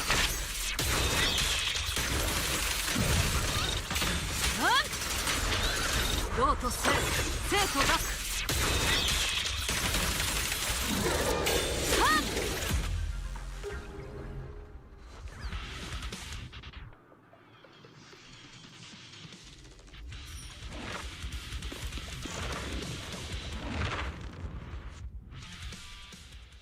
Columbina will be exclusively support until you get her to C2. That's fine by me.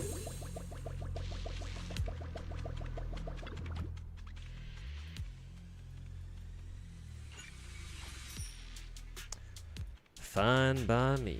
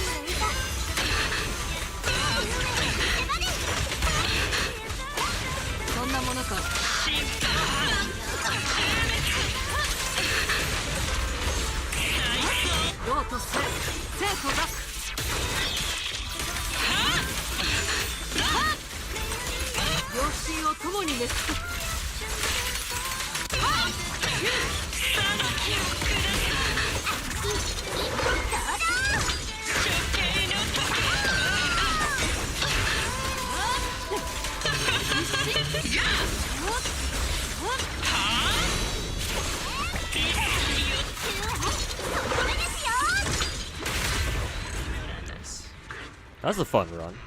I could just keep spamming ults over and over and over.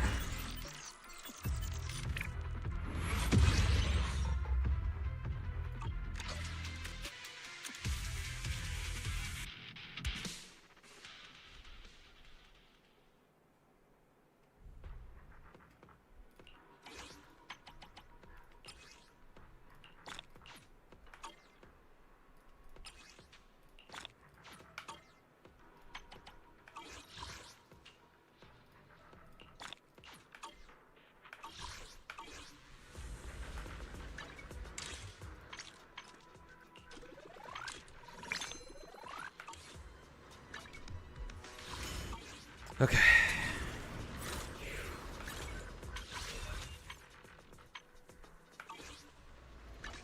Let's see, what events do I still need to get done? I already did advanced bounty for today. Hollow Zero did that. Deadass is done.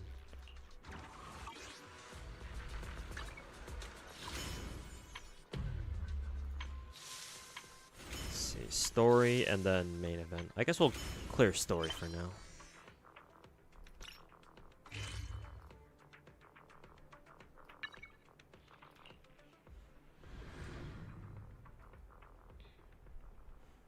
Hey, Real, welcome back.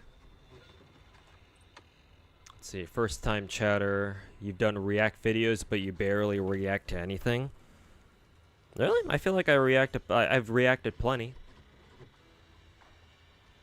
Why do you think that way?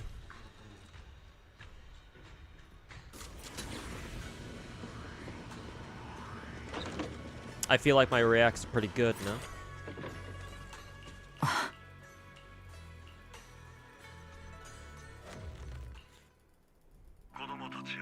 You're gonna try getting Flins? Oh, really? What makes you wanna try to get Flins? Just for lunar charge reactions, or what?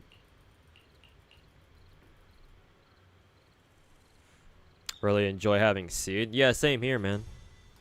I mean, she helps out quite a bit for that Defiler boss, that's for sure.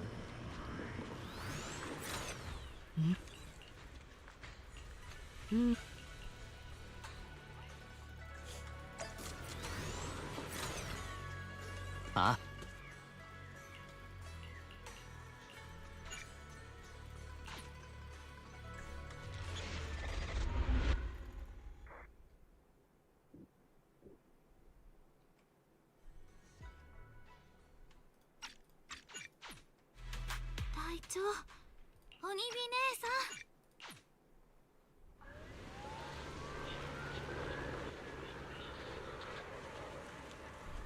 Oh yeah, now that I think about it, this reminds me, I've yet to explore all of the not Hollow Zero, the Wi-Fi Peninsula, like the exploration map parts.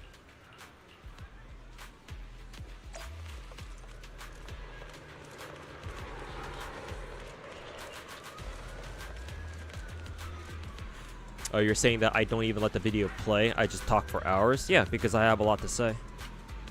I will admit that I tend to like repeat a lot of stuff. That is a personal problem of mine. I'm trying to work on that by making it so that I don't feel like I'm repeating a lot of stuff, but that's just a personal tendency of mine. So if you don't like that, then, well, all I can say is that I am working on it. I recognize it's an issue, but, you know, it's not going to go away overnight. Especially not just because, you know, I acknowledge it or somebody just brings it up to me. That being said, I mean,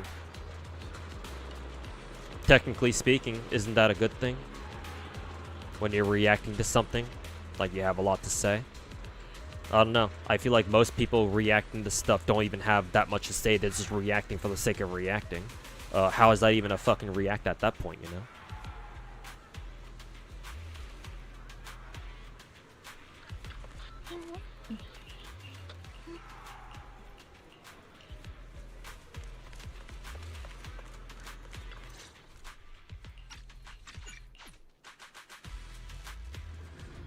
Like, whenever, for any of my React videos, especially the ones I've done recently, my way of reacting is to talk about whatever it is that's going on. It's like, if you don't like that, then maybe you just like a very particular style of React where people don't really have much of substance to say. You just want to see them for like their literal reaction. Which, hey, that's fine, but you're not really going to get that out of me. Because, typically whenever I react to things, I typically want to, like, add stuff of value, right? Like, I don't feel like just sitting here making a little pog face, like I don't feel like doing that all day.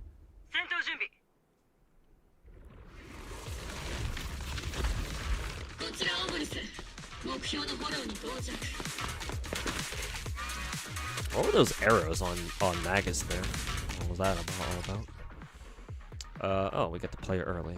When they're off-field, they can unleash different aftershock attacks based on their energy and recover bottled heat.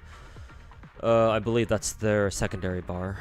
And when with sufficient heat, hold to unleash EX.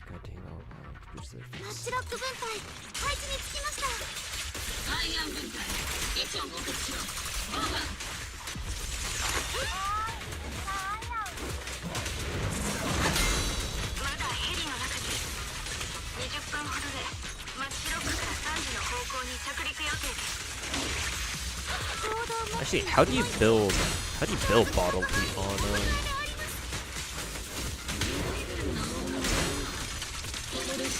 How do you build that shit on Magus anyway?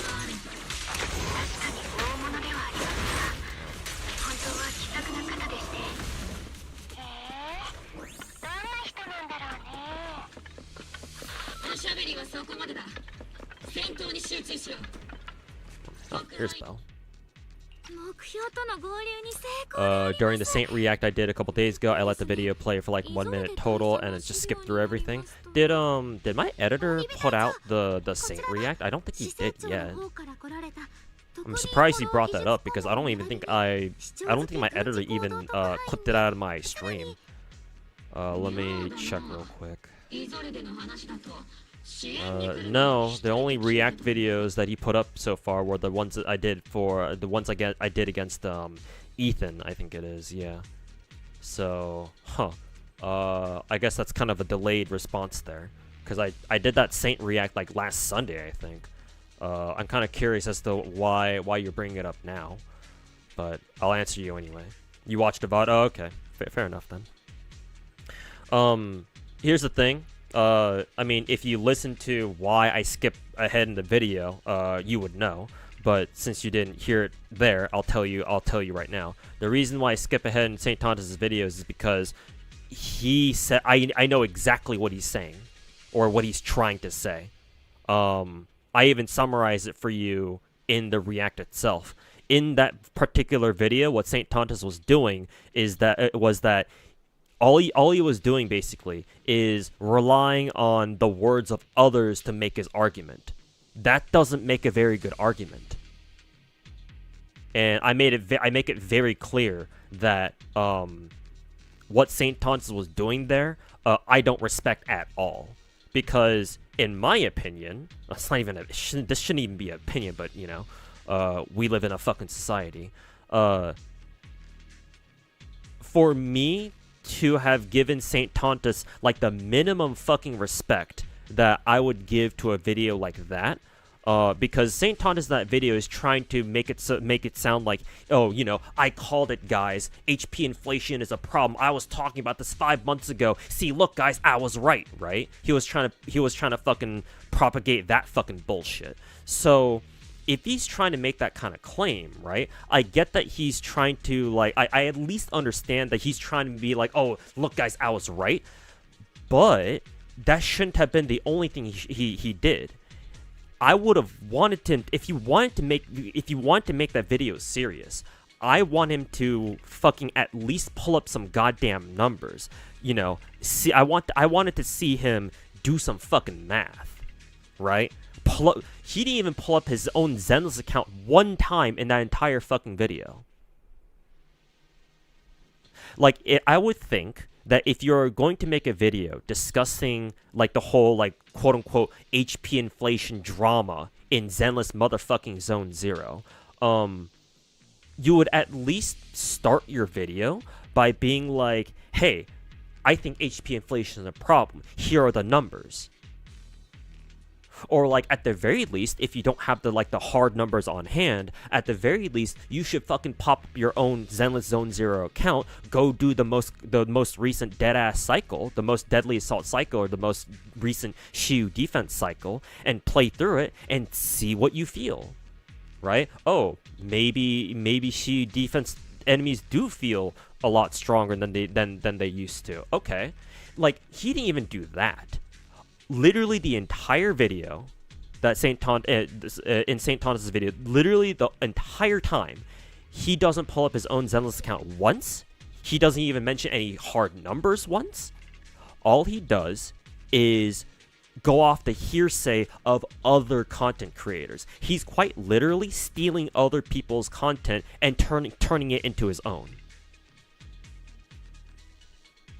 And not to mention, knowing fucking egotistical rats like him, I know exactly what he's saying for the next fucking, like, at like fucking 5 minute, in like 4 or 5 minute segments. Like, a perfect example I can show that I remember right off the top of my head is, like, in the middle of his video, right? St. Tontus, the clown fucking, what is it? He spends an entire 3 or 4 minutes in the middle of his video pulling up, like, his own videos, right? He pulls up his own channel manager on YouTube, and he's like, look at how much they brigaded me. It's like I get that, yeah, he's kind of fucking salty that, you know, his Zenless videos got brigaded. Sure, like, I'll give him that. But what the fuck does that even have to do with, you know, the whole HP inflation thing? Other than, look guys, I was right. He's relaying the words of Zenless streamers to prove the point he made months ago. Don't see what's wrong with doing it. On its own, sure, there's nothing wrong with that. The problem is that he relies on that. It's like, no, sorry. If your only argument is the words of other people, that's not your argument, dude.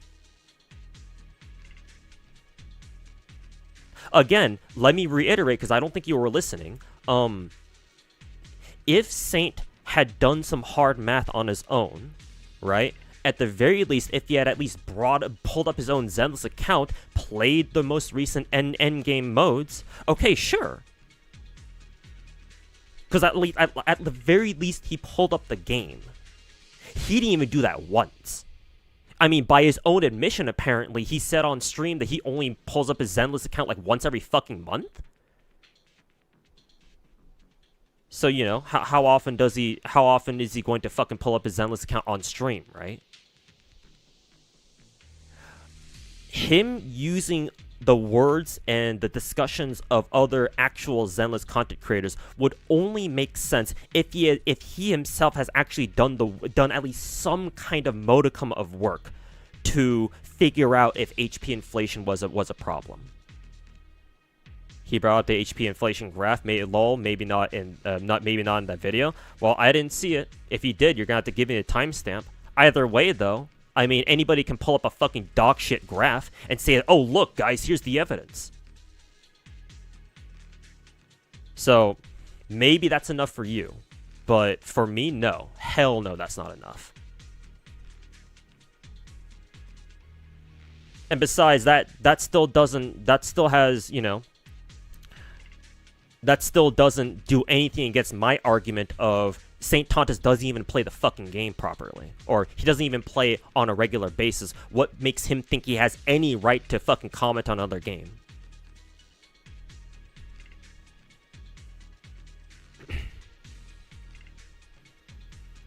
I can bring up a fucking graph about Wuthering Waves' HP inflation. I can do what he does, right? Fucking spew some bullshit about, you know, oh, Wuthering Waves has an HP inflation problem, guys. Hey, look, here's the evidence. I can pull up a fucking graph, too.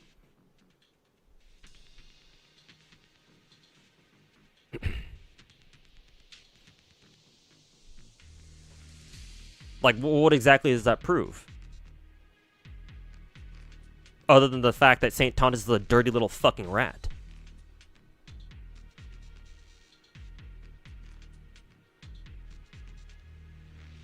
You tell me.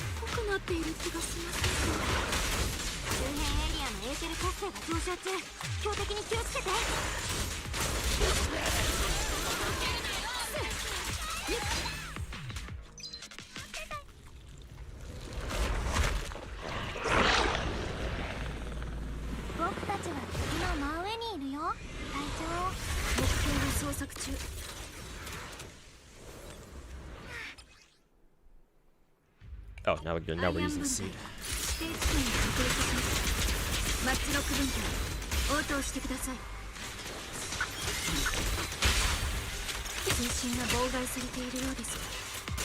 ビッグシードの通信設備ノイズしか聞こえないよ。まずは周囲の敵を排除しましょう。 Can I not? はい隊長たちと合 I 流し can't ます heavy attack with this?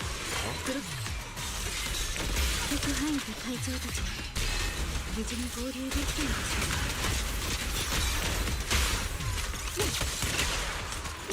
周辺エリア制圧完了。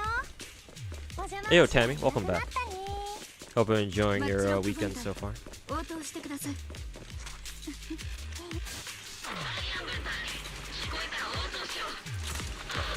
い、こちらアイラン。電波はクリアだよ、隊長。ただいま敵のジャミング装置を停止させますから。まだまだ宮妻から出てきています。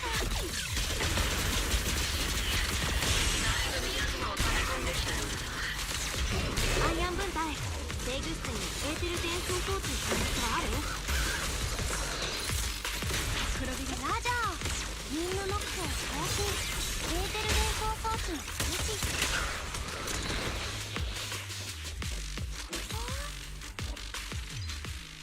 火力支援スタンバイ。エ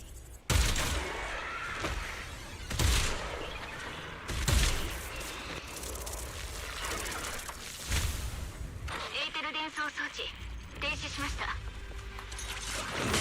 激やった。これで宮妻の供給が止まるね。あとは敵の残党を一掃し合流地点に向かうだけだ。マッチロック敵残党を掃討した。アイアンの制御室にあるデータのコピーを確保できたよ。あの棺桶のようなもの、なんだか不気味であります。棺桶って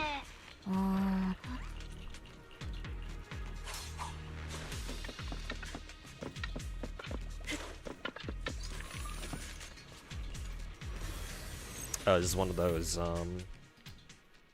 the 3D Mario platforming things. Yeah. Kind of a different layout this time. I like how Fairy's voice 装置 echoes. が連動してる大型装置の一部みたいだね。一部を解析できれば他の装置の場所がわかるかも。黒騎士君はハッカーとしても凄腕のようだな。すごいのであります。休眠モード中に私の頭の中を覗くような。They can say anything about one topic, make gibberish, and think they can fucking get away with it. You're surprised it seems like it's normal in the media these days. Yeah, unfortunately, that's been a big issue. Yeah. The democratization of social media has made it, and the way that like social media algorithms work, make it so that people who just throw out all sorts of random fucking dog shit are the ones that get, you know, all the clicks and views. It's either that or people only really care about watching people's reactions. I mean, hey, maybe that makes sense for someone like that magic dude earlier in my chat.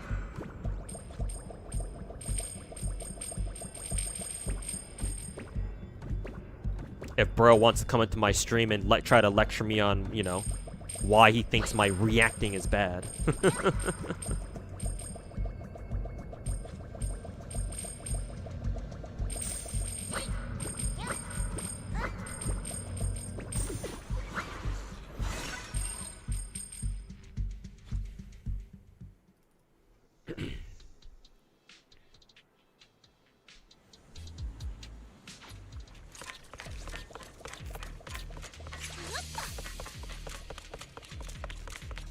あれはポーセルメックス製のエーテル反応器だね。確かに見た目がちょっと。ポーセルメックス。ああ。マッチロック分隊の通り道です。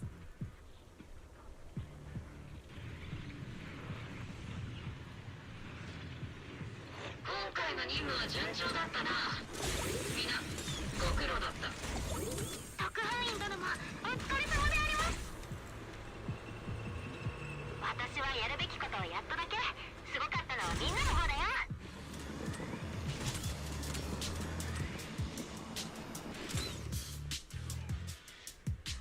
don't even react much on anything other than the important fake takes on how bad you are as a CC, as others think more so, and they're just doing it to boost their on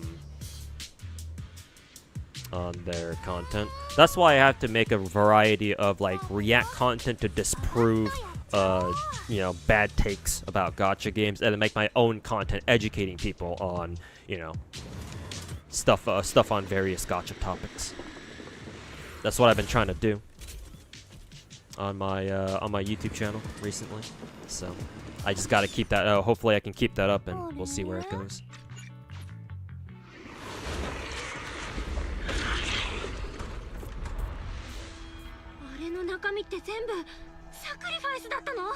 シード、数をモニターしろ。敵対ターゲットを特定。あったかな。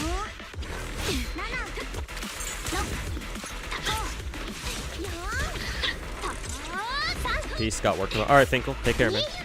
Enjoy the rest of your night. And yeah, we'll see you tomorrow, hopefully.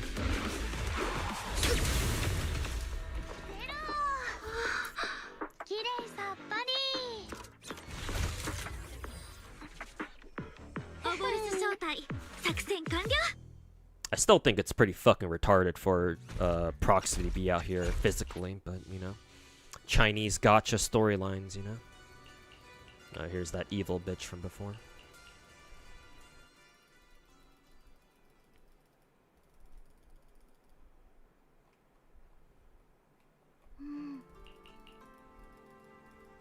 They even make their thumbnails and clickbait titles clickbait worthy to get views. To be fair, everyone does that. It's not just the rats. Hey, even I'm starting to do that too.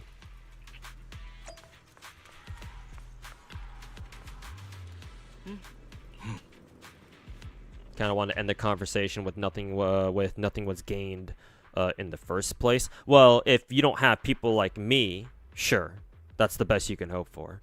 But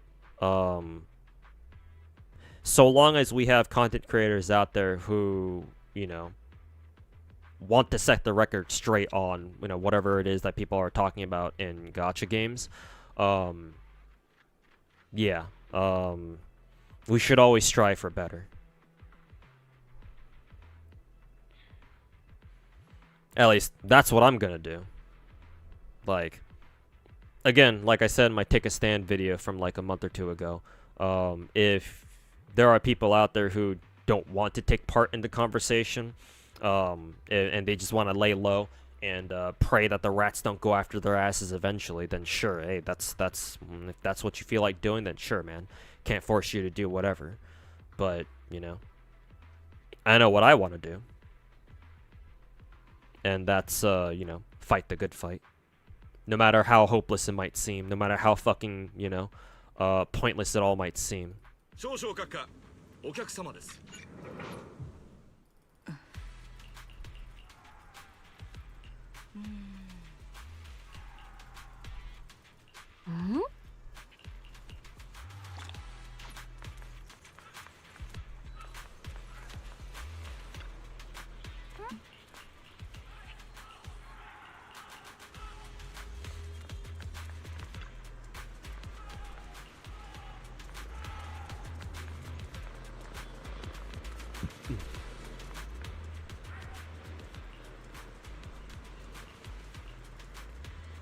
You don't know much about Zenless' inflation, HP inflation stuff, but your problem with Saint is that he's not that good at the game. Watch him play, you can tell he's very used to WoWA. It's hard for you to trust a player if they have apparent skill issues. For me personally, like, you don't really even have to be that good at the game. Like, I don't consider myself that good at any of the gacha games I play. You know? Like, sure, I can get 20k score consistently on Deadass, but does that mean I'm good at the game? Not really. Maybe to your average Zenless player, sure. But, you know, I'm aware of people who are far better than me, right? There are people out there who consistently, routinely get fucking 60k score or something fucking ridiculous like that. Or something. I don't know how, but hey, I mean, that's just how much better they are at the game than me.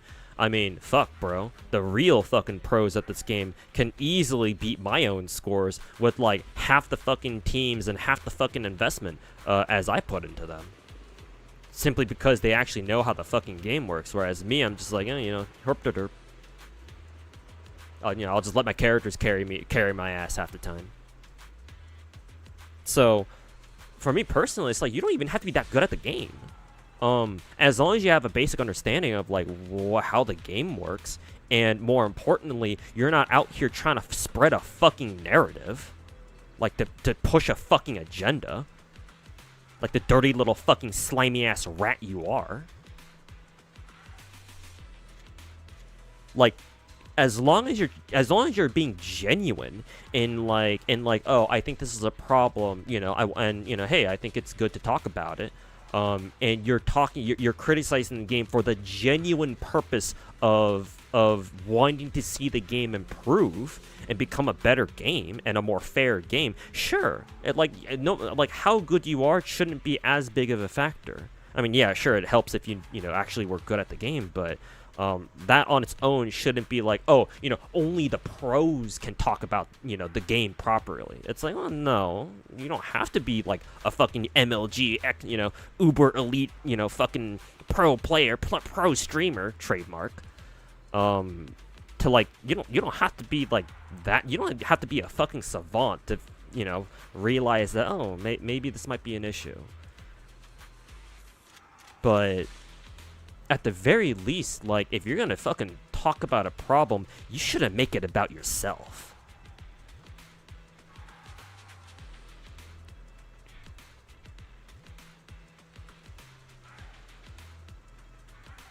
He's not even that good at WoWa? Yeah, I know, right? Fucker didn't even get invited to Sweet Elite's fucking WoWa tournament.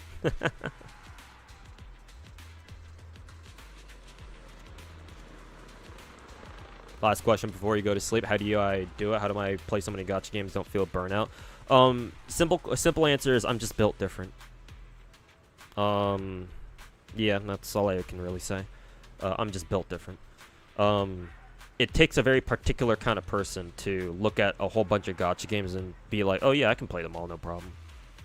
And like do that constantly day in and day out. Like, I'm not perfect. There are some days where I do forget to play some of my gachas. Like, I think yesterday I forgot to do my Nikkei dailies, which, sucks, but oh well, I'll live. If you want me to elaborate on that a little bit more, for gacha games, it's mainly mental stamina.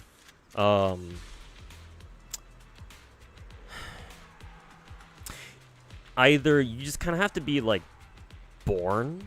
This is gonna sound weird, but it's either you just have a lot of mental stamina to begin with, or you've trained yourself to like mentally be able to endure like having to like juggle a whole ton of gacha games at once. For me personally, I remember doing back when I was in high school, I used to do cross country. I did cross country for 3 years, freshman, sophomore, junior year. Last final year, my senior year, I decided not to, and I just played tennis, varsity tennis, I think.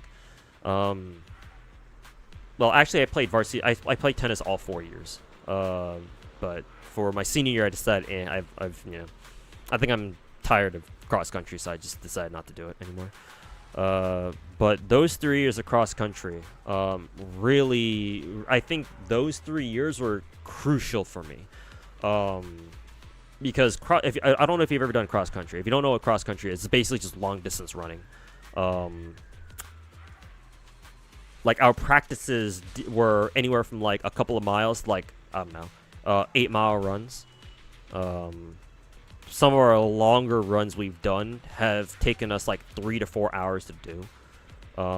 Like I think our single longest practice day was like a 12-mile run. I think that was kind of brutal.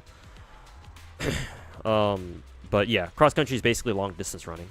When you do cross country for long enough, and especially after you race quite a bit too, because cross country we have races, we have meets. And the standard cross-country race is a 5K or 5 kilometers, or for American in freedom units, that would be like around 3.1, 3.2 miles. And then the whole idea of cross country is that you want to pace yourself, but also maintain speed as well. So you have to maintain both speed and endurance. It's a huge mix of both. You can't just be all speed. Like if we were to describe this in like horse girl terms, you can't just go stack all speed, otherwise you're just gonna burn yourself out and you're gonna fucking finish last, and you'll be walking the rest of the way. But you can't be all pure stamina either, and you have no speed, otherwise you'll just be like jogging the entire time. You have to have a good mix of both. Cross country really, at least for me, it really helped develop my mental stamina, because it's so easy. Like I'm sure you've run like you've done mile runs in like school or something, right, as part of like your physical education classes, like PE or something. If you remember, right, at least I remember when I used to do like regular PE back in like elementary and like middle school, right. Most kids can't run a full mile. Only like the super athletic kids back when I was in school, grade school, could like finish a mile like and be running the entire time. Most kids couldn't like run the entire time. Most kids, you would see them at some point like walking to catch their breath, or like walking to like build their energy back up before they start running again. Right. In the meantime, our PE teachers would have the megaphones out yelling at the kids, "Hey, don't stop, keep running," stuff like that.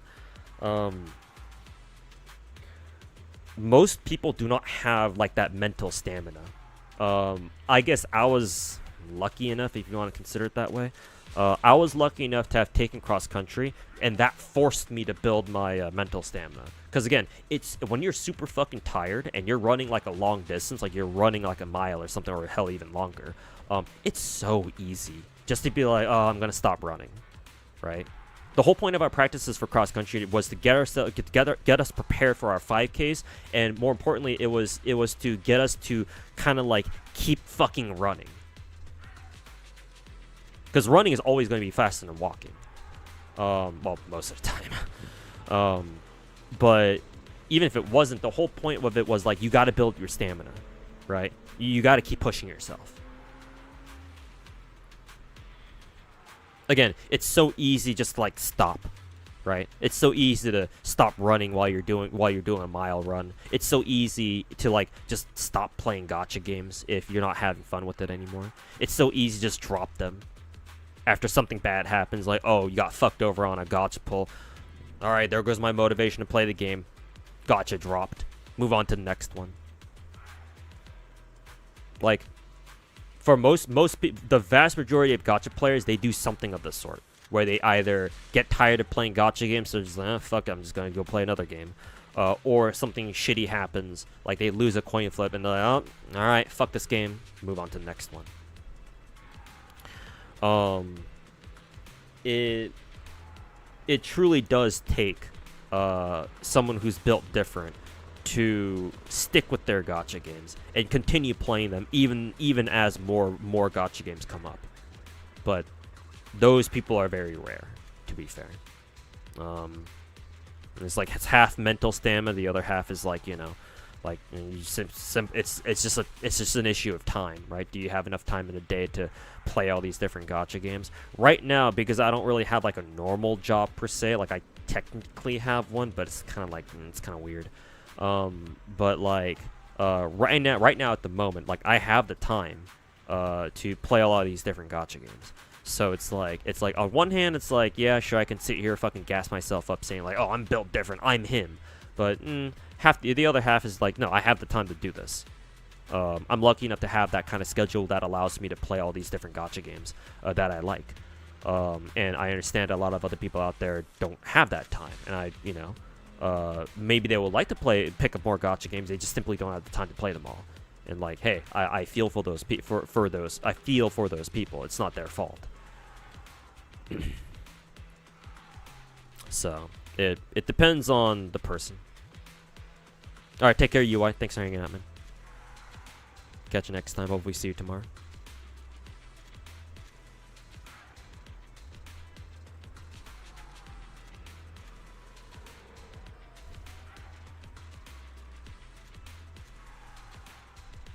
story of Lost Spell 4 sucked, literally due to Lost Spell 4 story being trash.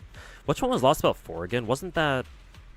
Lost Spell 3 was the Chinese, the Qin Shi Huang Di story. The one that Gen Urobuchi wrote.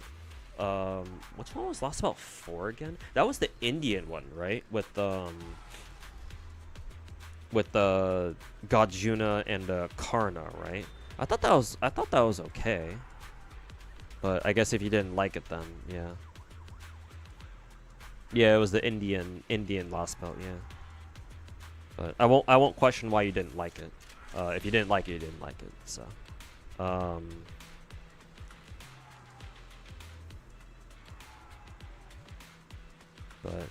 but yeah,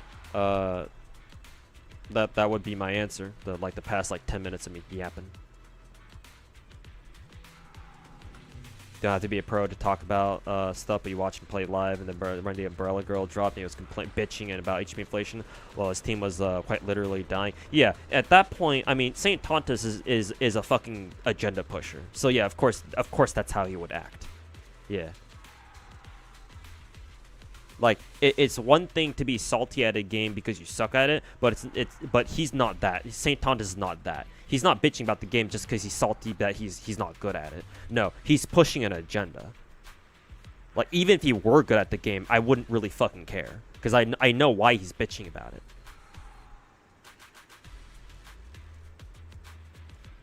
The presentation and the message matter. Yeah, that too. That's also important. Yeah. I always say that, you know, most people don't, especially on the internet, most people don't know how to present a problem properly, or if they want to discuss something that they feel very strongly about, they can't. Most people can't do it in a way that makes them actually come off as serious and you want to have a civil conversation about it. Most people just fucking bitch about it on Twitter or something and call it a day. So no, you're right. How you present the problem matters a lot too.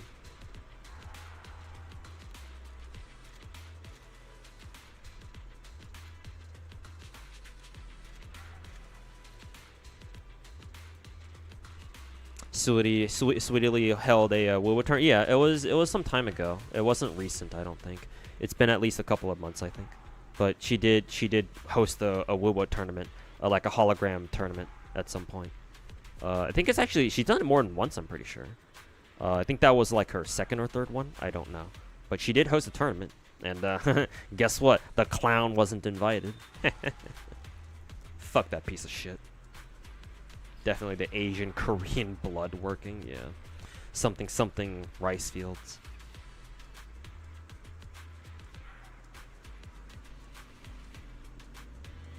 You're alright with somebody like Fobmaster reacting, but sometimes he derails to explain something to baiters. I'm not sure what you mean by that. You'd have to give me an example of Fobmaster doing that.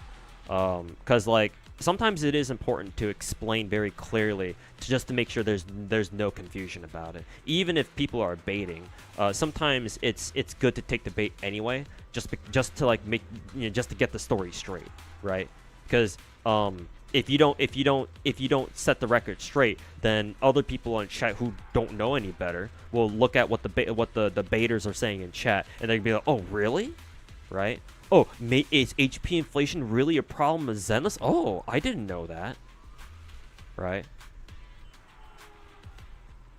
So sometimes it's good to take the bait.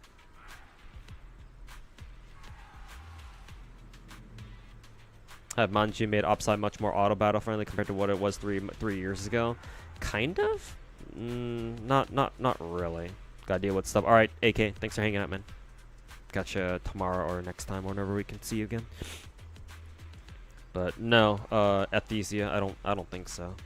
I think in some ways they made it slightly more auto battle friendly, but it's still gonna take you a fucking long time. His chat loves to bait him. He to be fair, he's got that kind of chat. He's got that kind of chat. His chat is very... It's very indicative of a Twitch chat. It depends on the streamer, to be fair. But Fobmaster, I'm not in the stream for long enough to really know how he likes to conduct his streams. But If he has the kind of chat that loves to like bait him, then I mean, like, to be fair, like he somehow he had a hand in that, because you know, like they say sometimes, like streamer, like chat like streamer, right? The chats that come with a streamer, like the chat that comes with the streamer, a lot of the time, not saying it's all the time, but a lot of the time, like chat is a reflection of the streamer. So I don't know. Maybe Fob likes to run a stream in a way where there's just a lot of baiters in his chat. I don't know. I can't say. But yeah, I don't know. If that's a problem, then that's up to him to decide, because that's his stream.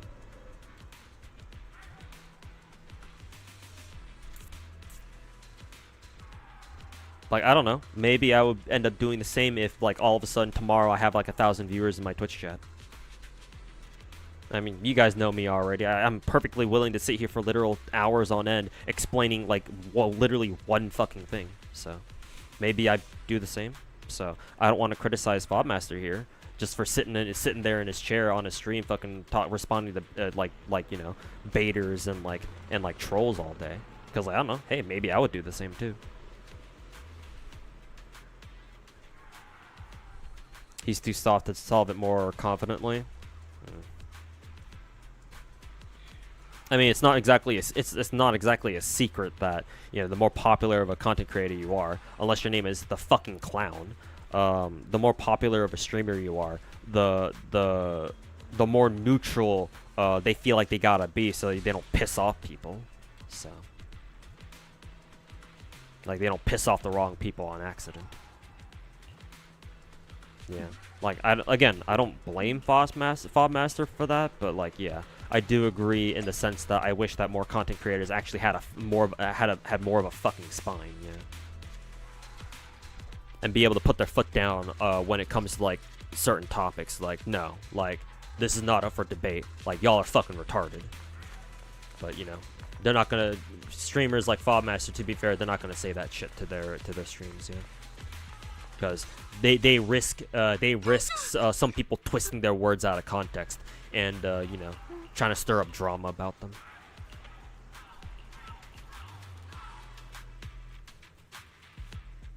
Gonna go to sleep. Have a good stream. All right, Lolface, thanks for hanging out, man. I appreciate the resub, and yeah, enjoy the rest of your night.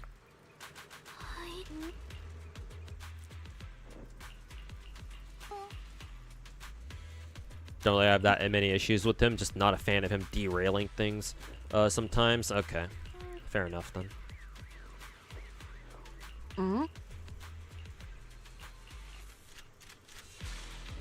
Chat baits his out of context explanations after. Yeah, you know that better than I do. Again, I don't stay in Fobmaster streams for long enough to really know what he does. What the hell is Mercury doing? Is he tweaking out? What's he doing?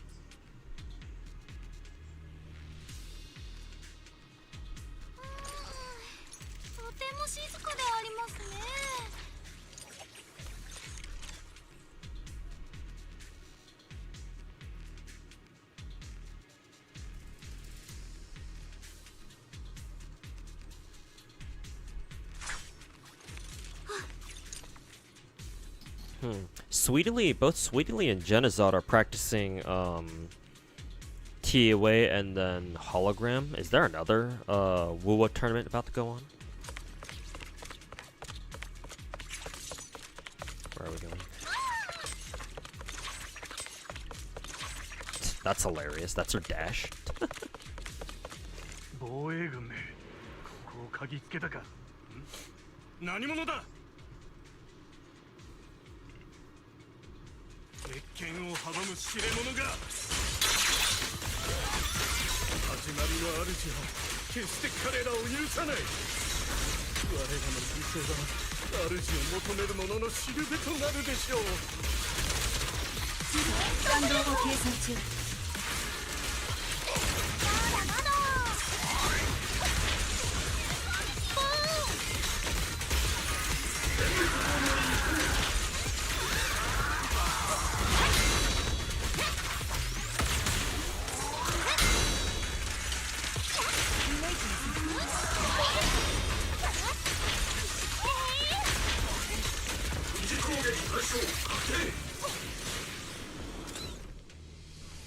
How often do the maps in upside refresh? Once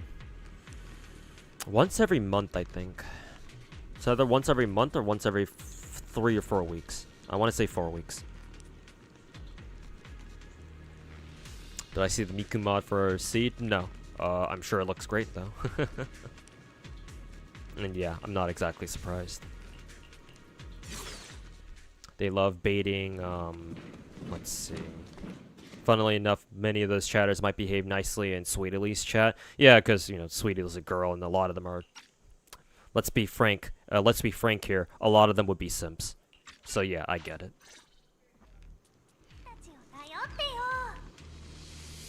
And they like baiting Fob about Zedgy, and they like to call her ugly because he likes her. Well, I mean, like I said, chat is a reflection of the streamer. So, if Fobmaster really, like, truly did not like that, he'd tell his chat, like, hey guys, like, stop. Unless you're telling me that he's not doing that because he's too much of a fucking pussy.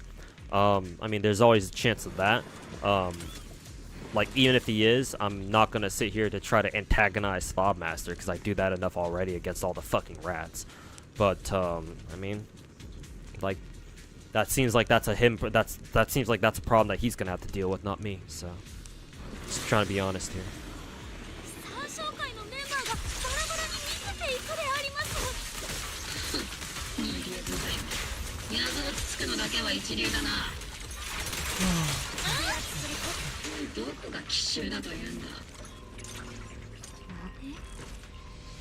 Try to keep up with this game mode. All right. Just know that it will take some time. And not only that, you do have to play it every day. Because every day will give you new missions. Or new daily missions. So, just know what you're getting yourself into with these.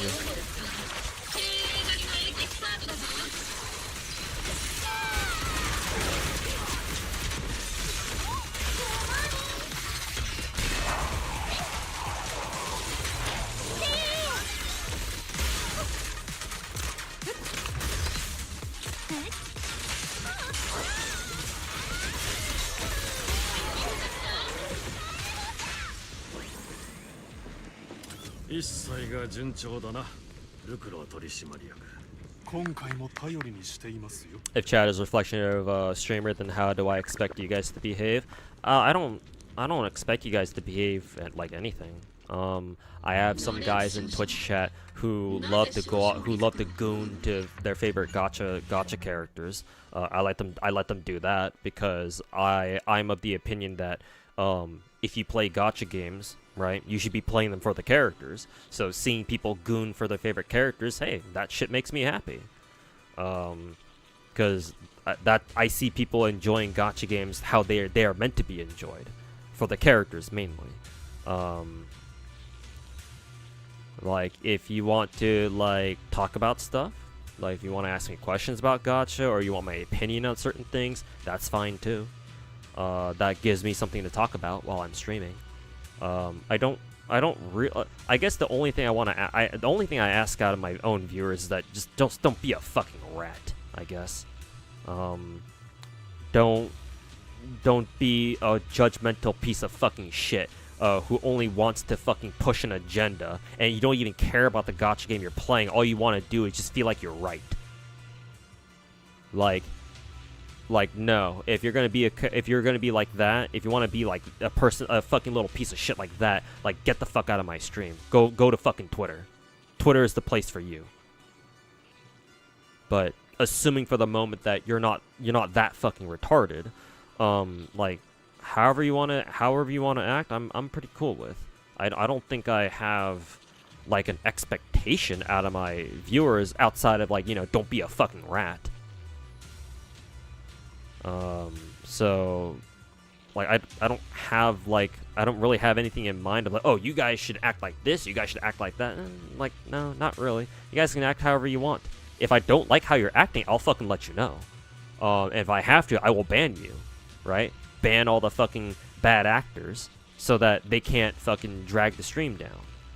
Like, I don't know, Palak Boy, if you were here, I don't know how long you've been watching my stream for, but like 4 months back, like 4 to 5 months back, hold up, you typed something again.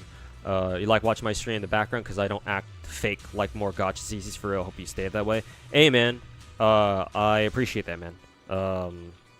That's how I think I act, and that's how I'm going to continue to act, or conduct myself on stream. Yeah, I fucking hate anybody who fakes shit for the sake of content creation. And I'm aware that, you know, even like the content creators out there who aren't rats can kind of do the same thing. And it's like, well, I can sort of let that slide for them. But, like, if you... Like, I fucking hate it when, like, content creators fucking fake the shit out of themselves just for clicks and views. It's part of the reason why I fucking hate the rats so much. Because, like, there's a very good chance that they're just faking all this shit. They don't really think Wu was all that good. They're just doing it because, you know, oh, a lot of other people agree with them that, oh yeah, Wu was the best and fuck Hoyo, and they're just kind of riding that train, you know? They're just taking advantage of their own viewers, pretty much. So yeah, I appreciate that comment, Palak. Hope PA15 comes to global soon. Hopefully so. I don't think it's been that long. We might have to wait a little bit longer. But we'll see. We'll see what they decide to give us after Type 97.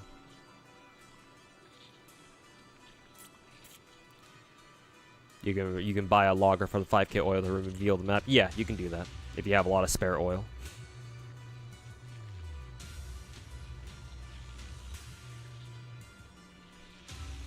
Usually it's not very serious conversation in Fob's chat, but occasionally some retards will bait him when he's trying to talk about more serious themes. Yeah, at that point then, yeah, he should know better, Mr. Fob.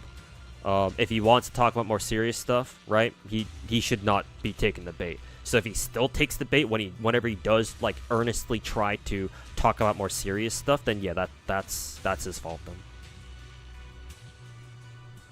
Hey, yo, Silver, how's it going, man? Thanks so much for the 63-month resub. Welcome back. What's good? What's good? What's up? So yeah, I'm doing alright.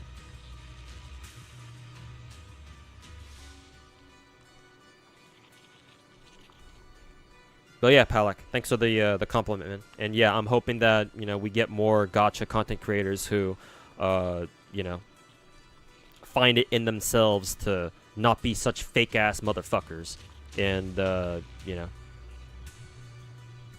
actually enjoy the gacha games they play and not feel the need to, like, fucking brigade shit like all the fucking rats do. I certainly fucking pray, man. And, if no one else will do it, then shit, man, that's why I'm here.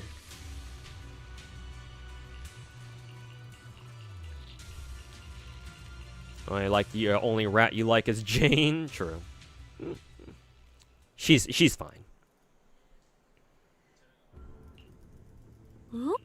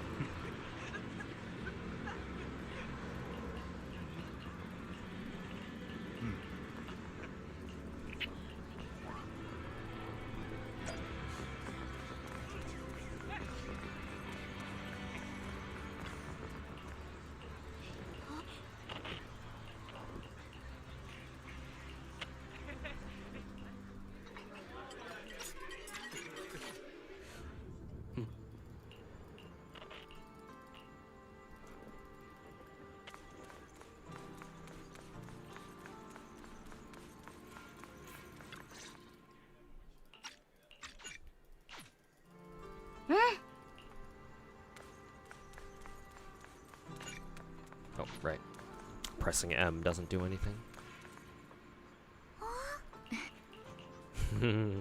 XDD. The XDD rat is fine too. He's funny. XDD. 自分はただのガ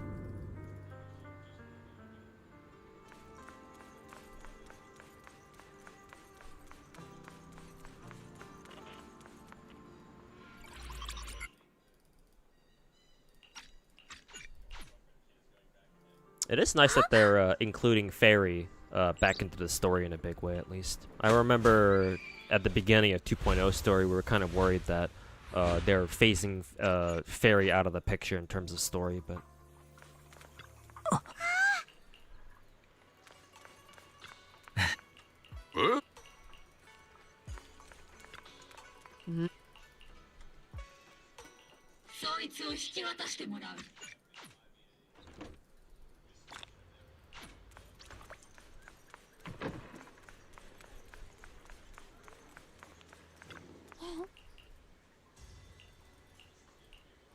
Oh, oops.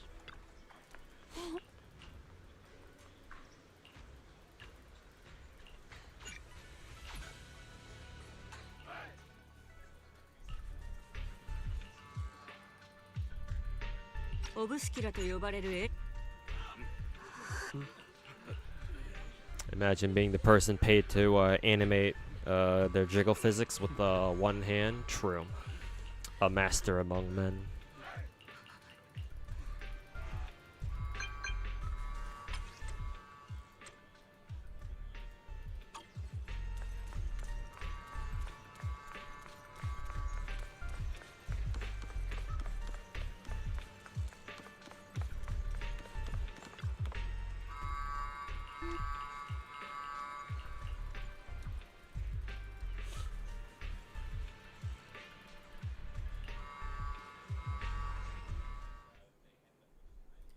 One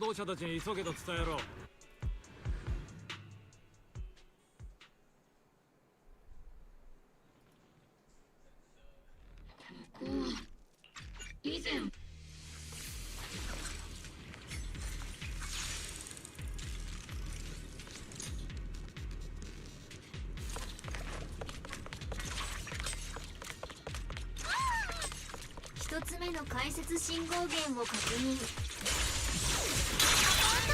つ目の信号源を見つければ正確な座標データをキャリブレートできるよ。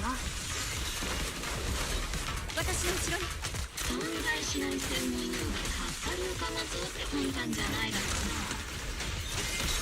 本当は裂け目の位置が記されたマップをとっくに用意しているのよ。ちょっと私の装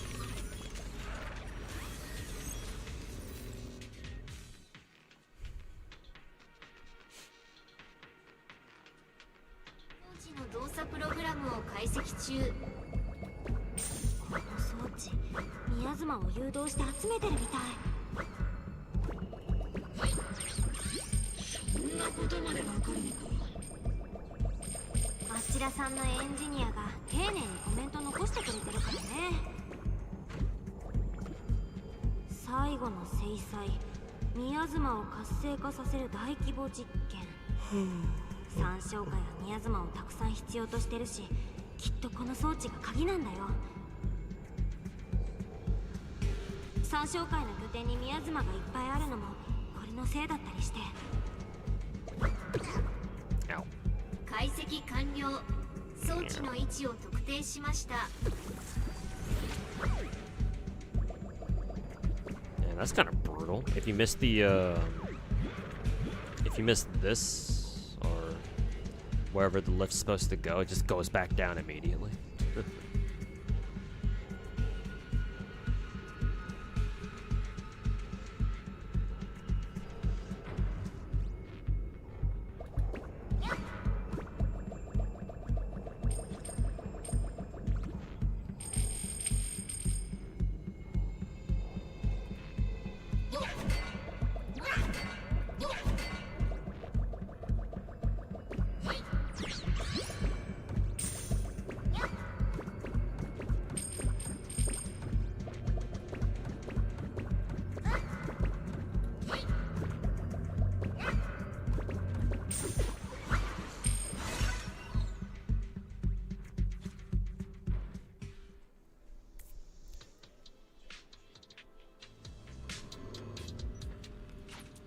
裂け目の座標を特定中。おい、そこの部隊。おいおい、どんなくせ。オボルス正体。どうして君たちがここに。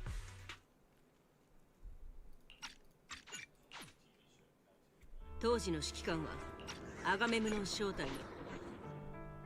その小切手にある。めったにないのですが、こんな専用いらないと思ってしまいました。同感だ。だが今は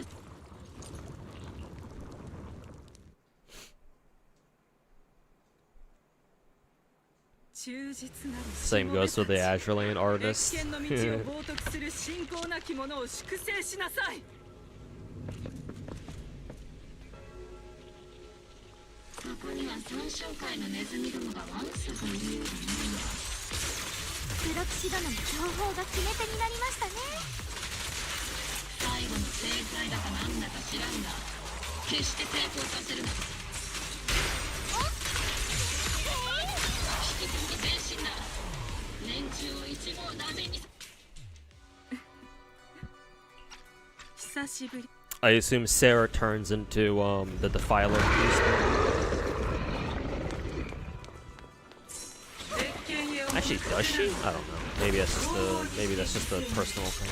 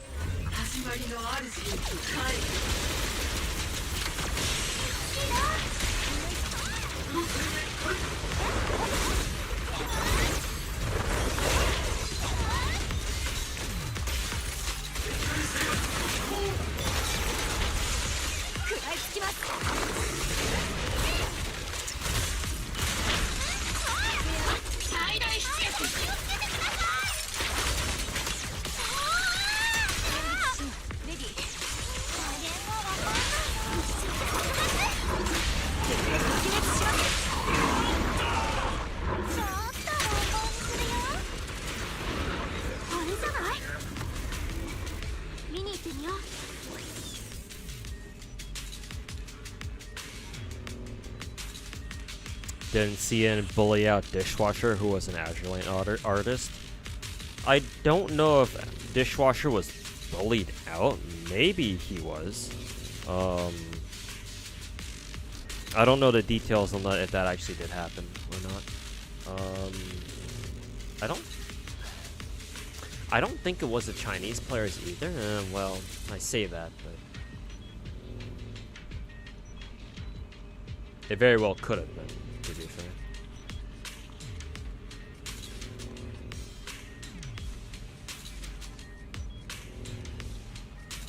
Oh, it was? He got IRL death threats on him and his family because people didn't like Taiho Alter's artwork? Really? What did they not like about it?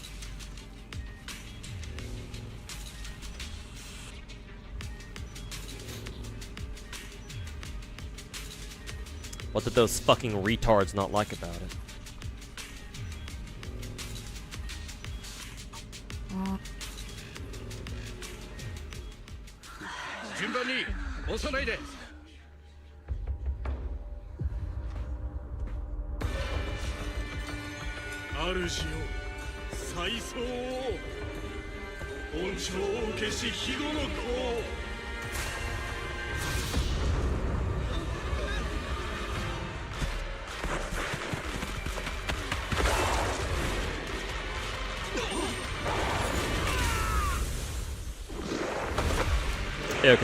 Yeah, it's a Zenless day.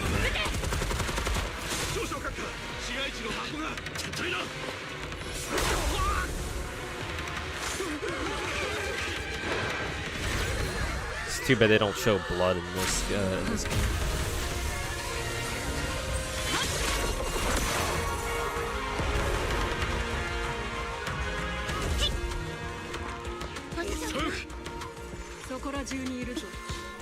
Heard he left mainly for more creative freedom. That's the impression I got, but considering this is still a Chinese game, yeah, I wouldn't doubt it if those death threats had played a part in him deciding to leave.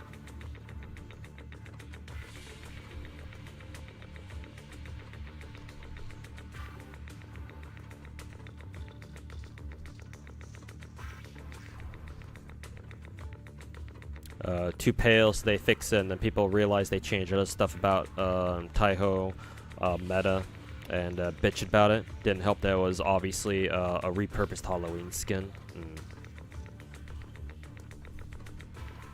Actually, wouldn't that be a good thing? Because if Taiho meta was supposed to be originally a Halloween skin for Taiho, but then she became a meta character, then it went from being just a skin that you probably have to pay gems for into a completely free character. So why unless there's something I don't understand about that, why the fuck did they bitch about that? Or is this another case of people bitching being fucking retarded again?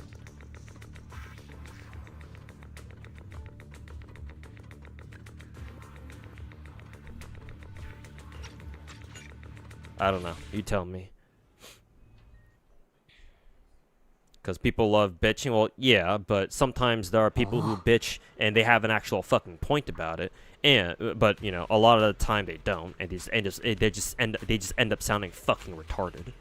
I just want to make sure that this is one of those cases where the people bitching about this were just being retarded. I just want to make sure that, you know, there's not a point that I'm missing here that actually might be a good point.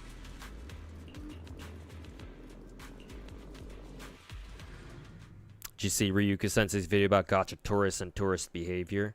No, but I think somebody else already told me about it. I may react to it at some point, like either tomorrow or like on Sunday maybe. We'll see.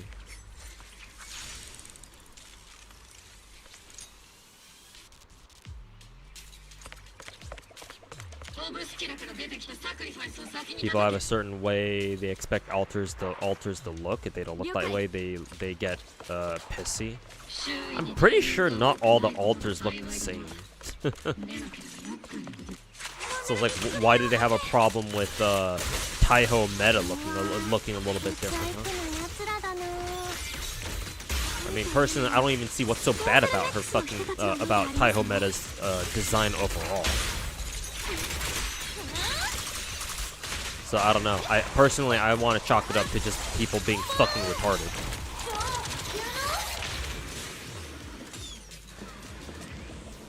They look like dead civilians.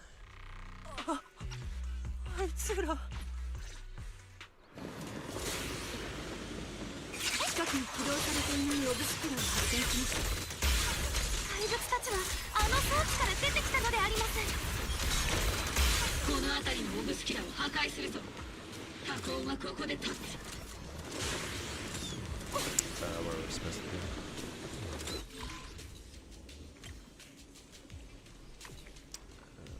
The other way. Actually, do we want to go the other way? Oh, I guess that works. Oh,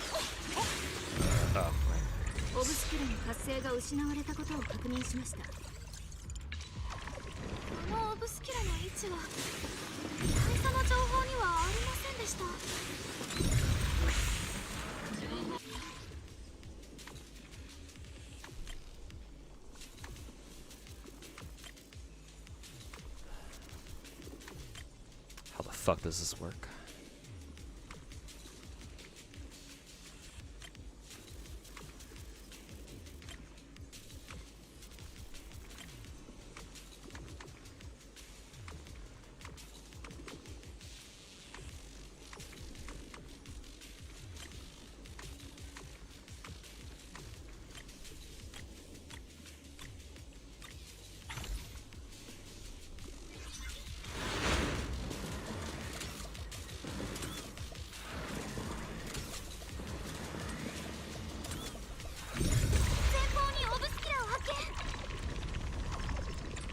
物は徹底的に片付けるぞ。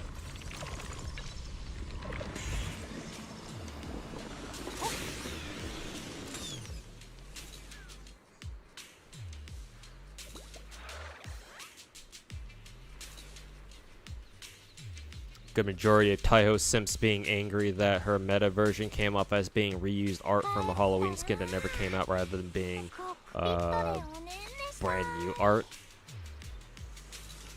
I can see why they were angry about that, but to send dishwasher death threats over that?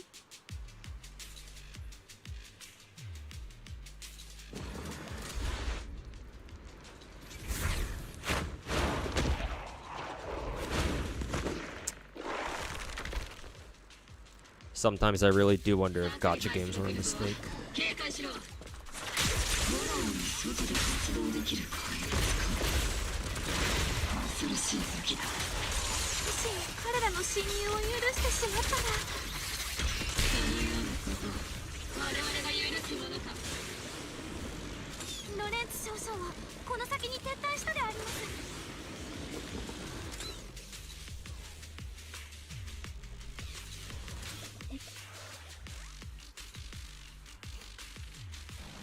Yeah, we've seen this NPC before. I guess he's dead.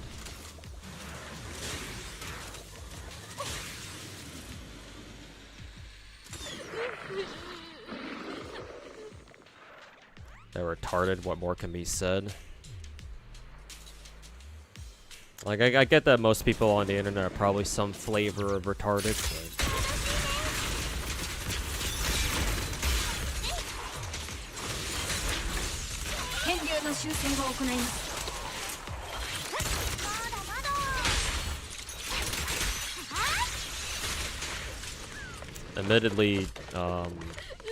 Admittedly, seeing them in person or hearing about them in person still doesn't fail to make me lose a bit more faith in humanity.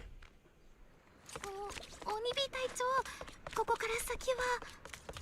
レンツめ、面と向かって問いただしてやる。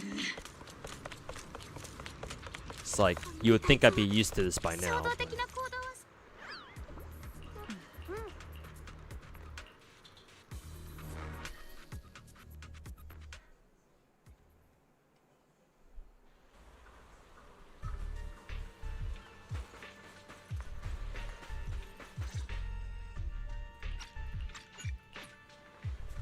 So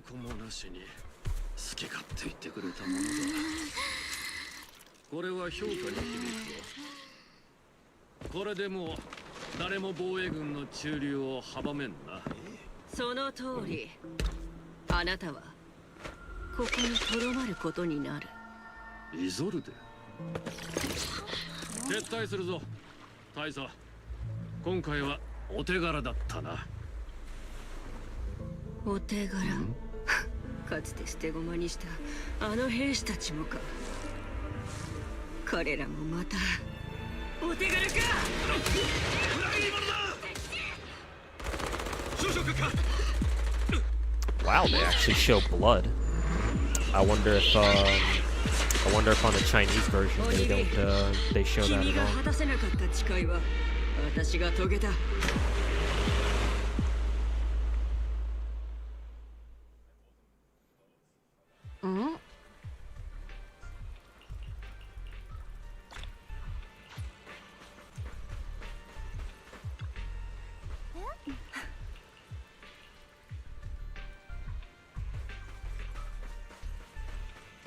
Here's Zhao. Hey, we know you saw a guy get shot in the fucking chest, but hey, here's a cute lolly now. Let's talk to her first, I guess.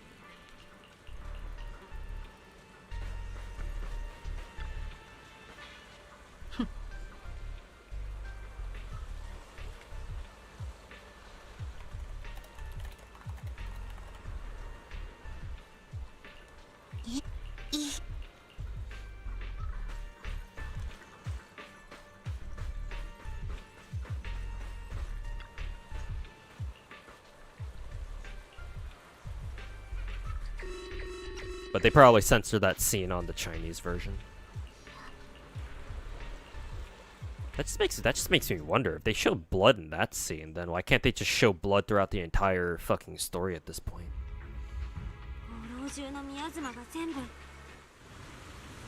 Feels kind of strange. Funniest thing you've been seeing recently from the Azure Lane subreddits is seeing people bitch about how horny the game is getting. Yeah, fucking tourists. They're either tourists or like recent players, like people who picked up the game recently for whatever reason. Honestly, I wouldn't be surprised if it's like a what is it? If it's secretly like some sort of like a push, I guess, like some sort of fucking anti-horny movement or some shit.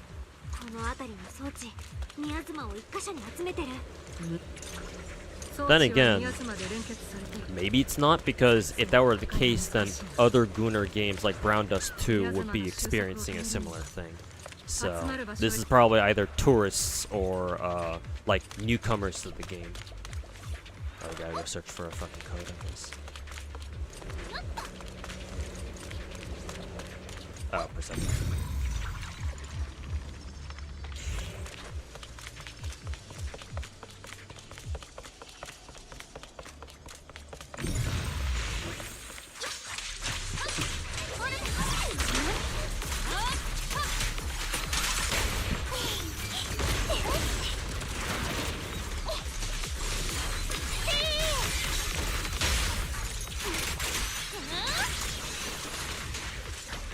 Is it illegal to bleed in China? Depending on how cynical you are, maybe. If you're like me, where you are strictly anti-CCP, then I would argue yes. Actually, no. Sorry, let me rephrase that. You're only allowed to bleed in a way that the CCP likes. To answer you seriously, typically speaking, depictions of blood are not allowed in video games.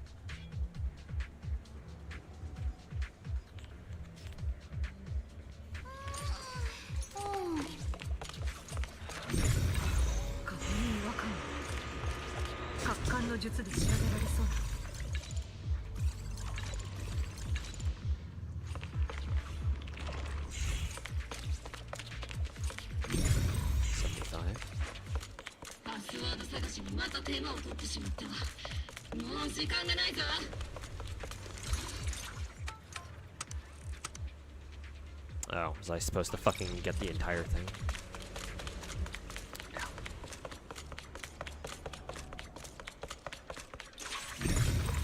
Set the fight.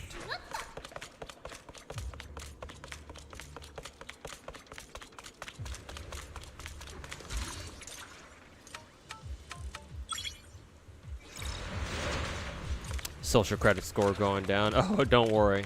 Don't worry. Mine's in the fucking negative millions at this point.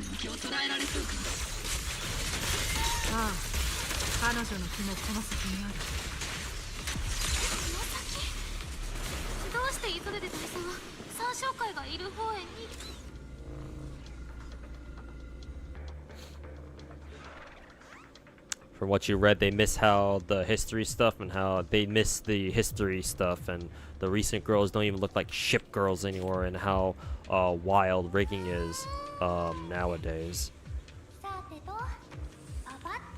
Maybe there's some truth to that.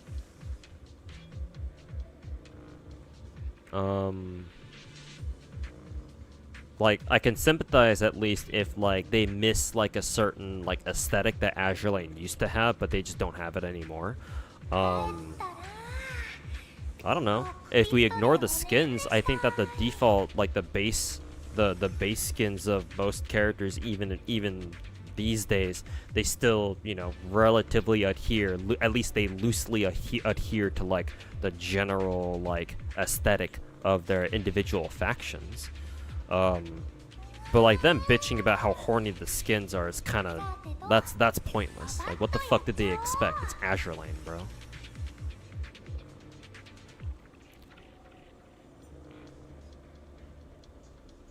Like, Like, I don't know. Well, they obviously don't know how gacha games develop. Just design-wise, it's pretty common for gacha games to become more and more outlandish in their designs, especially if it's a Gunner game like Azure Lane.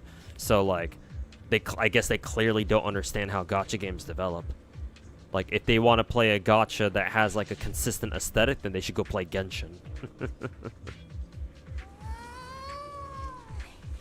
So, yeah, not sure what they're expecting. So, they're still retarded. Modern riggings look cool as fuck. Yeah, like, I don't really have a problem with, like, Azure Lane riggings or whatever. Look fine to me. If you don't have Trigger, Astra, or Sambi, would Orpheus be okay for your Seed and play them with the Nicole M6? I've been told that Seed's ideal teammate is actually Orpheus. So, yes on that front. I think for that team, Lucy would be better. I think. Because neither of them are Ether. And then Nicole M6 gives a bonus to Ether characters, I think. So you'd kinda be wasting your Nicole on them. If you don't have Lucy, or like your Lucy's not ready yet, then I guess you could run Nicole for now. Might be tricky though, but I think that can still work. I would still suggest you run Lucy though. Lucy with Orpheus and Seed. Because I believe both Orpheus and Seed scale with attack percent. So that Lucy should be perfect for them.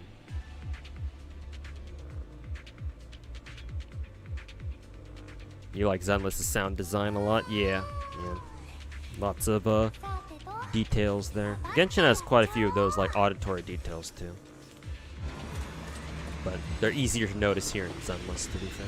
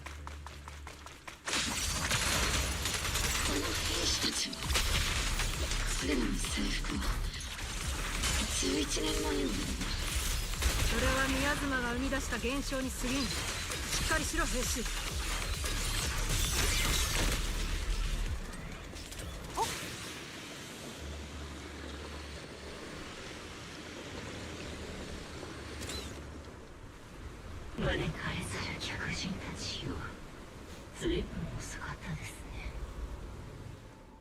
おとなしく降伏するであります。死去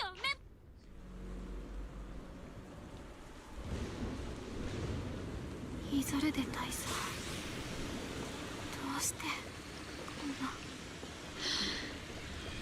11年という歳月はあまたの変化をもたらすのに十分だ。 Where the hell am I supposed to go? 最後にイゾルデと肩を並べたのはどれくらい共に歩んでいるのかって。考えてみれば私が鬼火隊長より年上とは限らん。故に説教は控えるが、この私もまたそれなりに多くの経験をしてきたのだ。ただどんな理由であれ、かつての自分と道を違えるのは残念なことだな。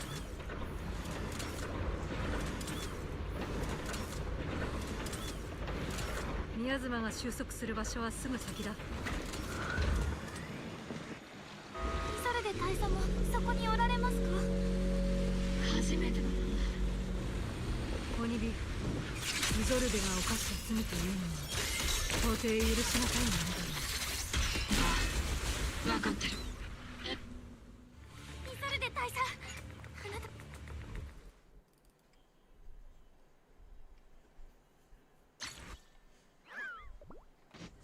Oh, it's not Sarah, but Isolde turns into the Defiler, I guess. 甘ったれるの。いいか、復讐に岐路などない。作戦開始。い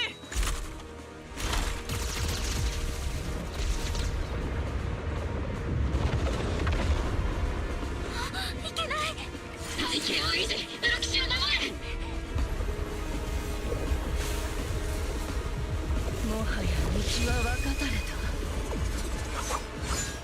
今さら戻れるものか。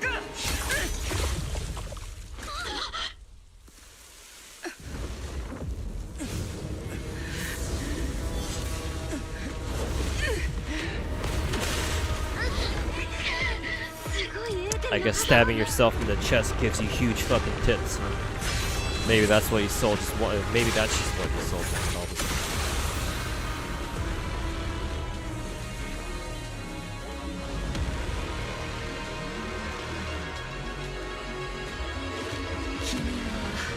たぎる炎には程遠い。その名が泣いているぞ。鬼火。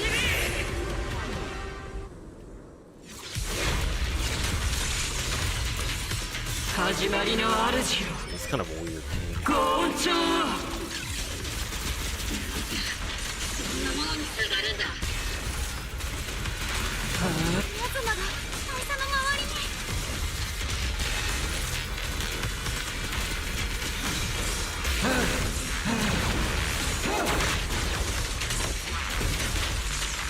ローとステル、成功だ。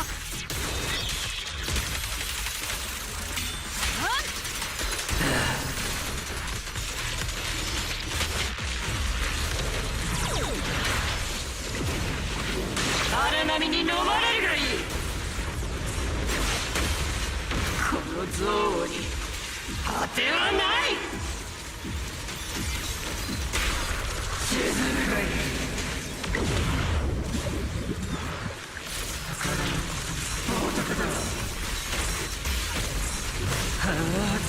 無駄な動きを。宮妻シールドが破れました。を共に熱く命する。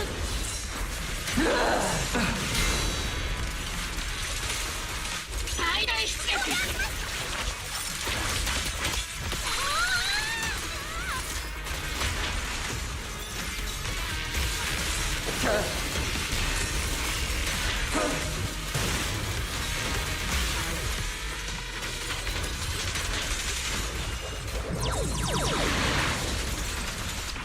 兵士たち、冥府より舞い戻れ。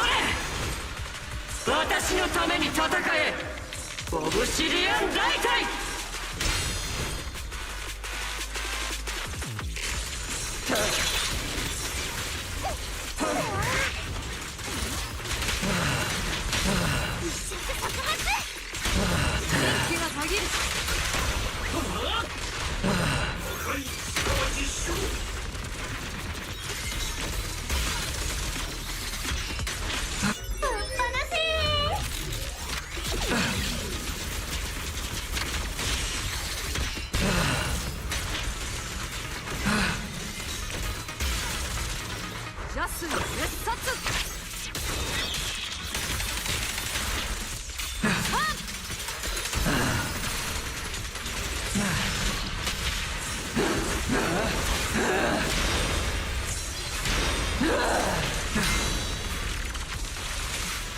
剣術プレイこの作戦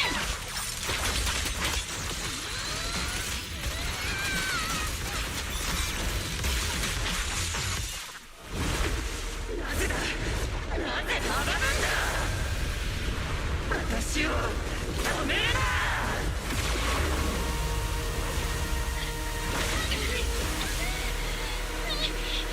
復讐の火は私の中に燃えているけどその火に飲まれてはダメだ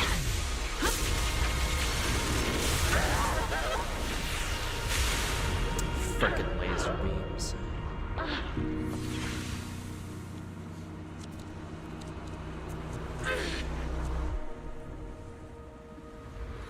宮妻が散ったか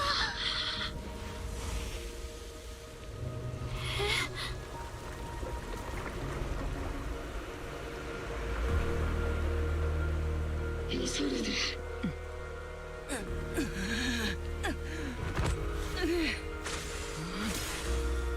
待てここから私がやる私たちですああ私たち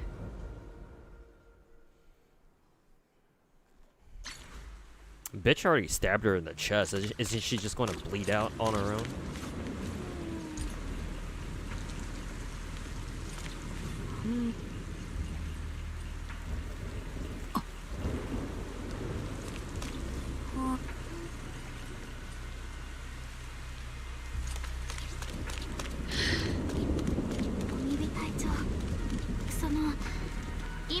Want her playable? Well. イゾルデ大佐はこの先であります一緒に立ち向かってくれてありがとうオルテスかつてオニビは訓練で私に勝てたことはない今の君いや君たち二人が成長していると願いたいものだ私はそこまでだろうがこの子自分頑張るでありますはっどこを見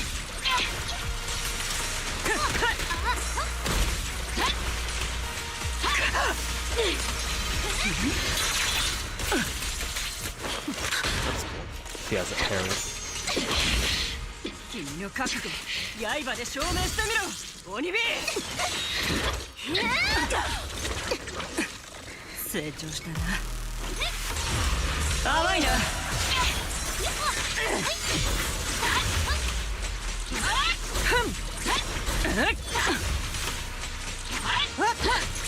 前に進めていない私かもしれない私を執着から引き剥がしたあなたに思い出すのも私を絶望から救い出してくれたのもお前だったはずだ今回私はお前の目を覚まさせる番だ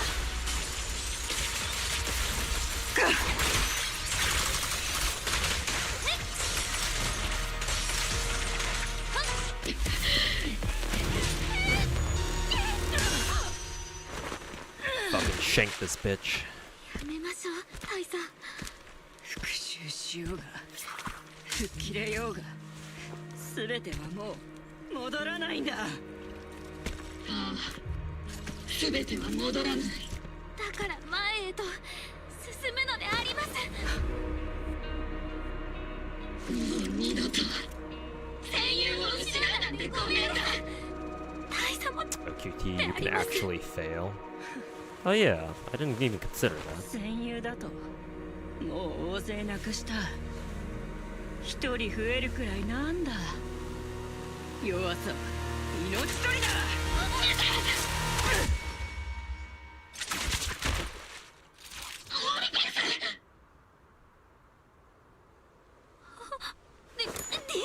いいだねこれは私はもう戻れないんだ。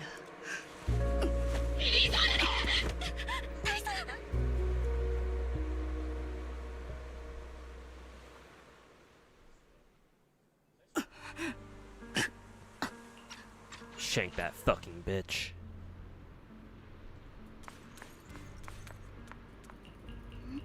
マスター、付近に異常なエーテル波動信号を検 I 出 actually し wonder ま what した。 happens if you intentionally fail that. これは何？私と共鳴してる？ No idea who this bitch is. 気をつけてください。あれって先生？ I assume you just like lose some health or something. Oh, it's their teacher. Why does she have horns? Oh, it's Carol. 先生。 All of a sudden just randomly shows up.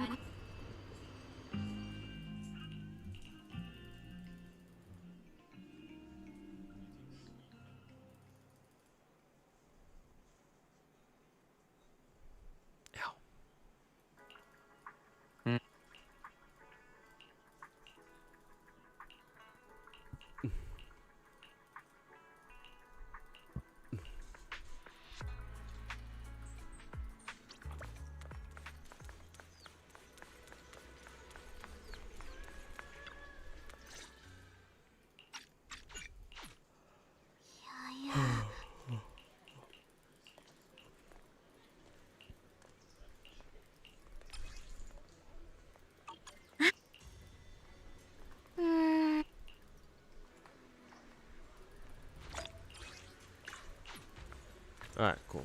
I'm done with that.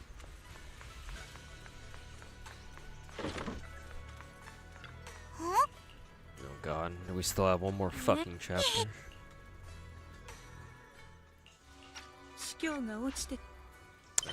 It's whatever Sarah's up to.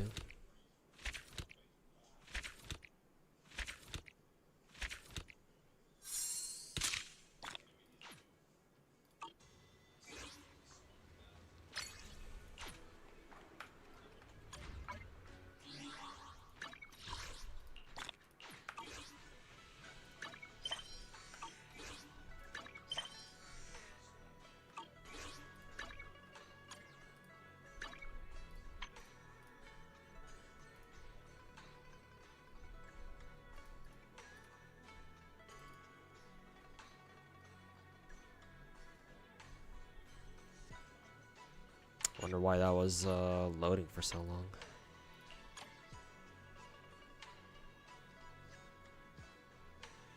Let's see, don't need these. I already have a shit ton of those. Boopons, don't really need them. These ones, I don't think I really need these either.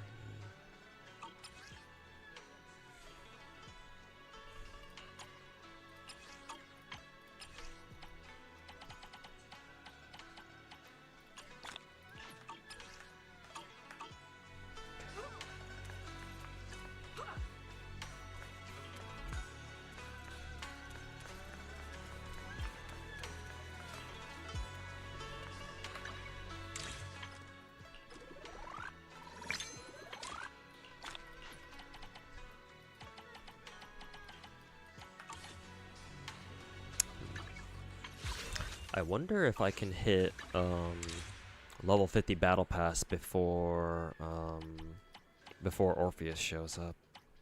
And will I? It's already going to. I'll only be able to get to level 42. I think if I get the season tasks done, but I'm already done with most of them actually. I guess I'll have to finish the spring extravaganzas here, stages here then. I'll see if I can get if I can finish the battle pass before Orpheus shows up.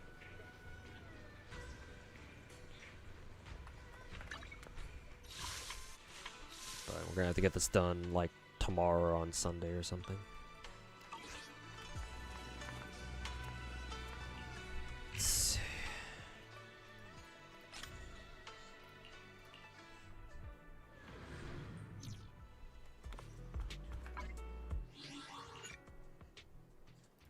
I do want to use my ether batteries, so ビーチにお散歩でも。人は強し、 Still working 飯 on はうまし。 pan. もつ炒めでもどうだ？ Still gotta farm these. Gotta farm these. Gotta farm some more physical chips for him.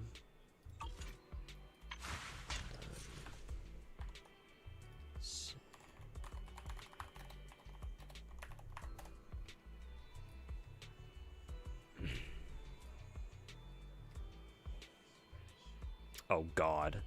Pan actually wants Spring Embrace, and I was talking all this shit how what is it?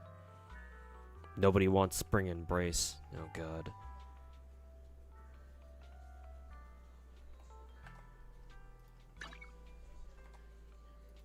Let's see. Tremor Trigram Vessel. I don't even think. Oh, thankfully he does actually have some. When the hell did? Oh, I must have picked up these copies when I was going for Yishuan's. What is it? Yishuan's weapon. I guess that's cool then. Alright. Thank God for that then. Let's see. Look.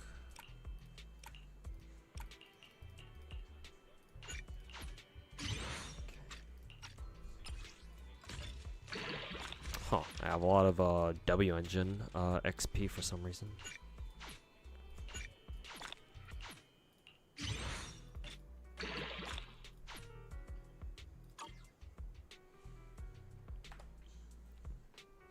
Okay.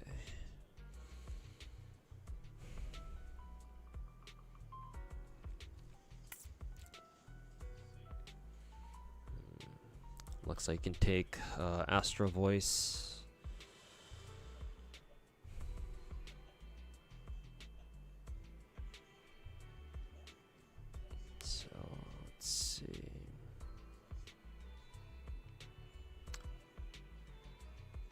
Astral, I'll give him crit rate, I think.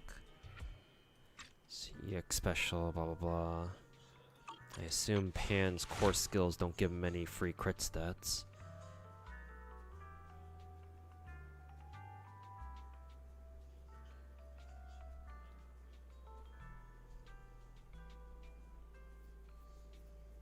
Yeah, no free crit stats, so he's gonna have to run crit rate. Whatchamacallits? Either, what is it? Either Hormone Punk or Swing Jazz, I guess.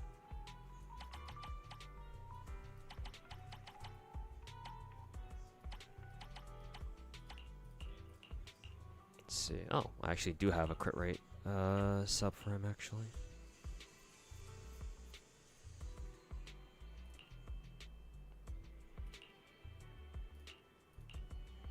Let's see. Double attack, crit rate, or crit rate, attack percent, crit damage.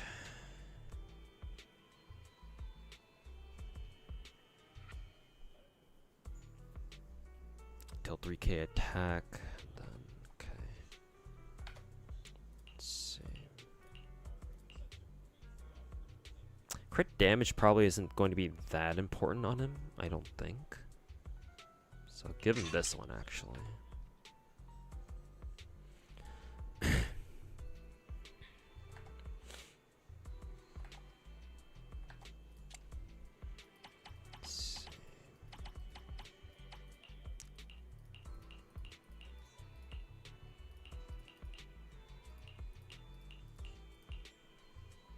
Attack percent. This one has double crit. That's hilarious.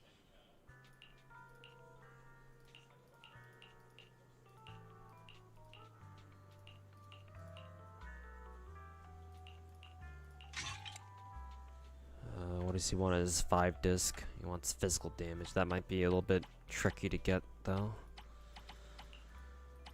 Physical damage. Physical damage.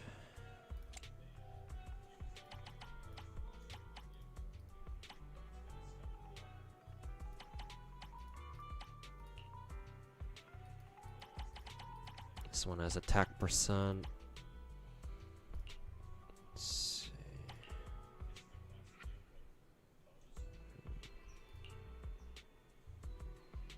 Attack percent, double crit, Attack percent, double crit. Huh, are these identical? Well, this one's technically better because this one has 6%. This is percent HP, whereas the other one was flat HP.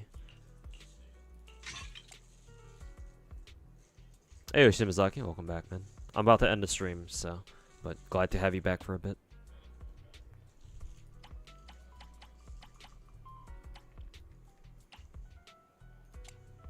Just figuring out how I want to build my panda here. Okay, neither of these have attack percent. Let's attack at right now, only 1200.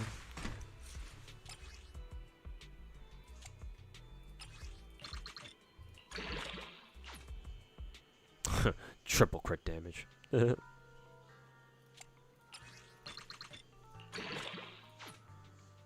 see, one across the board with 2 into flat with 2 into defense percent. I guess it's not too bad. But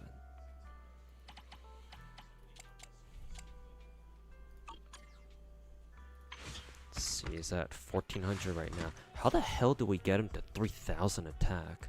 Then again, I guess this is why. Once we get his, I guess once we get his engine to max level, then we could probably think about it. So let's see. So we want Hormone Punk if he's less than 3000 attack, but Swing Jazz if he's over.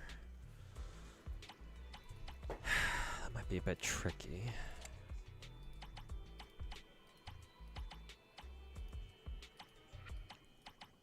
Question is, do I have any Swing Jazz pieces left?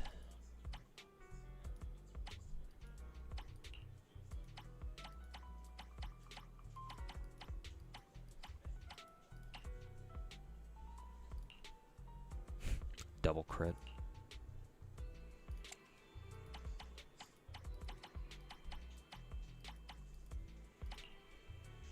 Flat attack.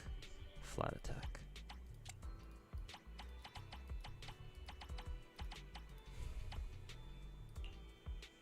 Defense percent. Might be a bit tricky getting Panda his shit.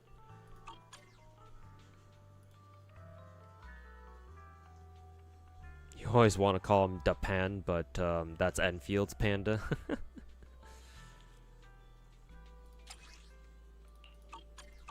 戦場と台所どっちにお呼びだ Did I already do episode 15? I started it. Haven't finished it though. They're treating episode 15 as an event. Yeah, they did that. They did the same thing for chapter 14, I think. So yeah, I know what they're doing. Oh damn! It's already past 12:30 for me. Didn't realize I was streaming for fucking 6 hours already.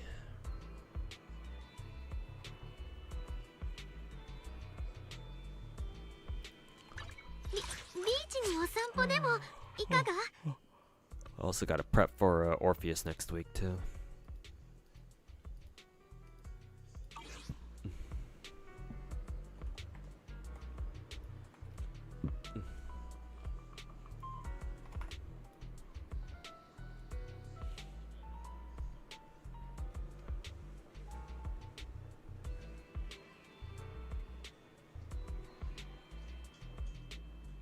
Why is Blue Archive having a stream now?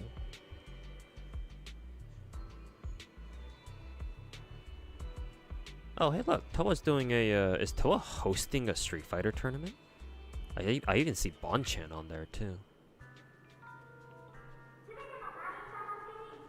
Maybe I'll tune in after.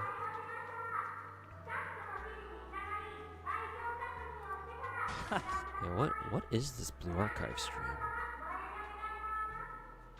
Oh yeah, this is a preview stream. What the fuck? Yeah, well, why is Blue Archive having a preview stream this early? I don't think I've ever seen them do a stream this early. where they like introduce new characters. Huh. Well, I'm sure I'll learn about that in time. Currently, right now I'm a bit more interested in Toa's Street Fighter tournament that she's hosting. What's this all about? I wonder if it's just a like a streamer tournament, like a Japanese streamer / VTuber tournament.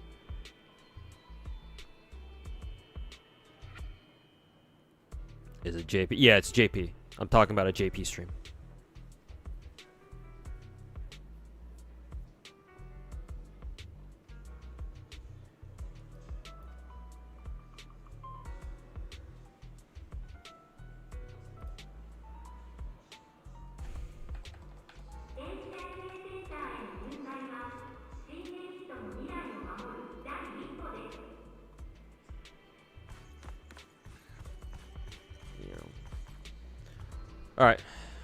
Alright, chat. I'm getting out of here.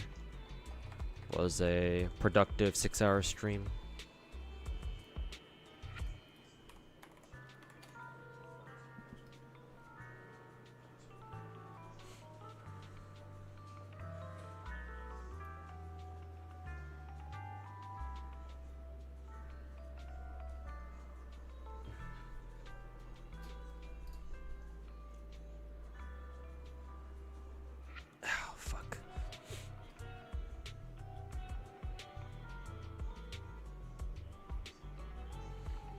Wait, why? What the hell is Genazod doing having a FGO video up?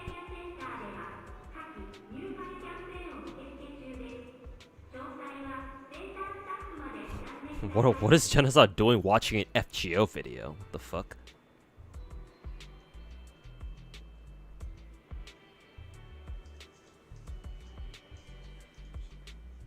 Actually, sort of interested in to know what he's doing watching an FGO video. So I'll raid into Genazod, see what's going on. Anyways, thanks everybody for hanging out.